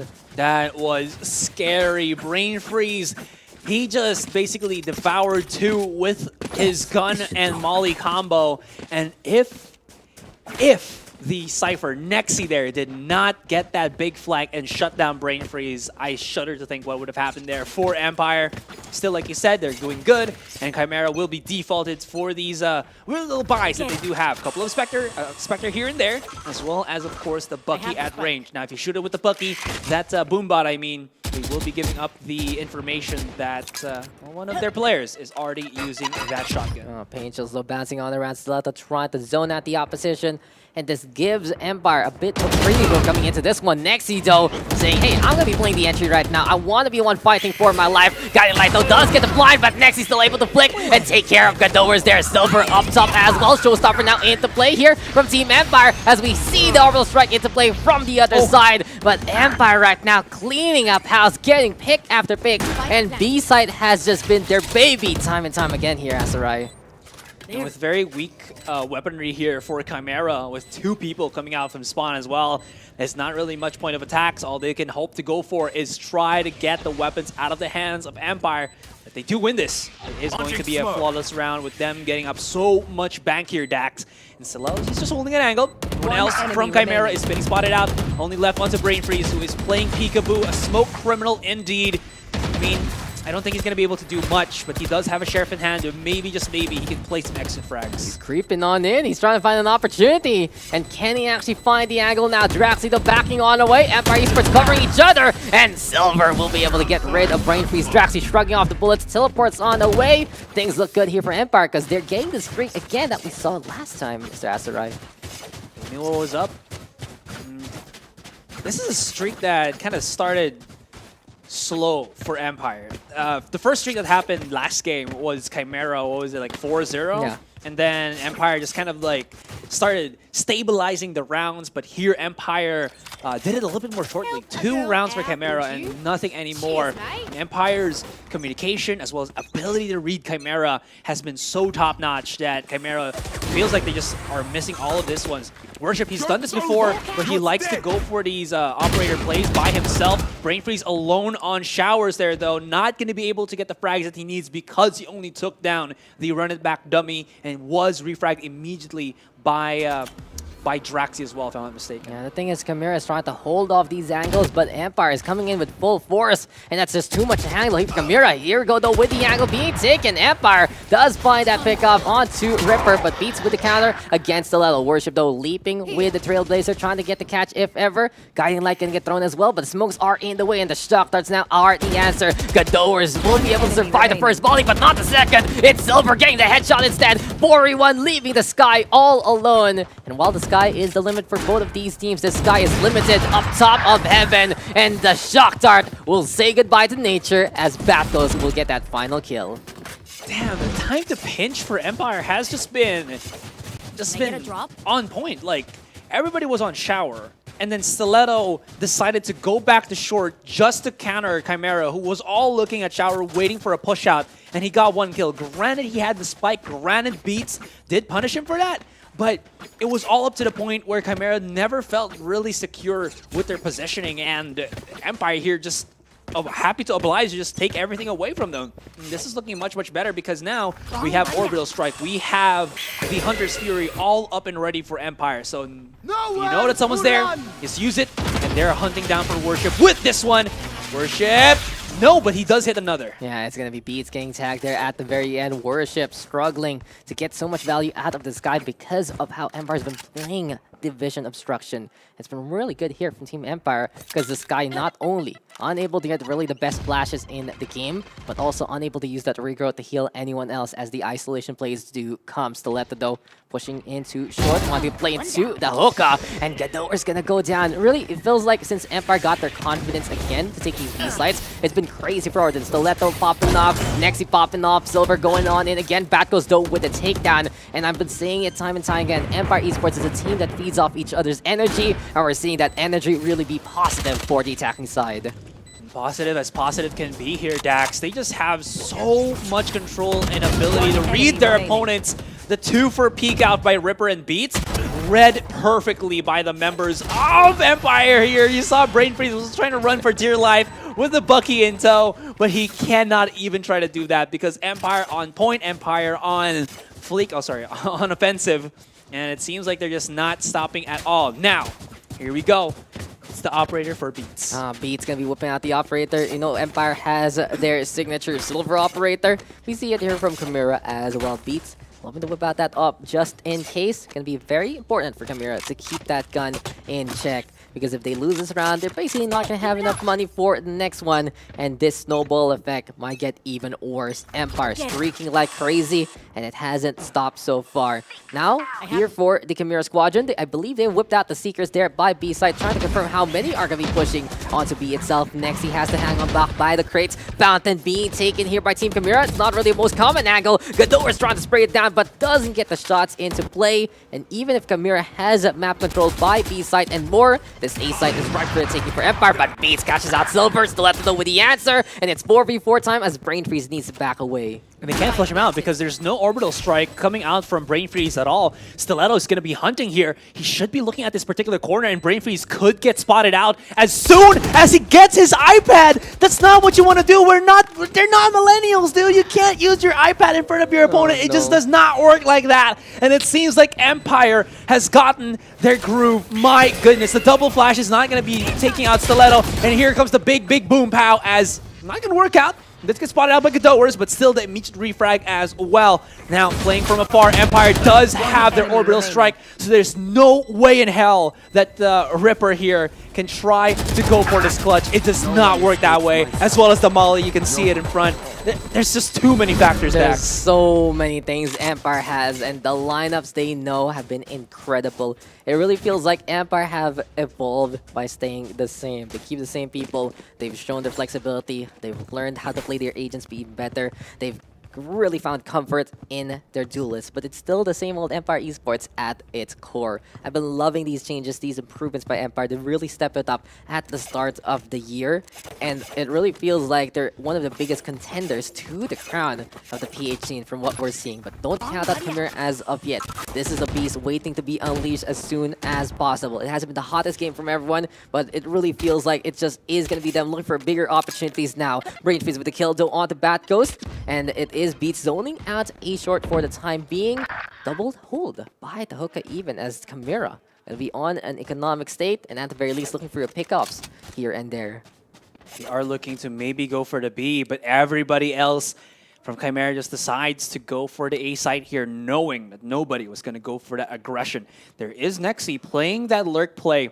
It's not really going to matter how many big ultimates do we have here from Empire. It is going to be that orbital strike. But if memory or if our understanding of Empire is there, we're going to probably be using this for that post-plant. Draxi spots out the one, and he shots out Brain Freeze. A beautiful entry frag as well. This is going to allow, as well as Signal Empire, just go in already. As Stiletto is on the forefront. You know how this man can operate. You know how good he is, but he doesn't know that someone is going to be playing on triple box. It's going to be Worship. Nobody counters him out, but still, they do get that spike planted down, and they still have that numbers advantage through the smoke.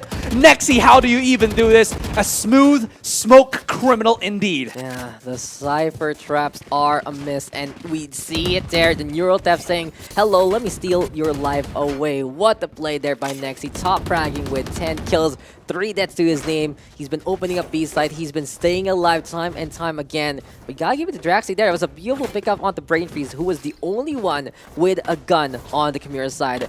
Empire just running away with this game. Full momentum in their favor. What can Chimera do here, Mr. Asarai?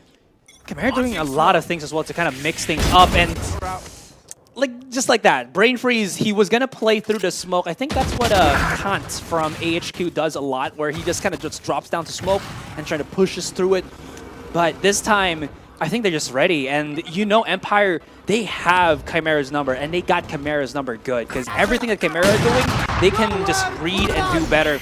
Anyways, his ultimate's going to be used to kind of pop things up. He's going to get maybe dinked by his own teammate there, but actually drops right down. Ripper uses his own, chasing it down. They know where he is. U-Haul is going to get flushed, and Ripper get out of there. It's no man's land as the orbital strike to connect. Worship does get the shutdown onto Draxi, but the A site is already forfeited. They do have their own teammate to use for that raise play, but he's too far and cannot stop that spike from being planted down. Here comes the post flash. Showstopper though into play and beats for a target, Oh, but no! Lexi is there to his left. You peek right, you peek left. Unfortunately, you are dead before you can even check the other direction. Leaving now Worship all alone. Can Empire push this operator? That's the question. The Cypher will be trying to get close enough, but no, it's Worship getting the shot and getting the takedown. Empire, they could have actually gotten the kill a while ago. Stiletto unfortunately slipping by and slipping down to the ground rather than reaching up to the heavens.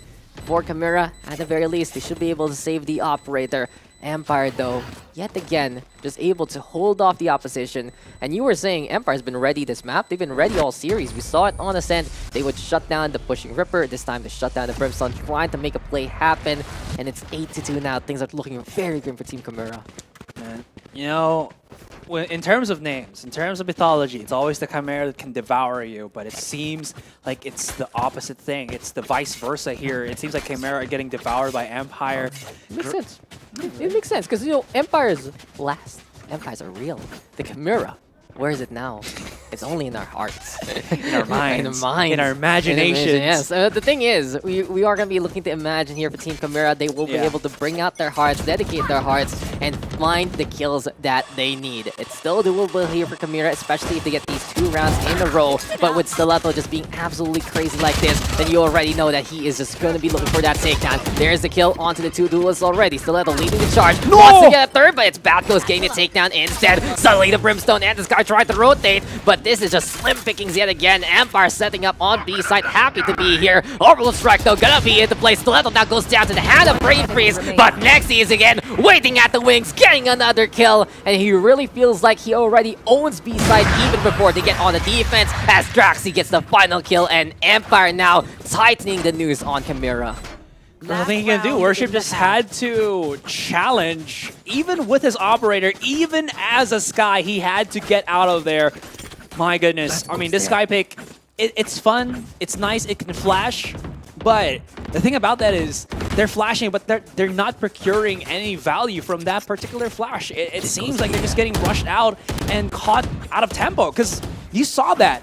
That's I think it was, yeah, Ripper who got a kill, who got flushed out himself, and then Beats for some reason was trying to go underneath the hookah window, and he got caught by Stiletto. So I'm not sure what kind of decision-making was going on through his head there, but it definitely costed him his life, as well as the B side being securely taken by Empire as well. Yeah, well, him being on the box, he also got seen by the people by Be Along and got taken down there. And now Empire is just hungry to make it to the Grand Finals, be our first Grand Finalist for week number 1 in Stage 1 of VALORANT Challengers Philippines. It's just going to be a big, such a big statement, though, to make it to the Grand Finals here in the premier tournament, I'd say, of the local scene, as Gador is now pushing on forward, trying to get a bit of market, passing by those herbs and spices, going to be making some chicken later on, but it's time for the Jet to find the angle. This might be the best opportunity here for Chimera, as there's pre-picks onto 1 and 2, Draxing Stiletto falling on down, Gador's needed that one alongside Beats, and if Chimera can get some confidence at least from this round, this is the best time to do so. It took so long. Every single kill was members of Empire looking the other direction. And that's a round that Chimera definitely needed, and that's a round that they're happily going to take. Yeah, they needed that one. Empire going to be forgetting the end. We're like, hey guys, did we play a 12 round on that first time? I don't think it happened. So we're still on a 9-round streak, but the thing is, it's a 6-round gap between Empire and Chimera. Chimera able to break the chains, break the streak of Empire in a factual way. They do still see, we have seen Ripper rather step it up in this game with 10 kills, so he's playing a bit better from what we've seen so far on Ascent. Empire, though, in the meantime, absolutely on fire with Nexi with 12 kills, and I'm very scared of what Nexi can do here on A side. I was talking about B, that it was his for the taking, but he just thrust his teammates there to play the triple stack, double stack on A instead, and from what we saw yesterday, he's just always in position for some great angles when the attackers come. And Chimera, they got themselves the Frenzy train, the Freight train, and they are just waiting for it. A couple of tripwires will be spotting them out, and they try to force themselves through the molly. That is not the smartest of decisions, and already Chimera have definitely faltered here. Brain Freeze is going to be charging right out, but they got to be careful because Silver is coming in for that big flank. Only left into the hands of Worship. 100 HP, full mag on this Frenzy, as well as a Dream. Spots at the 1, goes in for the flank, sees the spike, but knows that he's pinched. He has to deal first with the man on short, which is Silver, and he goes hi-ho away. Silver, give this guy a gold medal because it's just first-class treatment yet again with that flank. Thing is, though, Nexi, as we've been saying, has been hyping up. He does it there. Tripwire's in position. He's in position to get to with just a classic in hand. And incredibly done by Team Empire there. They knew how to pinch. They knew when to go in. And Chimera now absolutely bleeding. It's a 7-round gap, and Chimera can ill afford to give up some more rounds. It's full force buy situation here for Team Chimera. We have some stingers and some light armors. It's a Sheriff and full armor for them as well. And Chimera, if they can... Oh no, Ripper. He is unable to get the line up to throw it into the hookah. Instead, Stiletto will answer back with the paint shells. There's the curveball as well, as we see Silver picking off one before he falls to the hand of the Phoenix on the other side. And now Stiletto trying to hide down below, looking to get regroup with the Sova there, but it's just Chimera and their train of stingers fighting back. Back goes, though, winning out the fight by Belong, has the flank right now, and the army of two standing tall together on B side. But Empire's there to try and find the answer. Nexi moving on around, Worship with a takedown on Bat Ghost, and Chimera given some time to put this spike down. This force buy, this aggressive push on Hookah has definitely paid dividends for Chimera. They will be flushed out, but spike will get planted. Although Worship, he wasn't even aware that somebody was going to be coming outside of elbow there. I think both of them were looking both at spawn, and it just cost them the round. Nexi again at the right place, at the right time. It's like if you just don't know what's going on in the minimap, he's just teleporting everywhere he needs to be. Yeah. And I never knew Cypher was an Omen, but it really just goes to show that Nexi just knows so much about this map. He's doing an incredible job with that Cypher, not only in the defense, but on the attacking side a while ago. And he is just top fragging like crazy. 16 kills for him, 14 for Silver, 11 for Stiletto. Ripper in the meantime over the 10 marker with 12 there. Chimera now, they are on the ropes. Bulldogs to try and go for hope and prayer coming into this set. Range B is trying to see, is it going to be Spectre in full armor? Is it going to be Bulldog in light armor? So yes, it will actually be the pair of all things. Chimera, they need picks here as fast, right, and fast. They do have the heat-seeking missiles here from that sky, so they can use it for some info gathering, free info gathering at that. And they definitely have to make something happen here because I already said, man, they spent so much money in that last round that they're not even going to be able to procure some Vandals. And Vandals is all about that Bulldog and maybe even a rotation coming into the B site because, again, that Molly just takes everything in and Gadors gets devoured by the Spectre. Thank you very much, Draxi says. And now he has full control of short. He will get flashed out, though, but you can see the damage be done onto Ripper. Nexi still does have the entrance of the other side of U-Haul here, and they are just destroying left and right the members of Chimera, and they are feeling themselves, no doubt. Stiletto is just aggressive to try to go for that aggressive satchel play. He will not get a kill, though, but they know they have two members of Chimera on the U-Haul area. Make that one. Oh my god, Nexi finding another opportunity, leaving Worship all alone, but the Phantom in hand gets to take that curveball right now to prevent another push from the sky. And this is just the Phoenix playing that Marshall. Thing is, though, with Worship at the sub 100 HP marker, left. one shot, one kill, even on the body. We'll see what Worship can do as he TPs over to the other side. Empire, though, ready for it as we do see the Silva immediately turn around and go back to B side. He almost makes it to see the sky there. Worship, though, cannot actually put the spike down, and instead, he will get the 3K. He has no utility EF rather than the regrowth, but thing is, he can't use it for himself. So this is just gonna be it. This is the Phoenix now pushing on forward with Vandal in hand. And in this 1v1, it's a ring around the rosy gameplay. Ring around the rosy, but 8 HP and a dream. It's the push to match point, and Empire, they've done such a fantastic job.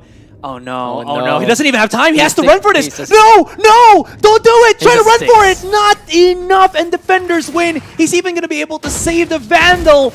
And match point. Sometimes you just gotta go for it, and that's the thing. We said it before. We've seen this actually in the last map, the ring around the rosy happening yet again. This time, though, it's Empire getting the cut above the rest with just that quick little defuse, and it's easy pickings there from Empire. It's really just a familiarity for both sides, really helping them out in that state. But in that case, it's just Silver saying, okay, Worship's going to take his sweet time to actually go around me, especially since he's low HP. I can actually stick this and give Empire now the match point. It's going to be a little bit of the crush gear again on mid, as well as nades being thrown out so that they don't get that hookah control way too early, but they expended so much utility just for that. Now Ripper, he is angry, he is mean, he is Ripper coming outside from hookah, still not going to be able to get any targets, but at least some information gathered that there's one near the hookah window. Beats, though, at the edge of that smoke, he got devoured as well, and Stiletto's pushing in. He is hungry, and he finds Ripper, and it seems like it's all going into the hands of Empire here, but still, Chimera are pushing back, and they do get themselves a nice little amount of kills, and Goers keeping the dream alive. But here comes Nexi, the top fragger. Let's see what he can do. Oh my god, that was so close, almost getting the jet, but Nexi will stay alive. Gadors, though, clutching it out, and that was so close for Team Empire to wrap up that game. If only Stiletto hit that last shot on the hookah, the Dovers could have gone down. Nexi was in position, and the myth of Chimera will continue on for a single round here, Mr. Asarai. Empire don't have money to buy, so this is the perfect time for Chimera to mount that comeback. It's obviously, we already see it, 8 straight rounds. It's tough to ask. It's maybe even impossible at this point, but they have to push through if they want to have a chance to get into that grand finals for our first VCT here. It's definitely going to be something big, and Brain Freeze finds one, but Silver, once again, he finds the value. The positioning on this man is just sublime, and he takes 2 down. Still, numbers advantage here for Chimera. They have what they need to, and they use Worship for his ultimate and just say, use it, man, use it. We cannot just play willy-nilly anymore and just make sure you know where everybody else is on the Empire team. Cannot afford any mistakes, but a big mistake there by Team Chimera. Silver was just hiding by the cubby. Assumptions were made, and the takedowns were so quick the Brimstone could not react. Even though they tried to clear it, you know, that shot connecting was so sublime there from Silver before he fell. Zildo, Ripper, and Beats clean up house. Chimera able to make it happen, but now the biggest test is in front of them here as right, because guns now are coming from Empire, and not only that, it's 4 ultimates. Just that's a big ask. You gotta take a long breather here. Have we actually seen any tactical pause from both of these teams? I think we haven't, right, Dax? There's no pause that we've had anymore. Chimera have been butting heads up against Empire here, but they've been, again, like we've seen already here, losing, being pushed back ever so often. But those couple of rounds that they did is definitely a step in the right direction. It's going to be very risky, but they're going to try to go against this. U-Haul will be flushed out with that ultimate coming outside already from Draxi, and they just rush right in. Here comes the big boom boom pow, and Nexi will still survive. Nice takedown onto Beats, but here comes Godor at the back of the side. Draxi to remain on Showers, on Bats rather, and he's not going to be able to take it down. And Chimera take a step back, but out of freaking nowhere, Bat goes, assassinates Godors with his shock dart. He's been hitting those shots there with the jet, but he cannot fight against a shock dart from the other side of the map. Empire right now trying to get some intel because the Hunter's Fury is available, and Line's gonna get thrown by the lightning, but Worship and Silver will get one apiece. There's attack, and Backles will get that takedown. It's all up to Ripper now versus Silver, and he will be able to rip apart the Phoenix there. He will clutch it down. Chimera refuses to lose and stays alive in this game. Chimera, pulses of life. They are surviving. They are surviving, ladies and gentlemen. The 6-12. Again, like I said a couple of rounds ago, they have to try to do the impossible, and do the impossible they have. They survived a couple of the ultimates from Empire there, but Empire, they're a sly dog. They saved up what they had in their chamber, and like you said, Dax, from the last round, they got 4 ultimates. Now they still have 3, and this is going to look risky because Chimera have used so much. They were able to still buy up. That's going to be still thing, but forgot to say, Empire is not on the rifles. Empire at least playing with Sheriffs again, but you know, if this team has ever suffered Sheriffs before, they've actually been victims of a Sheriff really going crazy, and after that point, they've really picked it up with that gun. Beats though finding out next. Back goes fighting for his life. He will fall. Chimera making it clean so far, but Silver, he's done this before. Can he do it again? No, never mind. Ripper finds the angle, and Chimera stays alive even longer. And he even dunks in the spike. So that is going to be more money here for Chimera. And that 8-round deficit, Dax, it's looking a little bit it's getting a little bit close. Yeah, 5 rounds now. And there's a hope, a chance, a dream for Chimera to push this into game number 3. And those fans right now, they got to be screaming in front of their monitors, Chimera go! Chimera go! You're not a mythical creature. You're a pro team here in the Philippines that is popping off right now against your rivals. This is the thing though, one mistake can cost Chimera the whole match. They put themselves in this hole, they have to dig out of it one by one. If they make one single nudge wrong, then you already know Empire will be moving on to the grand finals, and immediately it's a cave-in waiting to happen. Silver catches out Godor's. Draxi though, gonna be trading mollies basically with the other Brimstone. Fyre versus Fyre. Who has the bigger Fyre is gonna be able to get out the Stone Age, but we are seeing the smokes into play as Chimera hangs back because of the pressure being applied by Empire. Draxis is holding the angle here. There could be some repercussions if he stays too long onto the short area, but Chimera decides otherwise.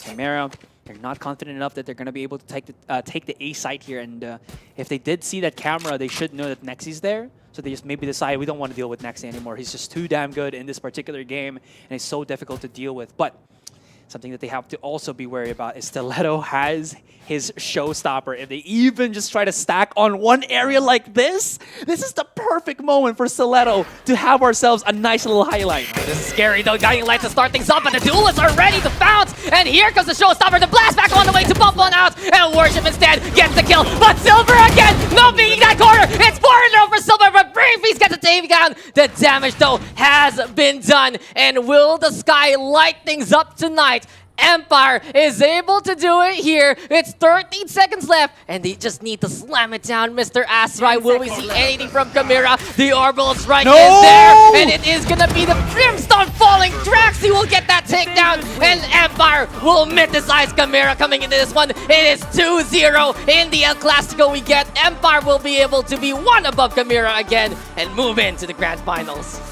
Oh my goodness. Be above the rest or die like the rest. Oh, be the best or die like the rest. One of the most famous lines of another game that was probably taken, that Valorant has taken some inspirations from. My goodness, Chimera, they did that one step up, and Brain Freeze knew that he had 17 seconds on that clock. It's either he didn't have enough time to run towards towards A rather, to get that spike planted. I'm not sure if you have 17 seconds on that area is enough, or just, if he planted down that spike, there's still that little gap where he can be pushed out by the 3 remaining members of Empire there. So there was very little options, very few percentage of success that he could actually try to clutch that and push another round for Chimera. It's too hard, and the thing is, it really felt like Chimera was playing with fire against Silver time and time again. Another instance where they don't peek the corner where Silver is, and he gets 4. That is just ridiculous for that round. The entry there to start things off, he's just like, okay, we'll get the advantage now on the defense. And then 3 on B site, making such a big difference. Silver on point of position. As he said, avoiding Nexi. He's like, I don't want to deal with that Cypher. And those tenants that Chimera tried to take, even though they were really mounting a good comeback, just one mistake cost them the whole game, and that's what we saw there. And that will conclude our semifinals here. Our first semifinals. Yes, my goodness, I felt like we already ended today. I was about to say, are we gonna go into the grand finals? No, that was on me, guys. The game was just too good. All right, you guys gotta give that to me. That was my mistake. Anyways, we're gonna go for a quick break, and when we come back, it's the second semifinal series of the day. It's going to be BREN Esports up against the newcomers Dreamfire. So don't go anywhere. VCT will be coming back.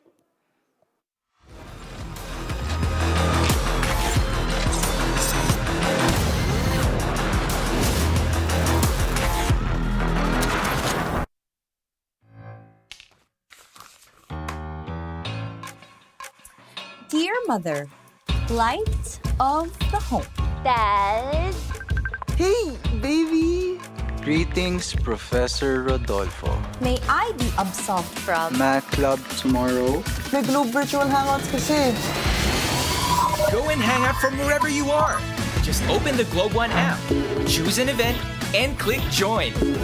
Watch concerts online. Dance together. We can do quiz nights. Yo, let's go! If you allow me, I promise. To make it up to you. And repay your kindness tenfold. Truly, your favorite child. I love you, Dad. please, babe. Thank you, sir. Enjoy your fave events with Globe Prepaid Virtual Hangouts. All together now.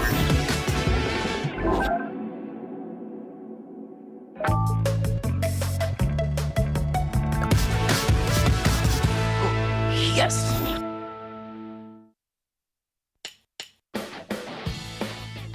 Every day is a new day. So why don't you just get up and go? No time to waste. What are you waiting for? Why don't you just get up and go?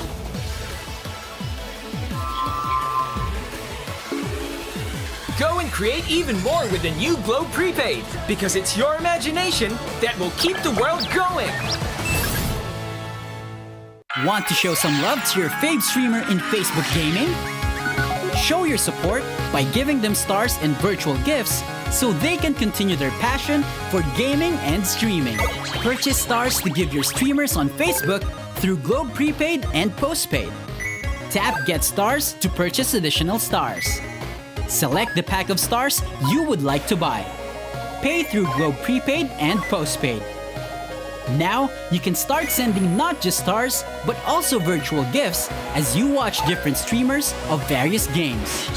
Purchase stars on Facebook through Globe Prepaid and Postpaid. Also available in TM. When you want to level up your entertainment, G-Pay your way and get the latest games and movies on Google Play using Globe Prepaid and Postpaid. Add payment method on Google Play. Enable payment through Globe Prepaid and Postpaid and confirm. No credit card needed. Simpleng steps para tuloy-tuloy ang purchases at downloads sa Google Play. Your safe one-stop shop for apps, games, music, and movies on your Android device. Use Google Play now through Globe Prepaid and Postpaid para level up ang entertainment. Also available in TM.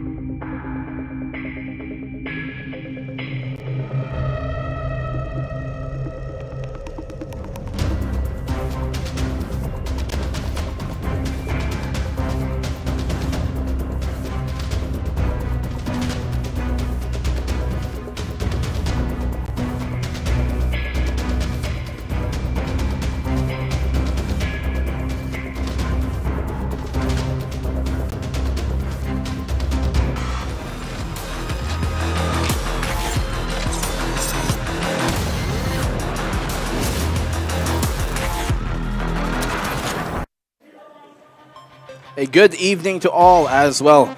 We just finished our second game of the day, second series of the day, which is the first semifinal of this weekend. We're going to be moving over to the second semifinal in just a bit, but for you guys who missed it, well, it was Chimera versus Empire, and Empire somehow were able to take Chimera's map away from them and then took their own map to win it 2-0. Not what we were expecting, but well, that's what we got, and some great Valorant action, of course, is what came up. Guys, I'm Black and Blue, and as they won, you guys can win as well. Do not forget that we are going to be giving away 1,500 Valorant points here. That's 1,500 to 5 lucky winners, which we're going to flash on the screen after the final match of today.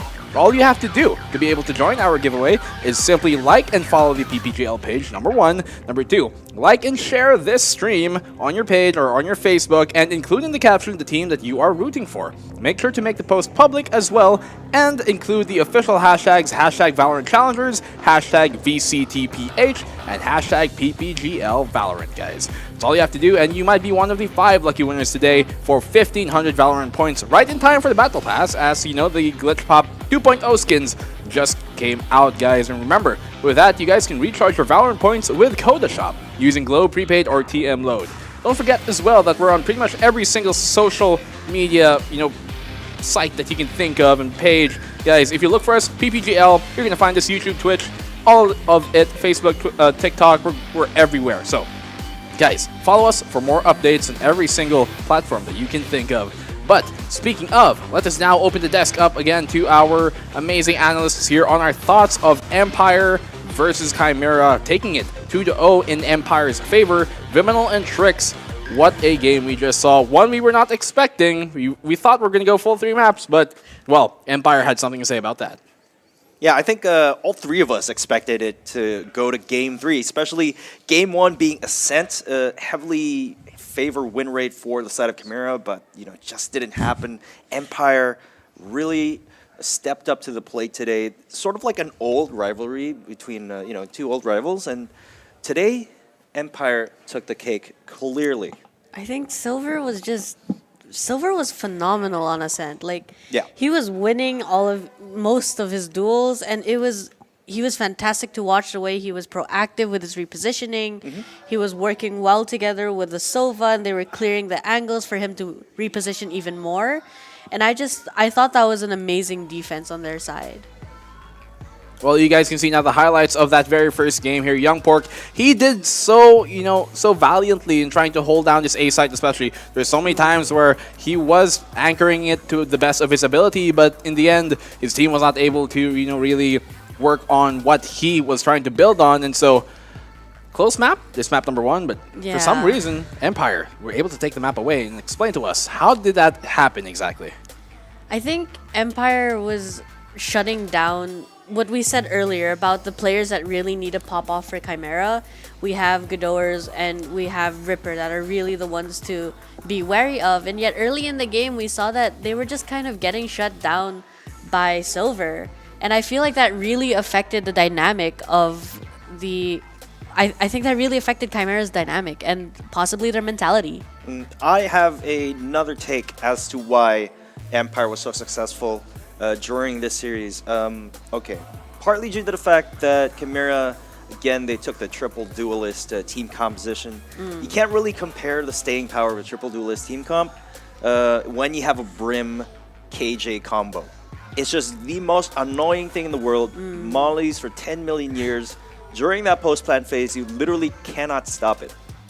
Yeah, I feel like with a triple duelist combo, and I've said this before to other people off this desk, which is that you need to be a little more aggressive.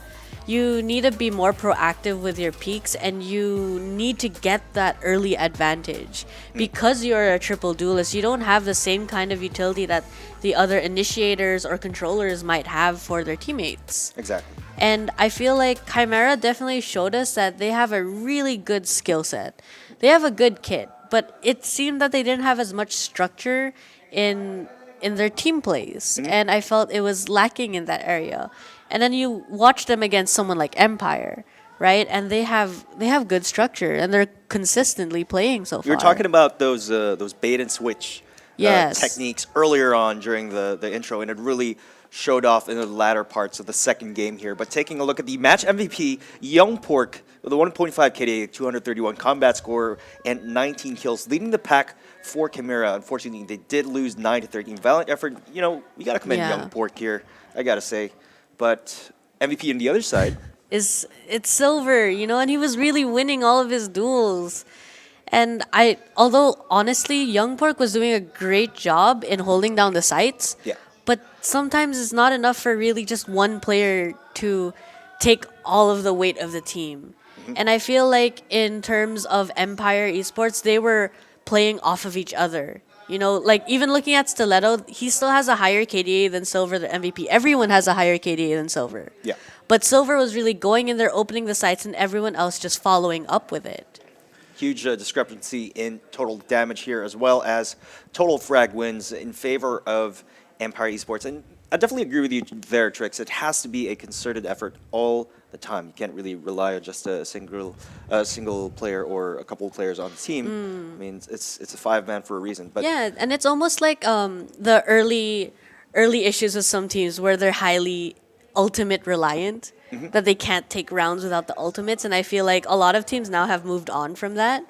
Yeah. But I noticed that right now it has a lot to do with the communication, the trust of your teammates, and understanding each other and how your teammate plays, so that how you could possibly assist them to, really pop off, which we saw happen with Silver and the Sova.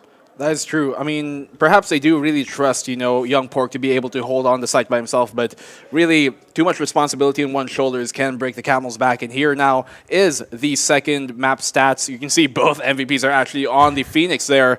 Not surprisingly, here as we're playing Unbind, it's going to be Ripper there for Chimera. But for the winning side, Empire, that is going to be Silver, who has done impeccably. And something I want to point out is to one of our closing points before the game started was that you have to check your corners. Because Empire are very, very tricky on their lurks and on their positioning. Yes. And what won them that very final round was a triple kill off of a very cheeky, sneaky corner play coming in from Silver. And that's literally what won them that round. And so, in the end, it's almost like we cursed them. It was sort of same. SNS connection right there with the bait and switch on the raised showstopper and then Silver hiding behind the green box. Because it happened, in their previous game, in the exact same map, same site, but he was just on the other corner. Yeah.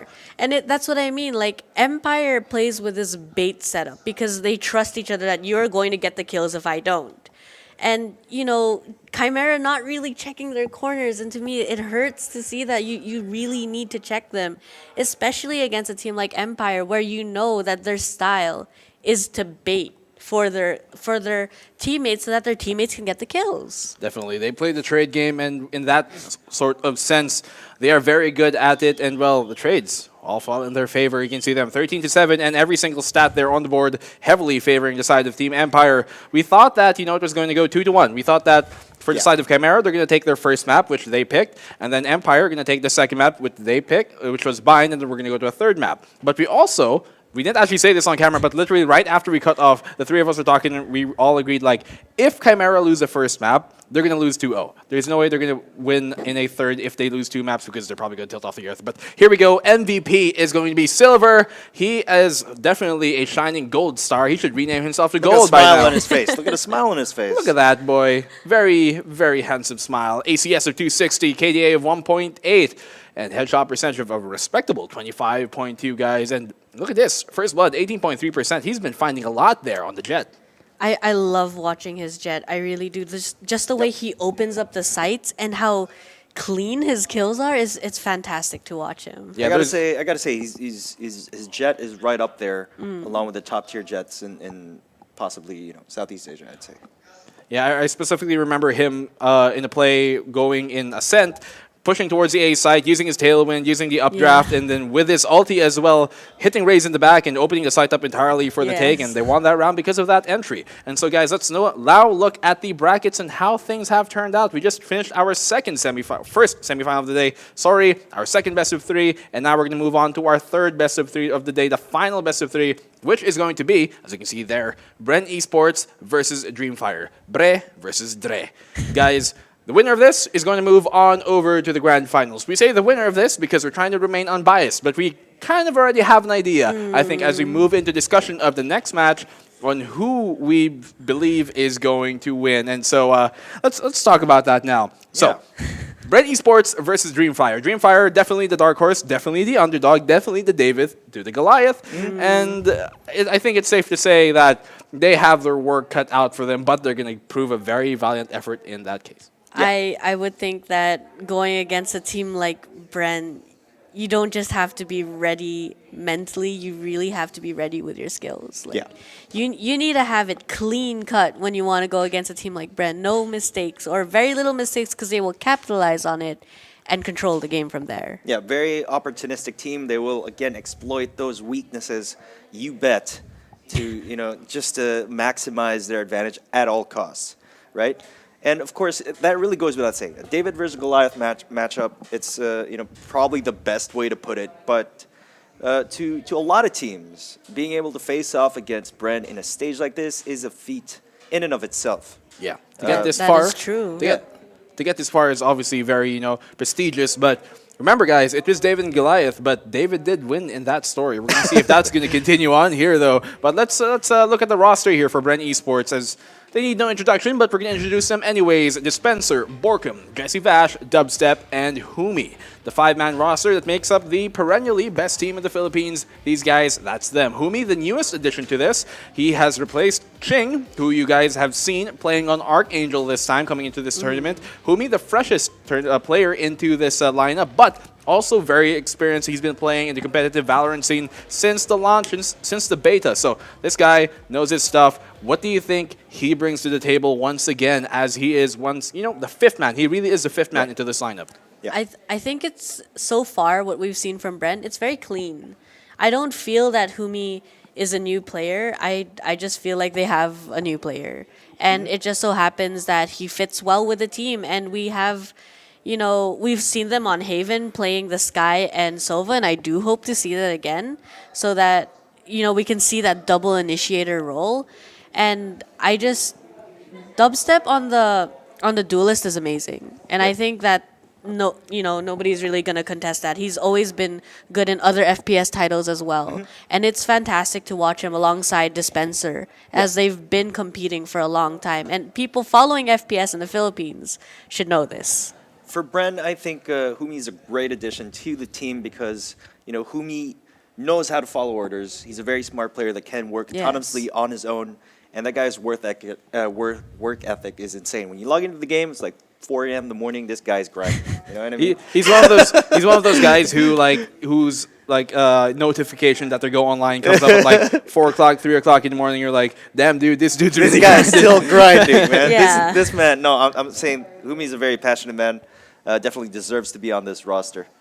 It's definitely so. But guys, speaking of rosters, let us now look at their opponents. Dreamfire, definitely the underdog in this case, but with a dream, there is always a chance. We're going to see if that's going to pull out, though, as Waytopia here and Eman, Georgie, Erza, not Ezra, sorry, I made a mistake on that a while ago, and Vindict. So this is a 5-man roster playing now for Dreamfire in this best-of-3 series in the semi-final. And these guys, they definitely have a dream. They definitely have a fire underneath them, but will it be quenched quelled by BREN Esports is a question. Probably, I think it's safe to say that they have a lot to do to get this is definitely a lot on their plate for this crew of a mix of ex-pros and content creators as well.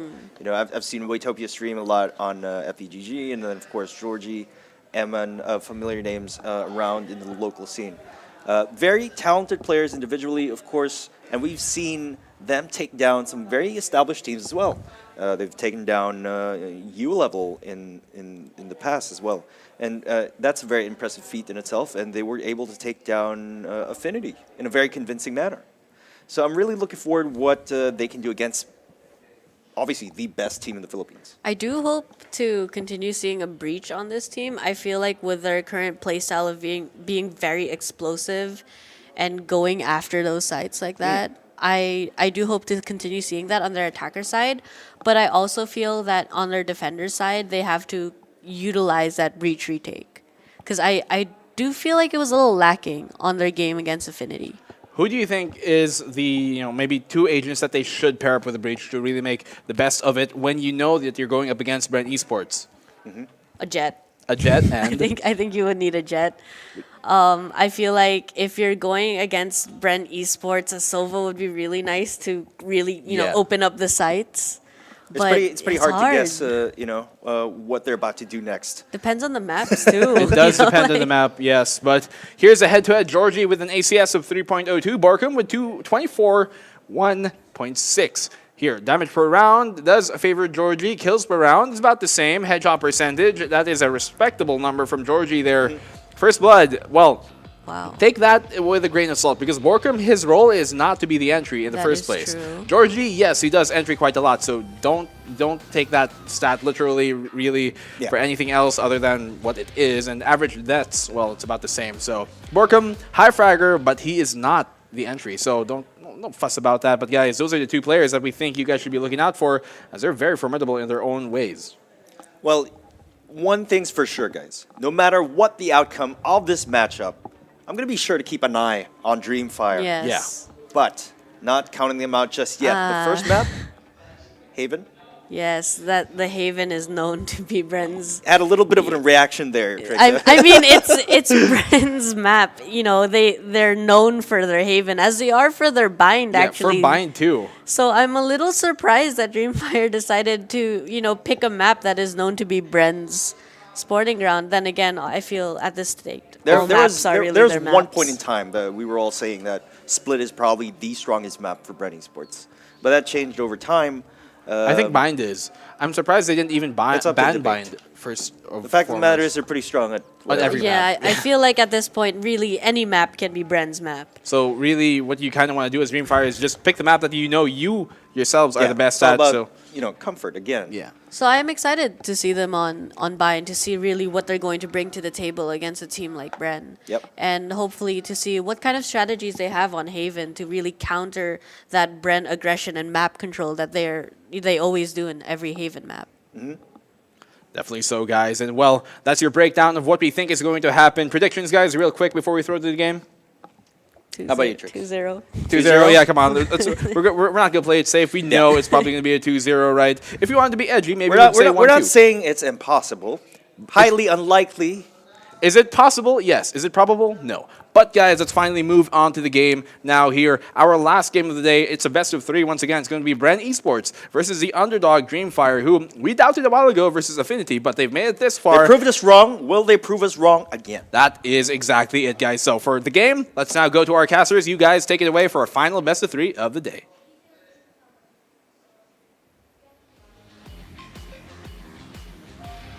Those are I like how they were actually talking about the first map, and then Trix just skipped over and straight up talked about bind. Like they just know Haven is just gonna happen and be an absolute bloodbath. Yeah. But I actually disagree. I'm actually gonna disagree here because it's such an aim-heavy map that I think there's a pretty good possibility that we'll see an interesting game because the Dreamfire, they like to shoot, bang, bang, and they're pretty good at it. But anyway, before we discuss that anymore, I'm Illustrato. This is Asteroid Gaming. We are your casters here today, and we're excited to bring you the very last game. It is going to be BREN Esports versus Dreamfire, the young guns versus the old guard. It's basically a tale as old as time. It's David versus Goliath, but David this time, I think he might have. I don't know if he shortened a little bit more. Yeah, he got a little bit shorter. Might not have a slingshot. It's more like a pea shooter this time. Or you could probably go a little bit more weeaboo and Attack on Titan, where you're it's sort of the humans trying to go up against the Titans, man. Because that size difference. You know what I'm saying? I'm not gonna spoil the last season of Attack on Titan, but nobody's gonna spoil that. We're not evil human beings. Yeah. But speaking of spoilers, everybody predicted 2-0. I feel like that might be a little bit of a spoiler because I'm fairly certain that all of us on this desk are in agreement that it's pretty much 2-0 because let's face it, Dreamfire, they've come as far as they have, and they're amazing talents. Honestly, I look at them and they're like the bright shining stars, the future of quite possibly Valorant in the Philippines. But against a team like BREN, look at them. They just chill. Dubstep is half asleep. It's just like, I was just about to say, like, just out of nowhere, I think, like, if Jesse Vash's career in esports, he deserves to retire. I think he can be like a K-pop star or something. If he has like blonde hair, it works for him, man. Yeah, it does. He's a very handsome gentleman, isn't he? I mean, true. Maybe he'll be in chat and we can just hang out with him and talk. Yeah. Hey, Georgie has that cool hair too. I mean, it's not just him. They can all form a. We should have a Valorant K-pop band. Absolutely. It's what it is. I mean, League of Legends does it. Why can't Valorant have it? Miss Riot, hit us up. No, if League of Legends has a K-pop band, we need a all-boy K. No way they're gonna lock this in. Yeah, I see you pointing at it, but the Borkum's already hovering Yoru, and I swear to God, Yoru should be the front man of the boy band of Valorant. The same. They have. This is a best of 3. Yeah. And I think BREN is okay. We've seen BREN do this before as well. I think they did a triple duelist split last year. I can't remember which tournament that was. But yeah, and a Viper, right? So there is a possibility that they could just not really botch, but try something new and try something new that could work. And at least cherry on top, it's a Yoru. Yeah, I mean, if there's any time to sort of like experiment and play about, it's now. Because you want to be able to, test these things at a sort of competitive level. Yeah. Before they go into the grand finals itself, maybe they want to give it a little bit of a Again, it sounds like we already are. Maybe go into the grand final. I'm sorry. I know. Because it sounds like we're already counting out Dreamfire here, and it's with good intention, guys. Because BREN is just that good, and they're considered the best team right now in the Philippines. Yeah. Not one of the best team. Bar none. The thing is, BREN is so far beyond anybody at this point, and we're not being biased at all. It's just a fact. He's just they're too good, guys. We're not being biased. It's just a fact. I mean, there's no way they are the only team that legitimately fights international and wins in international tournaments.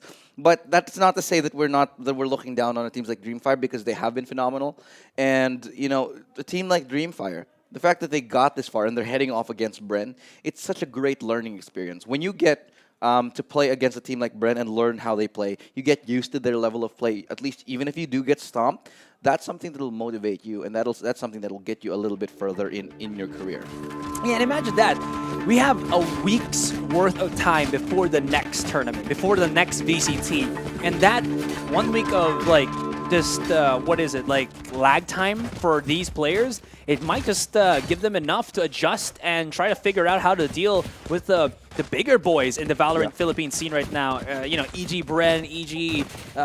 Empire, and so on and so forth. Like you said, to lose is to learn. Exactly. And I feel like we are at this point in time in the lifespan of esports in the country where it's just other teams trying to catch up to BREN. Yeah. We're forming an ecosystem where other teams can catch up, and then hopefully we'll see somebody maybe beat them someday. But today's not that day. Today, I feel like, is the day when people are starting to learn a bit more about how to make them bleed. Yeah. I was kind of hoping that they really will have picked that Yoru, but it seems like BREN will go something along the same lines of what they do before. It's going to be Borkum back on his Phoenix with Dispenser, of course, playing with the lurking Killjoy here. Always pretty good, and they're trying to bait an A, and that slow rotate back onto C, and it's only going to be the Killjoy for Dreamfire here to try to deny. But she does have a nice little lineup there, as well as Crossfire with her own turret, so the damage might be done. Dispenser, what's going to happen? The peek out from Urza as well. The double kill is pretty good, and now he's just charging right out through that molly. Humi does get the one, but they now pierce onto the C. That's a good hold right there from the side of Dreamfire, and they're actually in a really good position. The quick flank from the back, Georgie, and Humi's gonna get dived on by Eman right there.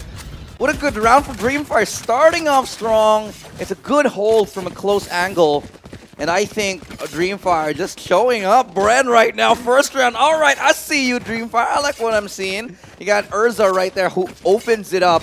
2 quick kills at the very start of the round, and everybody's ready to follow suit. That's what I like about Dreamfire. They're on it, If they get a kill, if they have information, they will not stop. They don't hesitate, and that's something that's so exciting about this team. Yeah, that's what we saw when they fought up against Affinity. Affinity was setting stuff up. They were trying to figure out what Dreamfire was doing, but Dreamfire, I mean, how it looks like, they weren't trying to do anything other than just like try to rush, get that mid control and split. And now they're employing the same thing here in Haven. And now here we go. Yeah, looking to get onto the site. Missed opportunity right there, but it's traded out by Humi on that classic. Waytopia up close and personal, getting 2 kills, traded out by Jesse Vash here, and it's a 3v2 retake scenario. Spike finally gonna go down, not just yet, but in a bit though, as Jesse Vash looking to get one, goes down instead as Eman takes him in a 1v2. And Borkum with a nice flash gets a kill, but traded out as well, and Eman hot on it, just ready to take that fight, 2-0, but it wasn't a clean one. It was not the clean one indeed, and that would actually probably put Dreamfire in a very bad state here because they know BREN got money to buy, and BREN wasn't even on like forced SMGs. They were just on pistols, and they even forced Dreamfire into a 1 versus 1 clutch with the Phoenix going up against the Phoenix here. That is not good, at least economy-wise. This bonus round, it's not even a bonus round. They fully bought. I mean, Waytopia is the only one with 2,000, and he's the only one who, if they lose, can buy. This is basically a full buy right now for Dreamfire. I might have ecoed, honestly, on this round because of how much people they've lost in that supposed anti-eco round. Borkum looking to open up A. Just going to flash in right there with the run it back. Going to be backed up. Behind him should be Dubstep, but they're going to secure the site quite handily. And it's going to be a retake here for Dreamfire. They do have lineups with the Sova Shock Dart, but I don't know if they have lineups for this particular area. God Spot will be the point where the spike will be planted down in Jesse Vash. So the reason why I call this the God Spot is because when you, as a post-plant player, the attacker, just try to deny it, you can actually see it from both short and long. It's just so good. In any case, though, Borkum, here he comes. That's a great double kill to hold onto that site, leaving us to a 2v4. And it's got to be Dreamfire to push through CT. They lost one, and Dubstep cleans up the round. Double kill for the Opper, who is also the rifler in the duelist of BREN Esports. No surprises from him. But it's a good round. It's a good attempt from Dreamfire, despite the fact that they were at a disadvantage in terms of weaponry. Now they'll have to eco. I've said this before, that Borkum has one of the most ridiculous understandings of player movement. Like if you try to do a 2v1 with him, more so than not, he's going to be able to just beat you out with his aim as well as his understanding. And then you also couple that with the Spencer, who just for some unknown reason has I think right now the best understanding of player positioning along the map. This is why he plays Lurker for BREN, because his timings have just been that ridiculous. Yeah. And Haven is the stomping ground of BREN. And again, as the did he even hear him? Didn't he even see his head? I don't think so. I think he just pre-fired it. Just to finish off, again, the stomping gun of BREN is Haven, and again, all of us right now, casters from both broadcasts, the analysts as well, they're probably thinking, why did Dreamfire allow BREN to go for Haven? Yeah, you know, I think it's because they just wanted to go in a head-to-head duel. Because you don't want to... If I'm Dreamfire, I don't want to fight BREN in a strategy battle. I'm going to lose. So if I'm going to meet up with BREN, it's going to be in an Amy map, and that's definitely Haven, right? I like how we always call it Amy map for some reason. That's just how it is right there. Aim-centric map for me, at least. It's an Amy map. Fine. Less syllables. It's okay. Yeah. We're casters. There's more words to that one. And speaking of more words to that one, Spike will get planted. I don't have no idea why I just said that, but you know, Spike is there, and it's gonna be the 1 versus 5. Yeah. I don't think Dreamfire is gonna be able to make something happen. But Urza, he got himself that Bucky. He got himself a kill, but that's about it. That's some money. Some money. Yeah. And just make things a little bit more expensive for BREN. Forcing a rebuy, that's not too bad in the end. So, like, as I was saying, if I'm Dreamfire, I don't want to play them on something like Ascent. I don't want to play them again on something like Vine. Because their fundamentals are, like, rock solid on the side of BREN Esports. Yeah. I'll want to play on a map where I can be creative, where I can run around and shoot people, and, you know, maybe, even though BREN is really good at this map, there's a chance that Dreamfire could actually take this because of the fact that, you know, Dreamfire, if it's about running and shooting people, they can do it. Not like okay. Wow. Well, Borkum. That second one was through the smoke, I'm fairly certain. Joke's over. His spray control was just there. It wasn't a lucky shot. It's more of like just Borkum knowing how his spray control works, and he just lined up perfectly. Yeah. That even through the smoke, it works out. You see that a lot of times as well against any caster. So like, NA players. In any case, though, Borkum with the 3K, and he is just steamrolling, no, fire rolling on the dance floor right now for Borkum as 2 members to remain for Dreamfire. Spike will get planted down, and it's all about saving the weapons from the looks of it, from the rest of the remaining members from the DF team. If Dreamfire wants to win this map, they have to shut down BREN like now, because they're starting to get that momentum, and there's no other team that's as scary when they have momentum as BREN. Like, they just know how to read you, how you play. They'll get in your head. And one of the reasons I like BREN is they're so used to playing ahead, even though they can play from behind, sure, but they're so good at playing from an ahead position. That's an uncharacteristic miss by BREN. Oh my god! Wait, what? You know they have money. It's fine. They took away the weapons from the. Let's just pretend that Dreamfire planned that. That's a really big blunder from guys. If you're watching, please clip that. That's the biggest mistake I've ever seen BREN make, like ever. Yeah. Like in a single instance, that's the biggest mistake I've ever seen BREN make. You know what? They have money. Jesse Bash is like pushing 7-8 on him on his. Yeah, no, they don't. The rest are kind of broke, if I'm being honest with you, but they're not too worried, I think. Yeah, but, I mean, again, better off that they remove the weapons from Dreamfire, forcing Dreamfire to use their own money again. Sure.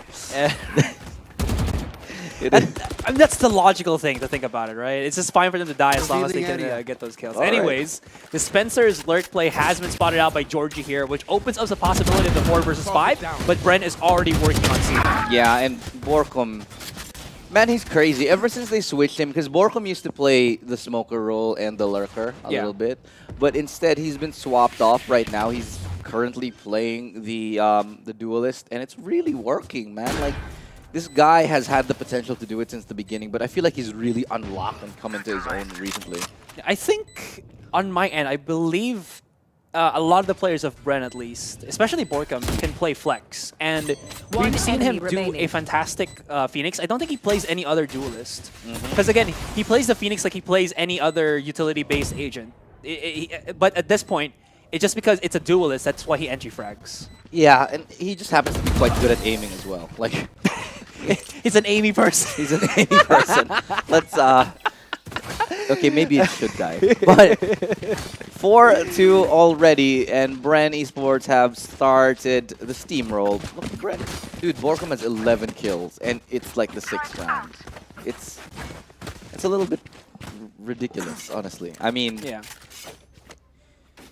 Talking about how Georgie a while ago had like 300 combat score, Borkum had like, what, 200-ish? Now that he's on the, the Phoenix, he's looking a little bit more. Now, other than just pointing out that BREN's good here, BREN's good there, what else have we seen from Dreamfire that's been kind of the point of struggle, point of contention that they've been losing to BREN here? I think most of the time it's just the pacing right now. But they think that BREN's going this route, but BREN's actually going the other route just because they got that pick off from someone like Dispenser, and everybody goes try to go mid or A, right? But oh, he gets hit by his own teammate, Hunter's Fury right there. Can they find... No, not going to find a kill, but there's some damage anyway. That's a return Hunter's Fury.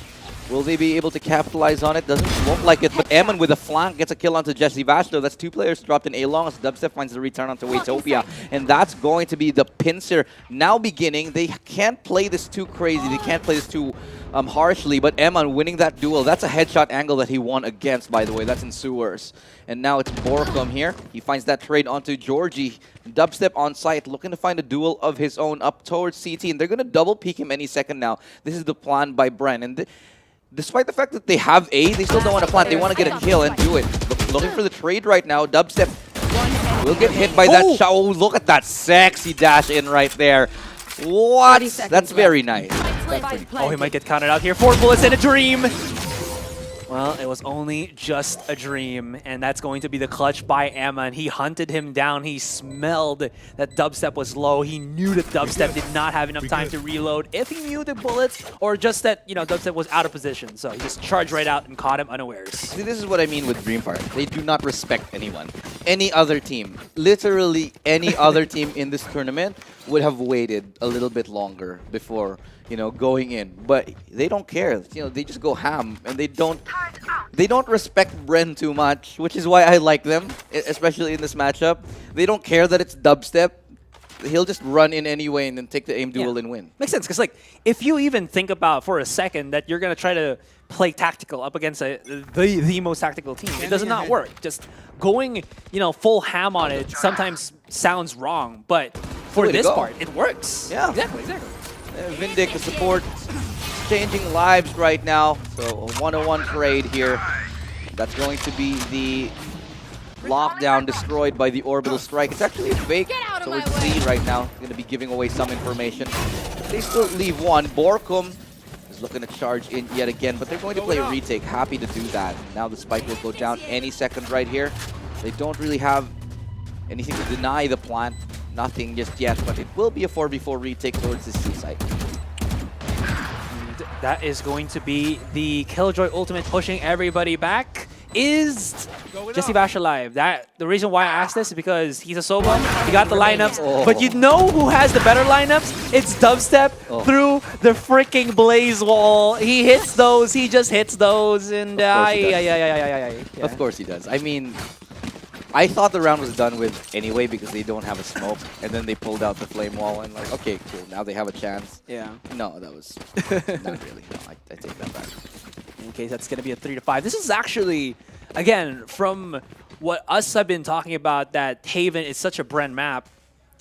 Dreamfire have done a fantastic job in going all about this, especially with Eman in the forefront. He's been, aside from Georgie, the most crucial players that we've seen. And everybody was like, who's Eman, man? I've seen him before, but who is he? And he's the guy who just, spearheads everything from Dreamfire. Speaking of spearhead, here comes the rest of Dreamfire just chasing it down. Dubstep missing a shot. This could open up the possibility of them being able to chase it down. And he is running for dear life. But everybody else from BREN and their mothers is already on the C side, planting down the spike, and now he is ready with his entire team. Can they take this away from him? Because he does not have any more bullets, but all of the utilities from BREN has been thrown on C-Long just to help out their Opper. And I like the play, but it got no kills. I know, I agree. I like the play. If they got that kill on the dispenser, they would have been able to fall back and go to C and defend it from there. Yeah. But they spent so long trying to get dispenser that BREN just straight up walked into C and there was no one to contest. So I like the idea. It just goes to show that they're actually quite active and assertive in their own defense, which is the best way to go about playing against a team like BREN Esports. You can't let BREN play their own game. Otherwise, they're just going to run right over you. Just goes to show, man, the Dreamfire, they're Filipinos, man. They got that commitment on their track. And Evan! Oh my man! This guy just ripped through two of the BREN as they came out from C-Long. Now, can he still hold true as Dispenser is hunting him down? But Dispenser, through the smoke, he got the lineup, he got the experience, and he knows how to deny that. Dreamfire, they got a nice play, but BREN just slap it back right into their hands. Wow, that flash was perfect. I thought Dispenser was dead for sure, but did not question Dispenser. Waitopia getting the better of Dubstep in that one. The op does miss. Waitopia also still in this corner. That does get taken down by the shock dart right there. And Vindic, the last man left standing, has to go up against two remaining members of BREN Esports without a smoke. He did find some information. Does have a shock dart, but I really don't favor his odds here at all. Probably will just try to make things a bit more expensive. And he got, like, pulsed twice, so... No way. Oh, let's see this one. Oh. Yeah, just save it. Like that sound effect. That was pretty much the worst sound effect I think I've ever heard. Hey, man. It works because, like, BREN was able to... Still, Dreamfire, again, that was just a fantastic play from Eman. If he got Dispenser, that would have been one of the most crucial plays that he could have done and most crucial kill that he could have had in that round. Granted, still Dispenser was able to shut him down, but it was very close for comfort. And like you said, right, you do like the way that Dreamfire is going about this. They're not retreating because they know if they retreat, they're basically giving up map control, and they want to challenge at every single round, which is what's allowing them to at least keep BREN on their toes. What's interesting is they're actually playing fundamentally smart. They lose map control towards C, and they try to push it. They lose map control towards B or mid. They try to take that back by getting map control somewhere else. That's how they get the kill on Dubstep, actually. So they're not just waiting for BREN to do their thing. They're actually trying to trade not just kills, but also information and map control. And this is a good sign when you're looking at a team that's just growing. They are actually at a pretty much good level, like intellectually as a team. Yeah. Might as well point out as well that BREN, I think for the most part, they've been getting a lot of C control just because, correct me if I'm wrong, Borkum has been prioritizing those orbs. And what's kind of easy about a Phoenix is that compared to any other, high ult charge agents, he only needs 6. And if he kills and dies, which he would because he's a duelist, it's very easy to have his run it back up and running. As the execution towards A right now. That's going to be the run it back. Borkum will just catch. Oh! Nice backup right there to keep locked down of the site. And Jesse Vash will clean things up yet again. This round is pretty much done here. Vindic just waiting for any stragglers, anybody trying to flank. But it's a good execute you're getting yet again from BREN Esports. They got spotted perfectly by the Jesse Vash recon darts. No surprise that they... And the weaponry was not really in their favor. It's definitely not. And now, well, this toy gun, maybe it's going to turn into a real gun. I'm a real gun now, but only gets that 1 kill. And we're going to be looking to end that first half 3-9 if Dreamfire don't get this back up. Now, they're changing things up as well. It's Illustrato as Georgie does have an operator. You know they've gotten already 3 rounds against BREN. If they make this 8-4, this is going to be a very respectable half. Especially up against BREN's offense, in which they are really, really good at in Haven. So, for the most part, Dreamfire, in terms of win conditions, and they're very, very slim, they've done pretty well thus far. If they can win this last round, I'd say that they have a pretty alright chance of actually winning the game. Nice pickoff right there from Georgie, getting that kill on the top fragger. That's Borkum, who has been insane this far. And now they're looking to pressure a little bit more. Oh, uh-oh, will he tailwind out? That's the question. No, he does get tagged up twice. I like how Jesse Vash doesn't even commit the last one, just so that maybe he can catch someone off guard with that last dink of the Hunter's Fury. Yeah. And you're not going to get a kill with just one Hunter's Fury, so might as well just use it for a little bit of that extra information dispenser. Why does he keep doing that? You don't think that Dreamfire is going to get a whiff, get an idea that you're faking again? Well, they are. And Emin, he takes a book or a play out of the book of dispenser, but it does not work out. Dubstep has to run for dear life as he dashes away. That was a very, very important kill to have found. But he whiffs the opportunity right there. Orbital Strike will come in. I doubt it'll find any kills. But Georgie will find another kill here. And they have actually turned things around against BREN Esports. Where is the last remaining member? Jesse Vash, he's pushing through the smoke right now. Will he find anyone? No, he gets denied by Urza. He plays that round phenomenally and gets the 4th round against BREN Esports. And I said this time and time, I said this before. If anyone can maybe challenge BREN at this very moment, in this current landscape, it's Dreamfire. That's underneath B, if I'm not mistaken. Yes. And that was okay, props to the observers. I like how cinematic that looked. It's like we were going inside a movie, dude. Maybe it needed some music. Oh, yeah. If they do that again. In a world. Go for it. No, I'm good. All right. I believe once was enough. All right. Anyways, going back into it, guys. Dreamfire did a fantastic job at that last one. Again, still challenging BREN at each corner, at each avenue, and able to figure out that BREN has never, ever pushed with the lockdown, always for the fakes, and they finally find Dispenser in that particular predicament. Now, though, that was just the 1 round. They still have a couple more. Nice little dinkage onto not Dorothy, Georgie here. But he will be in that Jet versus Jet battle. Let's see if he can at least win that out because he's stuck here. He's dead to rights, out in the open, tried to get away, especially from those shock darts. Nobody really coming to back him up, which was pretty much a problem.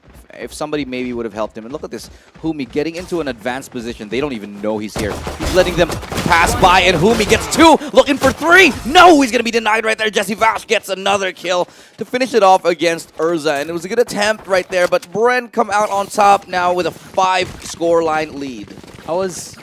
I just looked away for like a split second. I was thinking, Dreamfire just backed away. They're going to wait for a little bit. And then out of nowhere, BREN shuts it down left, right, and center. You know, face, arms forward, raise. My goodness. BREN here, they will be buying, I would say this is kind of like a broken buy, say the least. But that doesn't mean anything because Dreamfire is going to be on the weaker buy just because they do only have the upgraded pistols. This, where is this going to go? A side. Oh, straight into A. Oh, wow. That's straight up there. But Borkum still finds the man. He does not want to use his hot hands there just yet because he knew he was going to flambe his own teammate. Now, getting back to sight. But everybody else from Dreamfire second guesses themselves. And are they going to go for the continuation onto A? Looks like it because Dubstep trying to hold this angle off. He's going to make a beautiful connection onto Vindic right there with the Sheriff. So good set of shots to bring the playing field even more in their favor. Eamon with 7 HP. Going to get that headshot onto Borkum though. It's a pretty nice shot in the end, but it'll probably only end up with just that. And exactly so. Umi and Eamon, the final kills of the round. Now 10-4 here. 3 points away from claiming the first map. Yeah. I mean, that was just a pistol for Dreamfire, so there wasn't really much that they can do, especially with what they kind of are utilizing out of this point. In any case, now they should be able to buy up Waytopia. He's kind of thinking, am I going to go for the full shield or the heavy shield, or do I go half and just try to get as much utility as I can? Yes, he does. It's going to be the tactics here because they're going to be on the piercing side, and whatever they've done in the past couple of rounds, granted those were just like pistols and upgraded pistols, they haven't really gotten any success. So what's the first point of success here for Dreamfire and Tactical Pause? Yeah, I think they just want to slow down BREN Esports at the moment because it's currently looking like BREN has a really good read on Dreamfire, if we're being honest. It's just so straight up that they know what they're going to do and how to respond to it. There were a couple of instances that BREN looked like they were going to let the round slip away, but they're so good at pulling back rounds. When it comes to like 2v5s, 2v4s, they usually are able to turn things around anyway. Because one of the strengths of BREN is actually their late round calls, their mid-game, their late round calls. Their experience starts to shine. He's charging, he's so close into the corner. Oh, that's a step in the right direction though. Eamon here, dubstep, C1. He's reloading. Oh, that's gonna be bad, but still, Waytopia finds dubstep. Big mistake there though. He did get tagged to like very severe low HP. Borkum also coming in with that nice little lurk play on A main. Does find Urza, and now we're down to the 3 versus 3. Umi has been identified, spotted out. He's gonna take a couple of kills though. 3 kills with the Spectre to close out the round, and BREN have taken this bonus round and ran away with it. What a Spectre Patronum play coming out from Umi right then and there. So again, did you just call Dreamfire Dementors? Are they basically Dementors now? I mean, they're charging at you and trying to feed on your fears, right? I think that's what they did against Affinity. That's what they're trying to do right now on yeah, a lot of scare tactics. Yeah, exactly. I agree. See? It works. Sure, we'll let it slide. No, but going back into it, dang, I forgot what I was about to say. It doesn't matter what you were about to say. Thank you. Yeah, I needed to hear that. I got you. I don't know why they pay us to do this. It is the 11-4, very difficult comeback, if at all possible, for Dreamfire. There is a run it back available for them. I don't know if they'll be able to use it. Dubstep, though, getting closer. Give me those. Yeah, he just does that. He's just so good with the Blade Storm. He's just probably the best Blade Storm user I've seen. Yeah. He just hits those, you know. And that's why he's a sniper player, because his accuracy is just insane. Oh no. Speaking of accuracy, it's not going to be accurate with that nice little curve, not nice curveball actually coming out from Borkum. This reload from Umi will get hurt by everybody else. And they do know that he is just trapped there onto the corner, and he's going to get flambe. You got to push out, and here we go. You want ourselves a nice little roasted sopa? Well, here you have it. Umi serves it up on you. A nice little dish, guys. He's 31 HP. He survives, and he gets that kill. Match point right now for BREN, and Dreamfire have been, honestly, they've been doing quite decently up against a team like BREN, but BREN definitely showing that they are BREN, basically. They're good at this game. I mean, we can just say, like, the lurks, the setups, as well as the challenges have been spot on for BREN here. There have been some incredible plays as well for Dreamfire, especially coming out from their Phoenix player, Eman. Yeah. But Get out of my it way. still has not yet, you know, bared the fruit that they definitely needed to get more rounds in. Nayar say it, even kind of even things up against BREN. But Georgie in the driver's seat, using his Blade Storm, does set things up. But Dorgum and Jesse Bash, that connection on A-Long denies any form of control by Dreamfire. Oh, headshot angle. He's going to be taken down. And Jesse Bash will get that kill as well. Faded out by Eman. Oh, No, no. you're dead. No way. No way.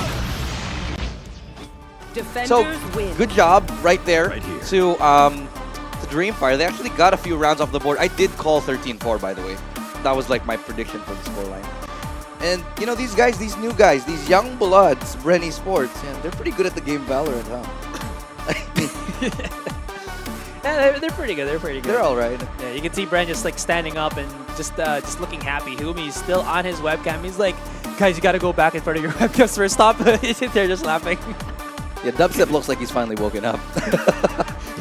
he was super just lounging at the very start of this. Yeah. But again, you know, these guys, these new players on the block, BREN, you know, they're so good at the game Valorant. Bang, bang, shoot, shoot. That's basically the gist of our analysis for the rest of it. They're fantastic. They're a fantastic team. I like that, genuinely though. I do like that Dreamfire had a few moments of inspiration. There were a couple rounds that could have went their way. It actually could have been like 13-6, 13-7 at some point, but it sort of slipped away. They had a lot of nice plays.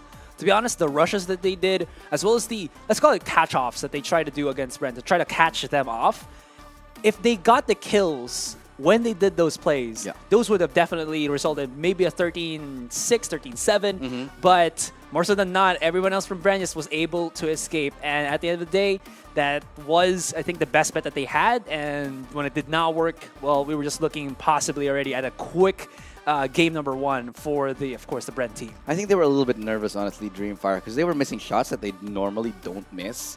Like, if they played like they played earlier on in the day, I feel like this would have been a better scoreline. But Haven went the way that we predicted it to go, and BREN takes a very decisive scoreline, 13-4. My other prediction was 13-2. Let's see if that reigns true in the second game of the day. Again, my name is Illustrado, and this is Asteroid trying to annoy the heck out of me. We'll be back to annoy you after this game in just a second. Don't go anywhere. The VALORANT Champions Tour. We'll be back.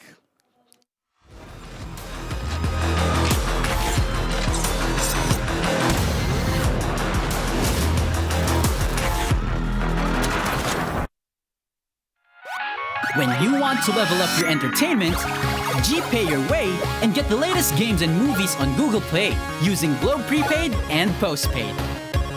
Add payment method on Google Play. Enable payment through Globe Prepaid and Postpaid and confirm. No credit card needed. Simpleng steps para tuloy-tuloy ang purchases at download sa Google Play. Your safe one-stop shop for apps, games, music, and movies on your Android device.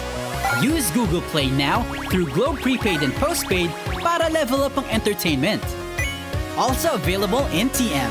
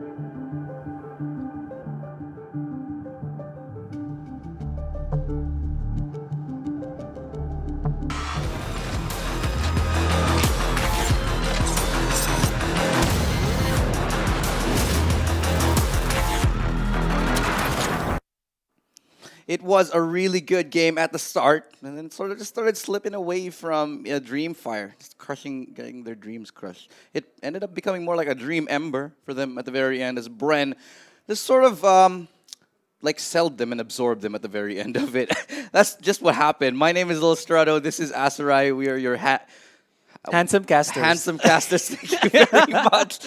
And it's the very end of the day. And so thank you for bearing with us and, of course, tuning in, whether you're on Twitch or whether you're on YouTube or whether you're on Facebook. By the way, for anybody who's watching here who is Filipino, you can tune into the Filipino stream that's happening on Facebook, on the PPGL webpage. So that's facebook.com/PPGLGG. That's the Filipino coverage. We are the English coverage, if anyone's asking. Kasi po kami dito, English lang po ang alam namin po, okay?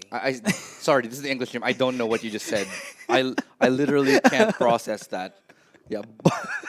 It is going to be another game here, and we're going to head into Bind, which is honestly going to be a little bit of a bind for Team Dreamfire here. I think their biggest chance of winning a round, or winning a game rather, against BREN would have been on Haven because of how aimy the map is. And Bind, a lot less so, because Bind is a really good map, like fundamentally and tactically speaking. Yeah. And just, you know, BREN, they have that in spades. Yeah, they have a lot of setups. And again, one of the scary things we have to immediately address is that if BREN starts on the attacking side and they have a success rate of always forcing post plants, with Jesse Vash playing on Sova, with Humi as well, very proficient with a Brimstone, you know they got a lineup for days. So like I think Dak said this on the previous series, that you have to try to chase down all these people who have lineups because they're always going to be playing way off on site. And then by then, you're going back to the site. There's like a molly there. You wasted so much time. You can't do anything. And it's just a very, very, very bad thing. So, you know, dissecting what Dreamfire have to react for at least immediate concern is that they cannot allow BREN to play that post plan if BREN is going to be starting on attack. Yeah, I agree. It's, for me though, at the end of the day, I think these guys, Dreamfire, they should be proud of themselves. They got 4 rounds against a team like BREN Esports. Not a lot of people can do that. Very few people can do that. And at the same time, it's a really good learning experience, how they play Haven, how they react. They actually made a few rounds very, very interesting. They shows that they have a lot of potential in the game. And at the end of it, I feel like their future in Valorant is pretty bright. Just a matter of sort of putting together the pieces and maybe growing, and this could definitely help them do that. And now we have gone into the agent select here, guys. Let's see what BREN is going to be employing. It looks like it's just going to be the same old, same old. We got Humi on this Brimstone. Dubstep looking to get that Jet Dispenser back on his main, the Cypher. And on the other side, Dreamfire, Urza, with we got ourselves a KJ here, Brimstone, Sova, Reyna, and Raze. Pretty standard setup, nothing out of the ordinary. I'm just curious what Borkum will be using, probably, since they already have a smoker back on another duelist. Yeah, probably on Phoenix again. I wouldn't be surprised if he picked up a Phoenix or a Reyna. I don't see him play Raze a lot, so I don't think he's going to be picking that up. Come on, Borkum, stop doing that. Don't tease me. Don't tease us, We don't like being Borkum. teased. Like, we do not appreciate it, but if he goes and does it, I will be very, very happy. I do want to point out, though, Bind is kind of where they almost lost yesterday. You know, the match that went 11-13. And With then, Atlas. Yeah, with Atlas. This is where Atlas actually almost defeated BREN. This was the closest anyone's gotten to beating BREN locally Select in a very, your very agent. long time. Yeah. Oh, he will go for his breach. That's dirty. Oh. So it's like a support the dubstep lineup that we're seeing right now. Yeah. Okay. All right. I dig it. I dig it. Yeah, but again, just saying it as it is, breach is not only a kind of like, if you have a breach, you know, you have to support your team. There have been, like, you know, if you watch YouTube and you check out Valorant or agent-specific YouTubers that play Valorant, right? There are some that show that they can duel multiple people just by themselves as a breach if you know where to set up your flashes, and you damn well be sure that Borkum knows his flashpoints. Yeah, I really like the lineup here of BREN. It's a very, very good lineup. I think it makes a lot of sense.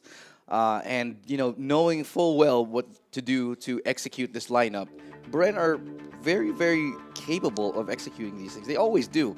And even when they sometimes struggle, like, strategically to execute the win conditions, they usually win the 8 duels anyway. That's just how things work. But let's go and talk about the map. Bind! It is defense for Dream right now, for the Dreamfire, as they hope to stave off the onslaught of BREN Esports. Now, this is what Trix has also been talking about during... You saw nothing. All right, guys. Out of context, while we're waiting for the round to start, the Stratum was trying to pick up something, and his headset was kind of like a dog leash. Hey, man. Woof, woof. All right. No, we're all dogs to somebody. Okay, back to what I was discussing, saying is that Trix did talk about how important a breach is, just because you basically have 3 flashes. Again, if you're just tuning in and you just started playing Valorant or something, you shouldn't know that breach only had 2 flashes before, but now he got 3, and he's looking really good as initiator. Not really utilized by everybody here in the Philippines, but for those that can utilize him, he's pretty nutty. Yeah, and look at this. He's going to find another kill, I think, in just a second. Eman trying to get clever with the smoke, and he runs head first into Dispenser. Dubstep will trade it out. 3 kills for him. Dubstep 5 HP, and he's going to finish the round anyway with a cool quad kill to start off the game. Yeah, you spell that cool with a Q as well. You know? Cool quad kill, and the kill with a Q. Cool quad kill. You're so cool. Ooh. Oh, God. Hello. That was, this is one of the, I think, the weaknesses that BREN has. That a lot of teams, if they can start it off and just keep continuing, it's going to be something. Yeah. BREN's pistol round is not the greatest. Yeah, they almost always lose the pistol right? round. Let's be honest here. They almost always lose the pistol round. Yeah. So if any more teams try to deny BREN anything and they want to start somewhere, it's wrecking the pistol and then trying to use that economic advantage to their advantage.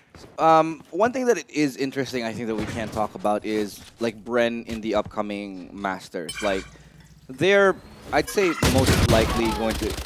Okay, yeah, just like that. They're most likely going to get into Masters. They're probably going to take the Philippines first slot. And look at this beautiful lineup by Jesse Bash. He pulls out his classic and still fully flashed. He gets the kill onto Vindex. Just before I go back to that, I'll talk about that point.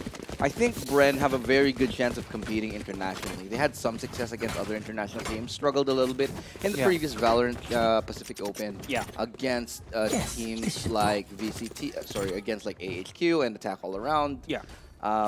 And now that Team SMG has gotten so much better, but to be fair, BREN has gotten better as well. We have genuinely no idea how it's going to go in the international setting. BREN have been finding more luck, though. BREN have been doing a little bit better, but will it be enough to take down the top teams of the region is the question. Well, that's why we have the VCT, man. There's a chance for us to see all of this later next year. Or not next year, sorry, this year. In Dubstep! You know what? He said yesterday in Twitch chat that he dislikes how strong the Bucky is. It's way too ridiculous. And he's somebody who at least sets an example that it's a ridiculous weapon. Oh my god, he's going to go for another one again. It sounds like he got slapped in the head way too hard. Oh, man, that was brutal.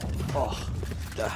By the way, I'm going to remind everybody watching, my prediction was 16-2 on the second map, just so you know. But if I 13-2, because like you can't go 16. Sorry, I mean 13-2. I'm sorry, guys. I'm just making fun of you. It's my bad. Bully. He's a bully, guys. Please report him. Yes, this should do. 13-2. Okay. Yo, you know what it is, man. It's fine. I know. 5 more seconds till the next round starts. Yeah. Jesse Bash is going to be playing the operator here, and we have seen this. And I believe he does have Borkum on the cubby area there, so he should be able to deal with anything that's coming out from B long. Now, the reason why he's on the op and not Dubstep is because Dubstep has to take control of Hookah here. And if he can, this is such a strong power point for BREN Esports. That's a nice 1-2 punch right there. Like the kill plus the combination with the flash, that was really nice. And this is the kind of thing you can expect from BREN, right? Standard plays, pretty much at higher level. Nice shot right there for Vindic, though, to get that kill onto Humi. Makes things a little bit expensive, but this is where they shine, right? The aim duels. I feel like they should just...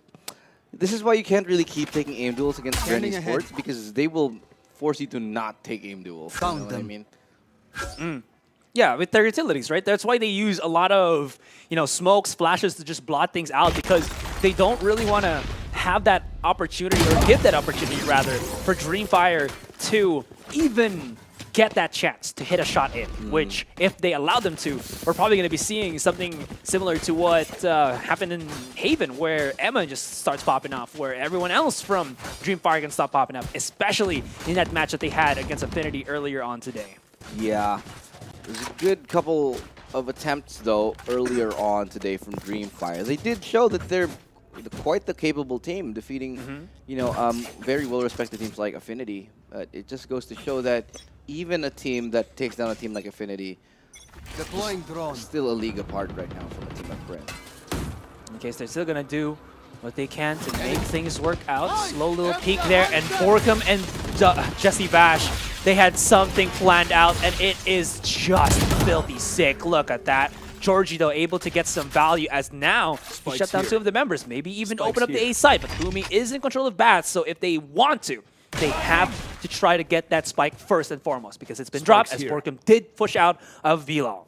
Out in the open, though, and he's going to be facing a member of BREN as Boomy goes down. Georgie gets the 3rd kill. Jesse Vash trades him out. Nice shot with the op in a 1v1 right here with Urza. Looking, he has the information on where the last player maybe. No, he doesn't. He has no clue. Reposition is in place, and it's going to be a nice cleanup from Jesse Bash as he recovers the operator. No idea that Jesse Bash actually popped out right there as well.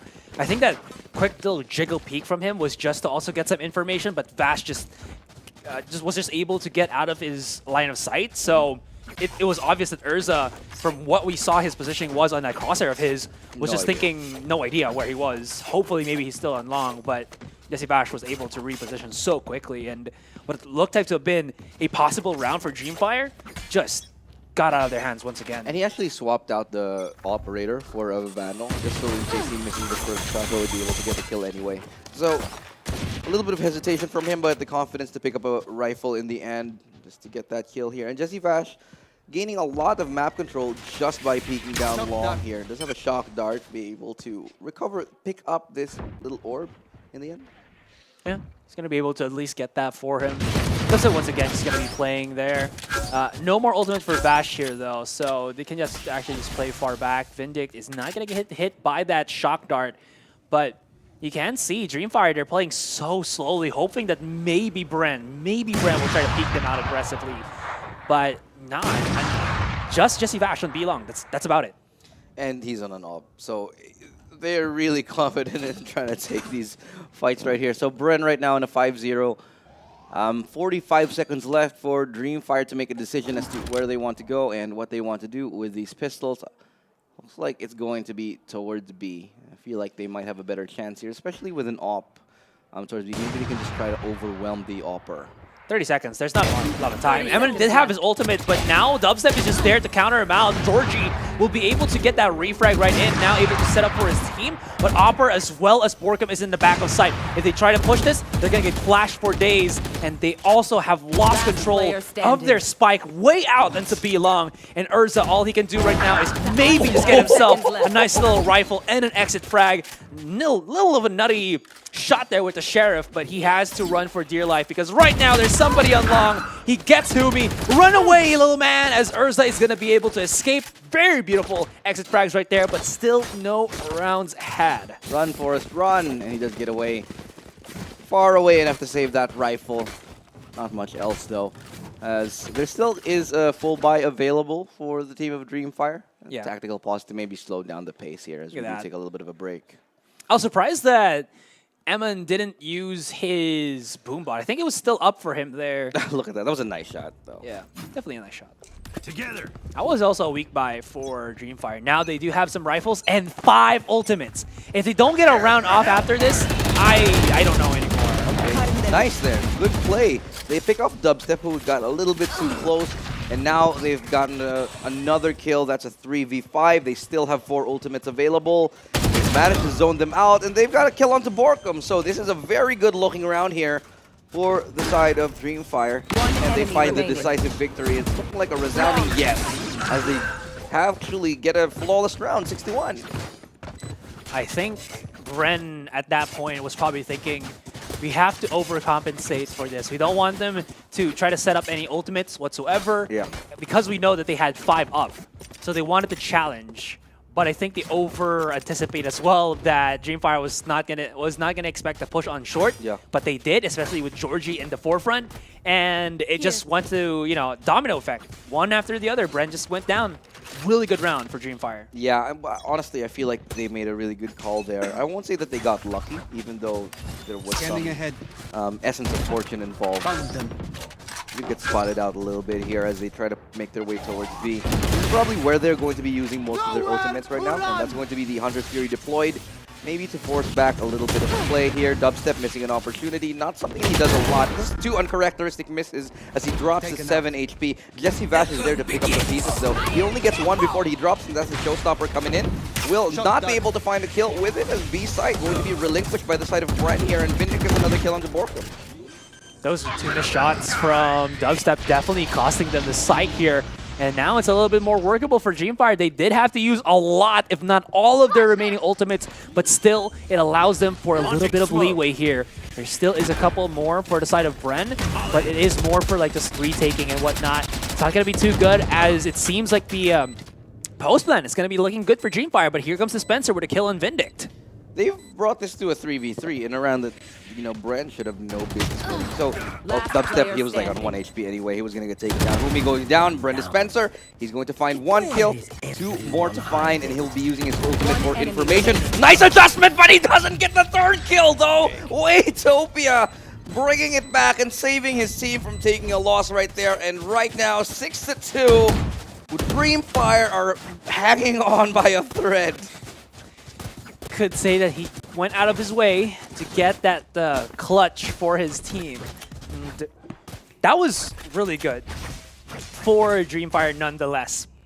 Where, again, it all fell into place. Dubstep missing 2 crucial shots and had to tailwind on the teleporter. Basically said to BREN, you know, this operator, he's sure in A. Let's not chase him down because we don't want that chance for him to shoot us with a sniper. Might as well just go into the site. They use all of their ultimates, which worked out in the end, and Georgie is lighting things up. Here he comes. The Reina boss battle music is playing.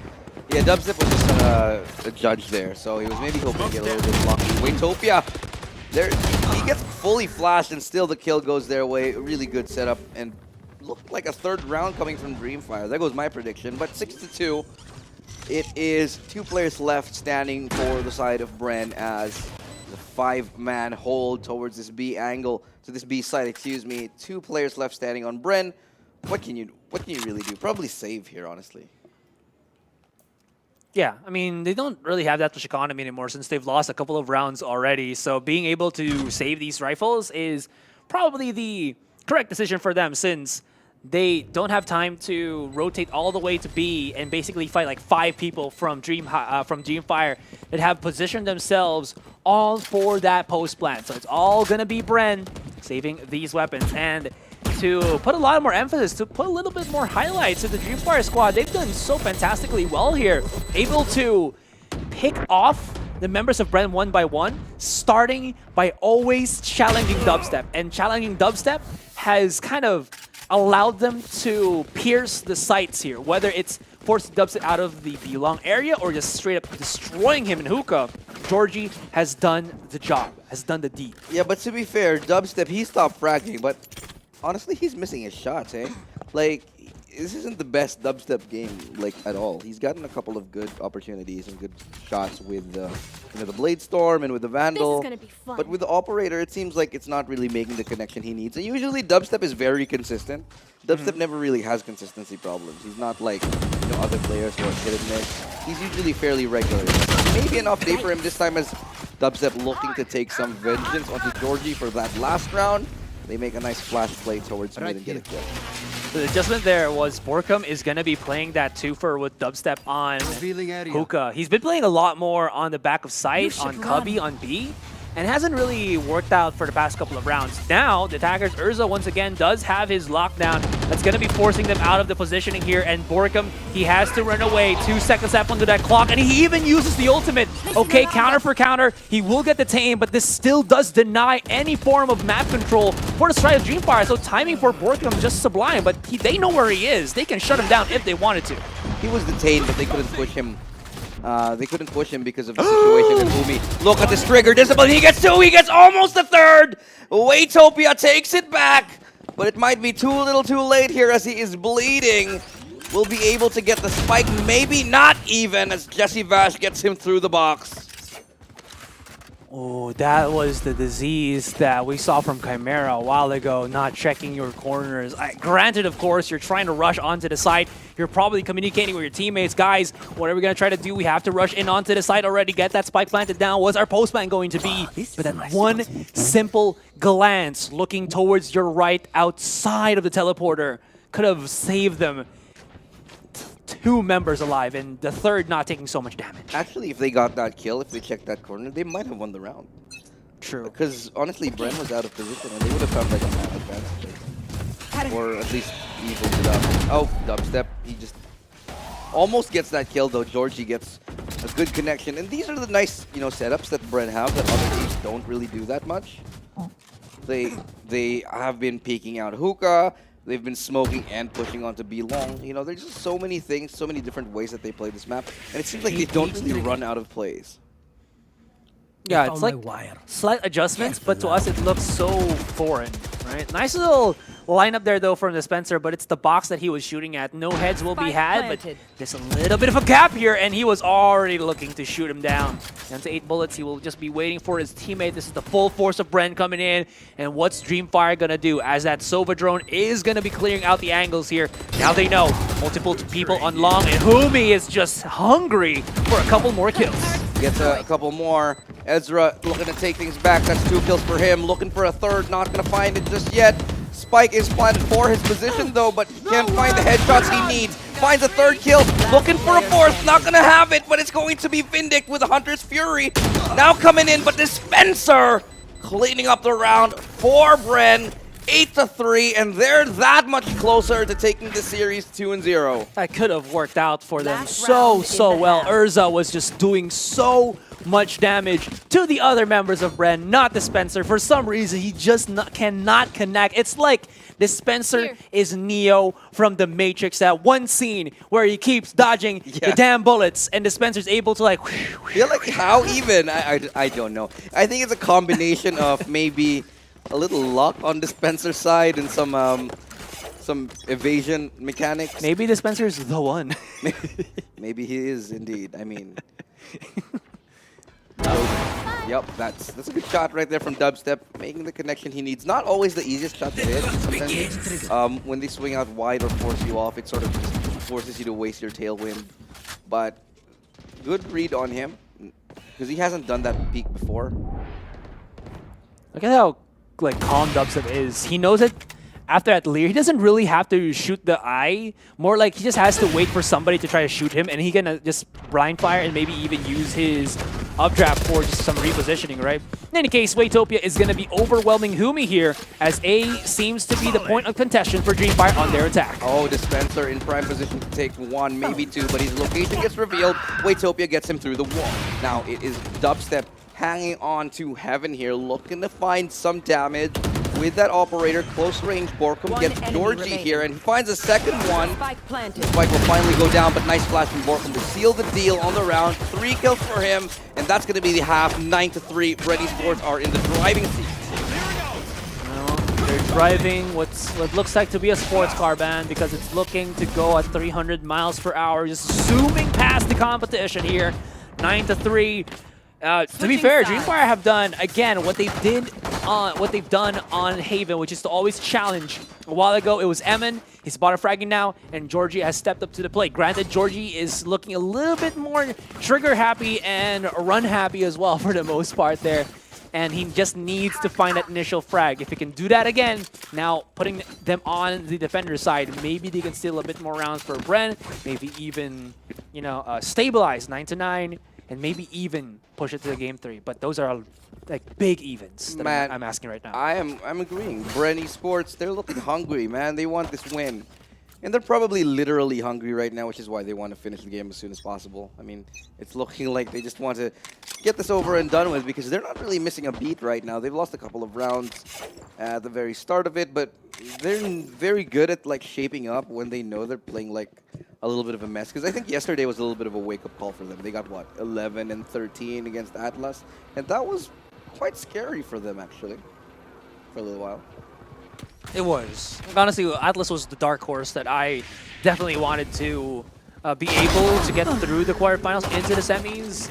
But yeah, like I said yesterday, up against BREN, it was the hardest thing that they could probably have to try to go for in this round. Anyways, though, it's going to be the initiate into the site already. And look at how Dreamfire is just working such magic here, leaving it all into the hands of Dispenser, who has even yet to plant down that Spike. Spike will be dropped as well, and they know where he is. They're hearing the footsteps. He's just retreating, trying to get that reposition up onto his favor. And here comes the nice little dinkage, but he will get the one dink. Down to 69 HP, down to 35, down to 0. And again, BREN shows that they are weak on their pistol. Yeah, I mean, I was just about to say it. BREN, they're not very good at pistols, I think. I think it's their biggest weakness thus far. Yeah. And you can say that it's just pistol round, right? But it's sometimes 2 rounds, sometimes 3 rounds that you lose if you don't win. Yeah. And these are very, very crucial rounds. If they shape up their pistol, they're going to be a deadly team. But they can't keep giving up pistols like this. Yeah, someday, somehow, one of these days, one of those teams will find that chink in the armor and use it to destroy BREN. But of course, there's only so much. Right? They can still buy up into weapons after a couple more rounds if they just do save. Because Eman with a big nade, let's see if that's going to connect. And look at it, soften up 2, make that 3 members of BREN. Good value on that Kaboom Boom. That's a really good nade, and that's a nice dink through the little canister there through the wall. But Emma looking to get up close and personal at least with that stinger. It was ready to take him down. And it's a good clean round here. Should be a flawless eco. I say should be. Also, there's Vindic just waiting for anybody to try and plant. One enemy remaining. Okay, yeah, he gets it, because I thought he was going to die as well. But it's a flawless round for Dreamfire, and this is definitely better already than their previous game, where they only got 4 rounds. And they're actually shaping up. I think fundamentally speaking, they're showing us they have a good grasp, at least on Bind, where it seems like BREN Esports seem to struggle. I don't know what it is with BREN and Bind, but it's like they don't play at their best when they're on Bind. I guess you could say it like, however you want to go about it. Teams just know how to defend. They have setups on defense, and BREN still has to pierce through all of that. And when teams, I think in attack, they have to be more coordinated because it's more difficult to like set stuff up when you're on the offensive.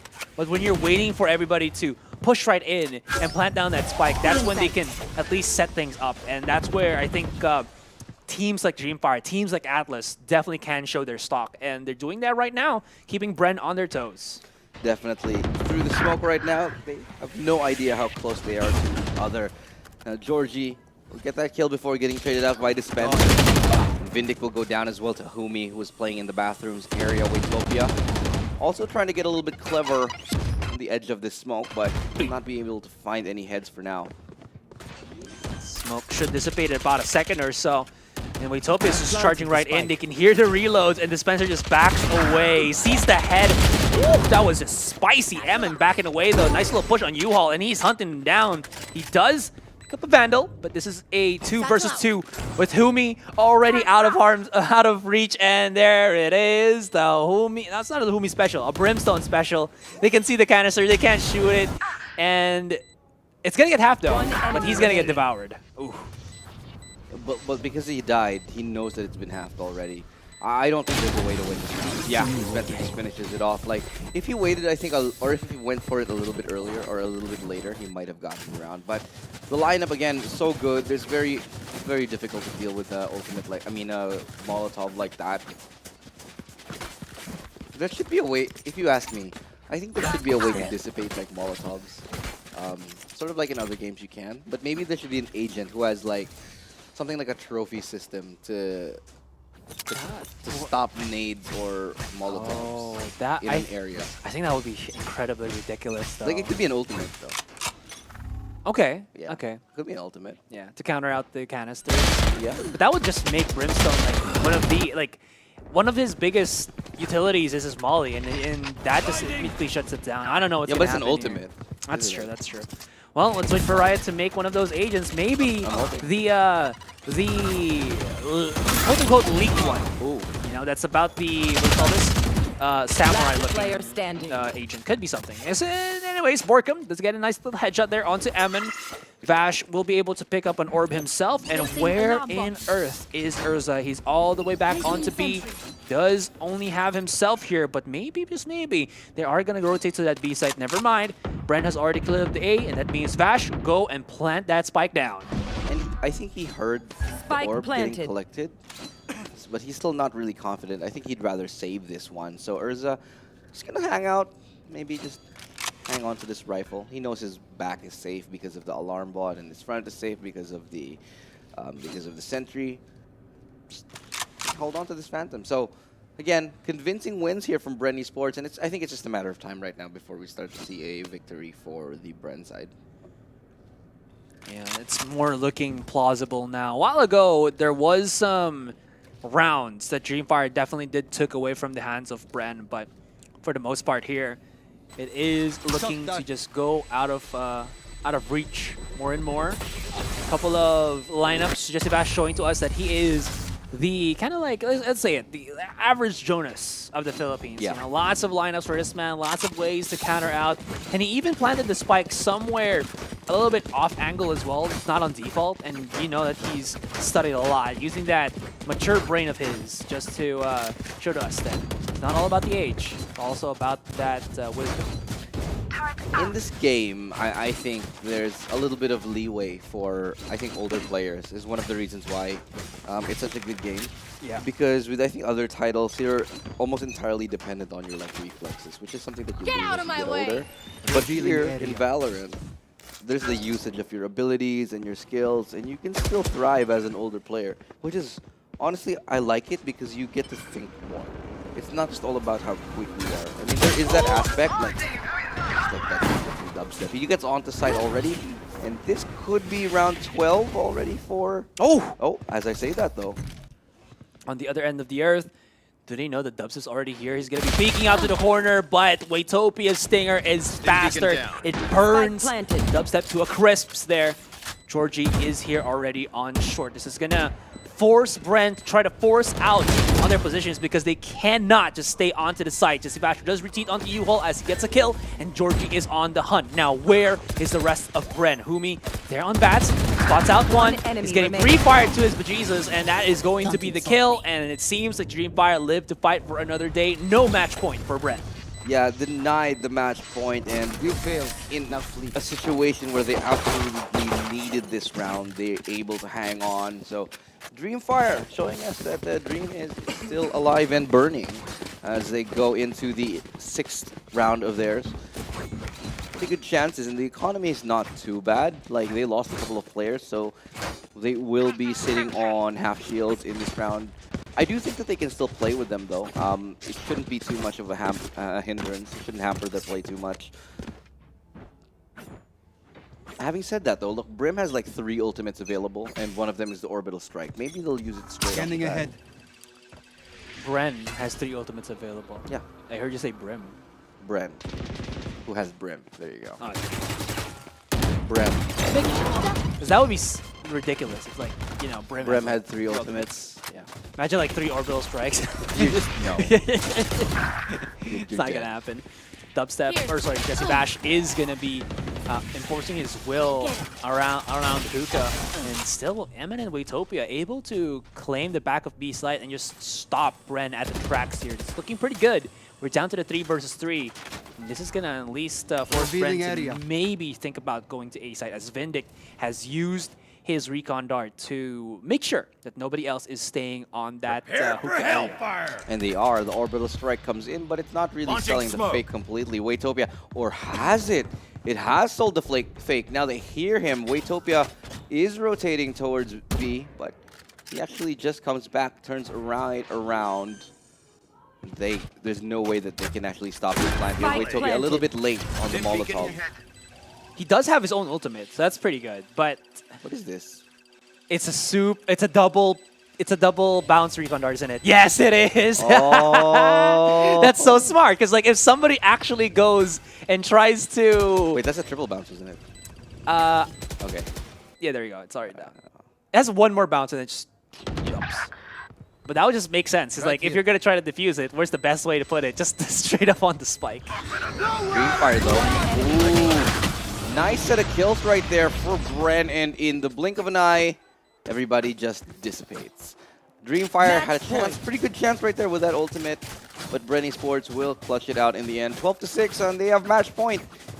And Dreamfire, they don't really have money, do they? Yeah, Spencer got, Jesse Vash got the kill with his ultimate through the orbital strike.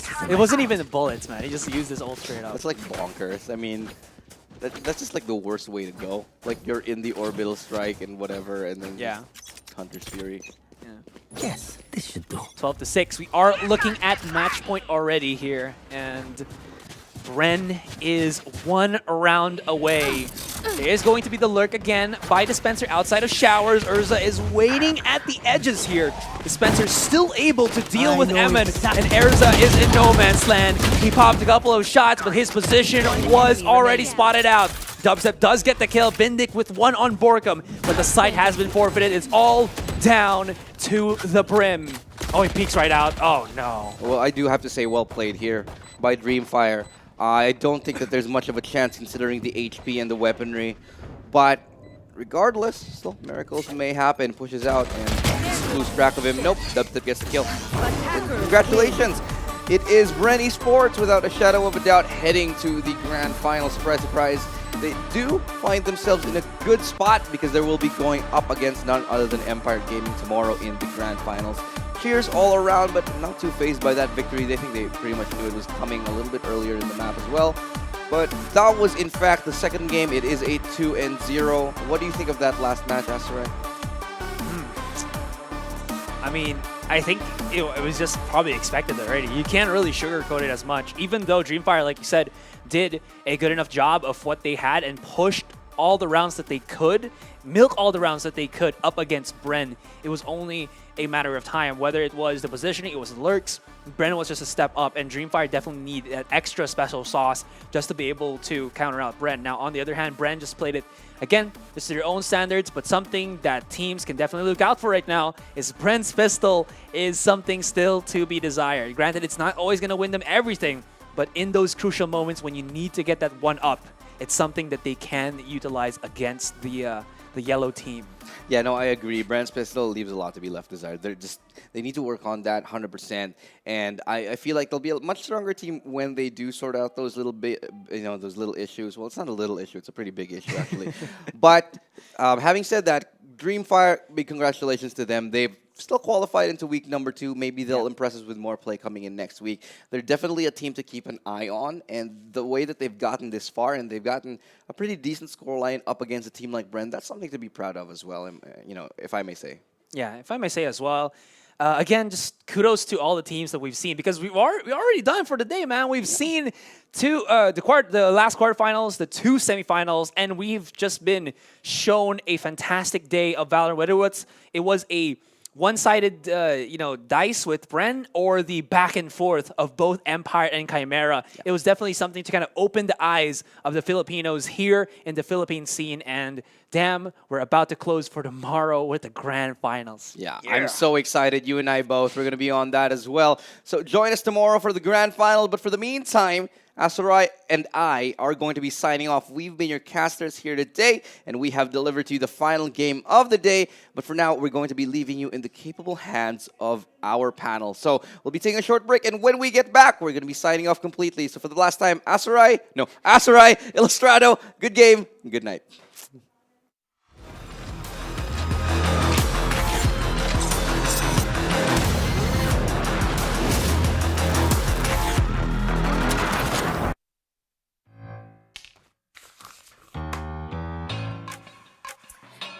mother, light of the home. Dad? Hey, baby! Greetings, Professor Rodolfo.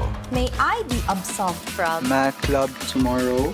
May Globe Virtual Hangouts kasi. Go and hang out from wherever you are.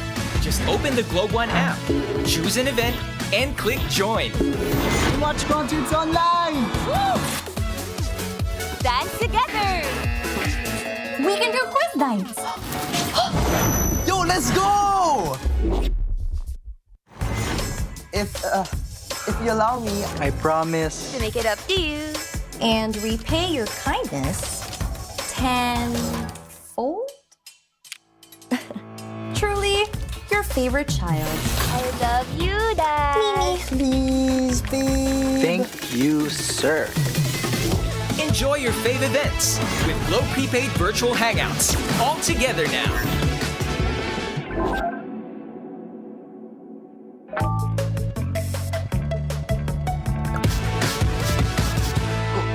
Yes!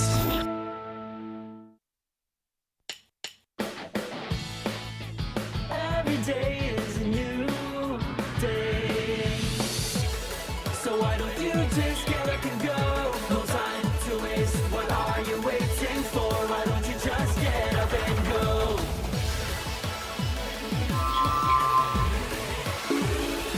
Go and create even more with the new Globe Prepaid, because it's your imagination that will keep the world going.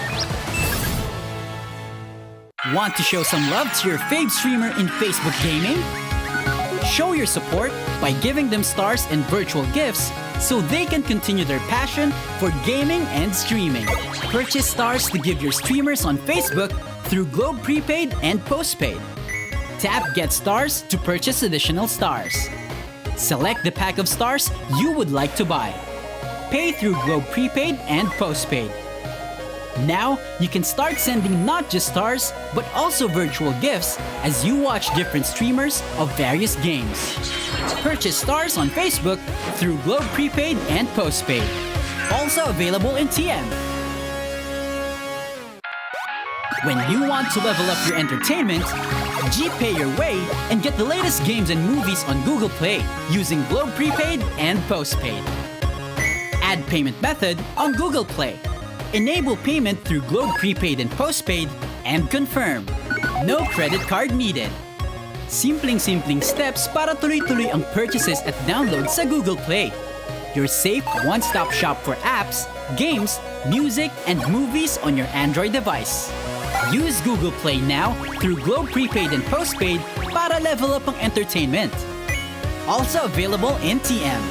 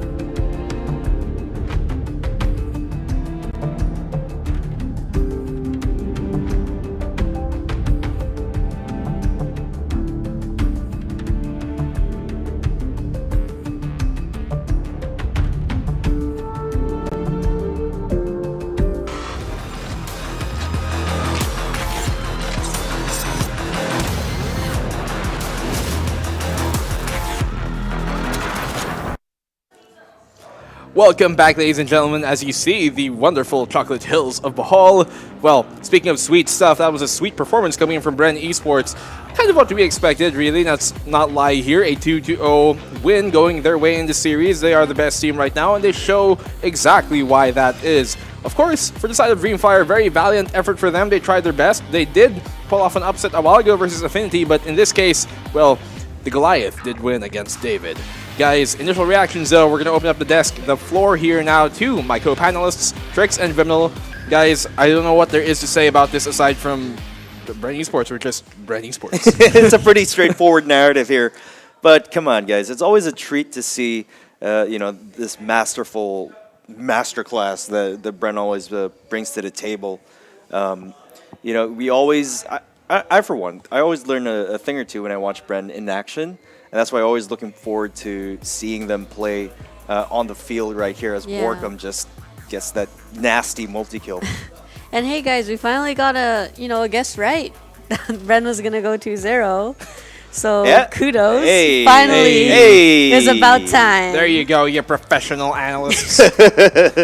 But I think that nerds. Dreamfire actually performed better than I expected. I was pleasantly surprised with how much they were fighting against BREN, but at the end of the day, it's BREN that you're up against. They adjust their mistakes in the middle of a game. They don't wait till after the game to suddenly fix their errors. They do it the next round. Yeah, it's a tough fight. I mean, you gotta give it to them, to these boys from Dreamfire. They put up a really, really good fight. I gotta agree with you there. I mean, them being able to make the adjustments mid-game, as you saw there from BREN Esports, sometimes even mid-round, just speaks to the experience and the veteran leadership that they do bring into this. I think Dreamfire, with a bit more time, a bit more tournament playing time, and experience in tournaments like this, they have a bright future ahead of them. Yes, there's a lot of potential in that team. And I feel like the coordination, though, from BREN, it's very clear, especially in this map. The way that they fight together, which makes the opponent unable to really pick one by one off. They're all in the same unit. They're communicating with each other. They're deciding where they're going to flash, where they're going to peek, what they're going to do, which ultis they're going to use, and when. And I just think it's great to watch, but I'm so excited for another team to really push BREN to their limit. Yeah, I mean, this is what I was talking about. Like, this is the so-called next level factor that we were speculating earlier on in the evening. When you get to this level, you assume perfect aim on either team. But what makes you the better team than the other one if you both have perfect aim, right? Strategies. Yeah, I mean, that's the next step, and BREN knows this very, very well. And it's really that synchronization and sort of synergy that is very distinctly BREN. Although, at least in the local scene. I do think that the pick of Bind on Dreamfire, I know initially I was a little surprised by it, but they proved to show us why they picked. They showed us why they would pick Bind, and they performed really well, in my opinion. Well, here are the stats for the very first map. Borkum on the Phoenix, the MVP for BREN Esports, and then for Dreamfire is going to be Emin, also on the Phoenix as well. You can see their lineups are quite similar, actually. Literally the exact same lineup on both teams, now that I think about it. And so, well, Borkum, 2.68 KDA rather, combat score of 350 pretty much, and 22 kills to his name. The rest of his team, quite high as well in that regard, 13-4. The second map was a bit closer than the first one was, but I also do think, and I don't think this is a hot take, that BREN kind of let their foot off the gas pedal a bit for that second match before they really stepped down to it. But speaking about the first one still, almost every stat going the way of BREN Esports. Surprisingly, though, headshot percentage did go in the way of Dreamfire. That just shows that these guys mechanically are also, up there. They are. They're definitely mechanically there, but I feel like when you go against BREN, it's also about strategy. It's adjusting to your opponents, and I think that Dreamfire definitely felt that in this match, where it's not just about having a solid foundation, it's also having a malleable one at which that you can adjust to your opponents who play so well, like BREN. And I've been seeing this sort of trend more often in recent times. Taking a look at the agent composition, you got Killjoy and Brim tandem, And here for the side of Dreamfire, you try to play that post-plant situation wherein you use those mollies and then you just molly them for 10,000 years. Yeah. But it's really hard to pull off here. I was actually surprised to see Borkum on the breach. I was hoping a Phoenix would come up. I really like Phoenix on a map like Bind, especially with his ultimate capability. But Borkum had some really good plays and really great flashes to support his teammates. Yeah, I mean, we were saying before that Borkum's probably like one of the best breaches here in the country, and for good reason. Yes. Arguably, his Phoenix could have been just as effective, but again, 3 flashes better than 2. So interestingly enough, too, on map number 2, Jesse Vash had the operator for a few rounds there. Yep. Normally, you might see it on like Dispenser or Dubstep's hands, but Jesse Vash made good work of it too. He did. I feel like a lot of it has to do with the tactic that they are going to play that round. So I feel rather than having Dubstep on that operator, as you saw, he was peeking. He was at window that round. Yeah. So I felt that it did make more sense to go to Jesse Vash, who was getting support from, I believe it was Borkum. I think he was droning out long with his Yes, Algro. and then he had the ultimate skill up as well. So I just feel like it made sense to be on Jesse Vash that round. But yeah. Well, yeah, there are the stats you guys can see. Heavily favoring BREN Esports, every single one. 12.4k damage, and the headshot percentage does go their way too, guys. So what an amazing match coming there from BREN Esports. As expected, Dreamfire, very valiant effort. I would love to see more from them on the upcoming weeks. Of course, they are already directly seeded into next week, so they're not out of the tournament just yet. But Borkum is going to be our MVP for this one, ACS of 242.9, KDA of 2.7. And something I like to point out is he wasn't even like the top fragger in the second map, and a lot of the time he was actually playing more of a supporting role to his duelists. And the cool thing about BREN is that basically any of these guys can be MVP or can basically frag out. Yeah. But Borkum is always going to be Borkum. He's always very consistent and always a very integral part of BREN's team play. I do just want to point out that although this definitely didn't go to Dreamfire, I think that they were doing an excellent job in capitalizing on the mistakes that BREN was making. And I feel like that's really important, especially at this level, to know when and how you can capitalize on those mistakes. Yep. That's exactly the name what of the game. Yeah, that's exactly what you need to do to be able to beat the team such as BREN Esports. But guys, let us now look at the brackets and how things have turned out after the end of day 2. Here we go now, the 4 semifinalists. We've filtered them out to just the grand finalists now, which will be BREN Esports versus Empire, formerly known as AG Nefarious. Of course, those 4 teams that you guys see in the semifinals there, round number 2, those 4 teams are already going to be directly seeded into next week, wherein they will be playing for a slot to the VALORANT Masters 2021, a qualifying slot. Only one team will be able to get that opportunity. And so Empire here versus BREN, what this is really playing for right now, what they're really playing for tomorrow is a top seed for next week. And so Empire versus BREN, that is the match to be played tomorrow. A best of 5 here for our grand final of week number 1 in the playoffs. Guys, that is one to certainly look forward to, as I am very excited to see how that is going to turn out. I think out of any of the other teams here that we've seen during the playoffs, Empire might just be the team to bring it to a stretch. But guys, finally, as we saw BREN Esports win there and the other teams as well, you guys have won too. 10 of you, actually. This whole day I was saying 5, but actually 10 of you are going to be our winners here for the 1,500 Valorant points. Well, without further ado, let's get to it. Here are the 10 winners for it. Congratulations to Ezekiel Castro Tapnio, Raven Petiluna, Nicolo Mikhail, Iverson, very apt, John Martin Marbella, Sensui, Lester Amantilio, Rafael Boleche, John Calvin Peregrino, and Sefdan De La Cruz. Congratulations to you guys. Do simply message the PPGL page to find out how you can redeem your points, guys. And, well, right in time for the Battle Pass too, guys. Of course, if you want to buy some skins and even more for Valorant, guys, you can simply load up your Valorant points with Code Shop by using Globe or TM. Guys, it's that simple. All you have to do is do that, and also follow our pages and other SOCMED platforms to be able to find out more updates on the Valorant Challengers Tour here for the Philippines. Guys, There's Twitch, there's YouTube, there's Facebook, there's TikTok. We're everywhere. You name it, we're there. All you have to do is search us up, and you're probably going to find it. There's lots of behind-the-scenes footage, too, and content that you're going to see from us if you do follow like our TikToks, our Instagram, our Facebooks, and all that, too. Please do make sure to do that. Check the stories out, too. Guys, once again, YouTube, wherever you might want to look for us, we are there, guys. So, well, what an amazing day we have now. Our second day is finally done here of the semi-final. Tomorrow, do not forget, we're going to have our grand final, which is going to be BREN Esports once again versus Team Empire.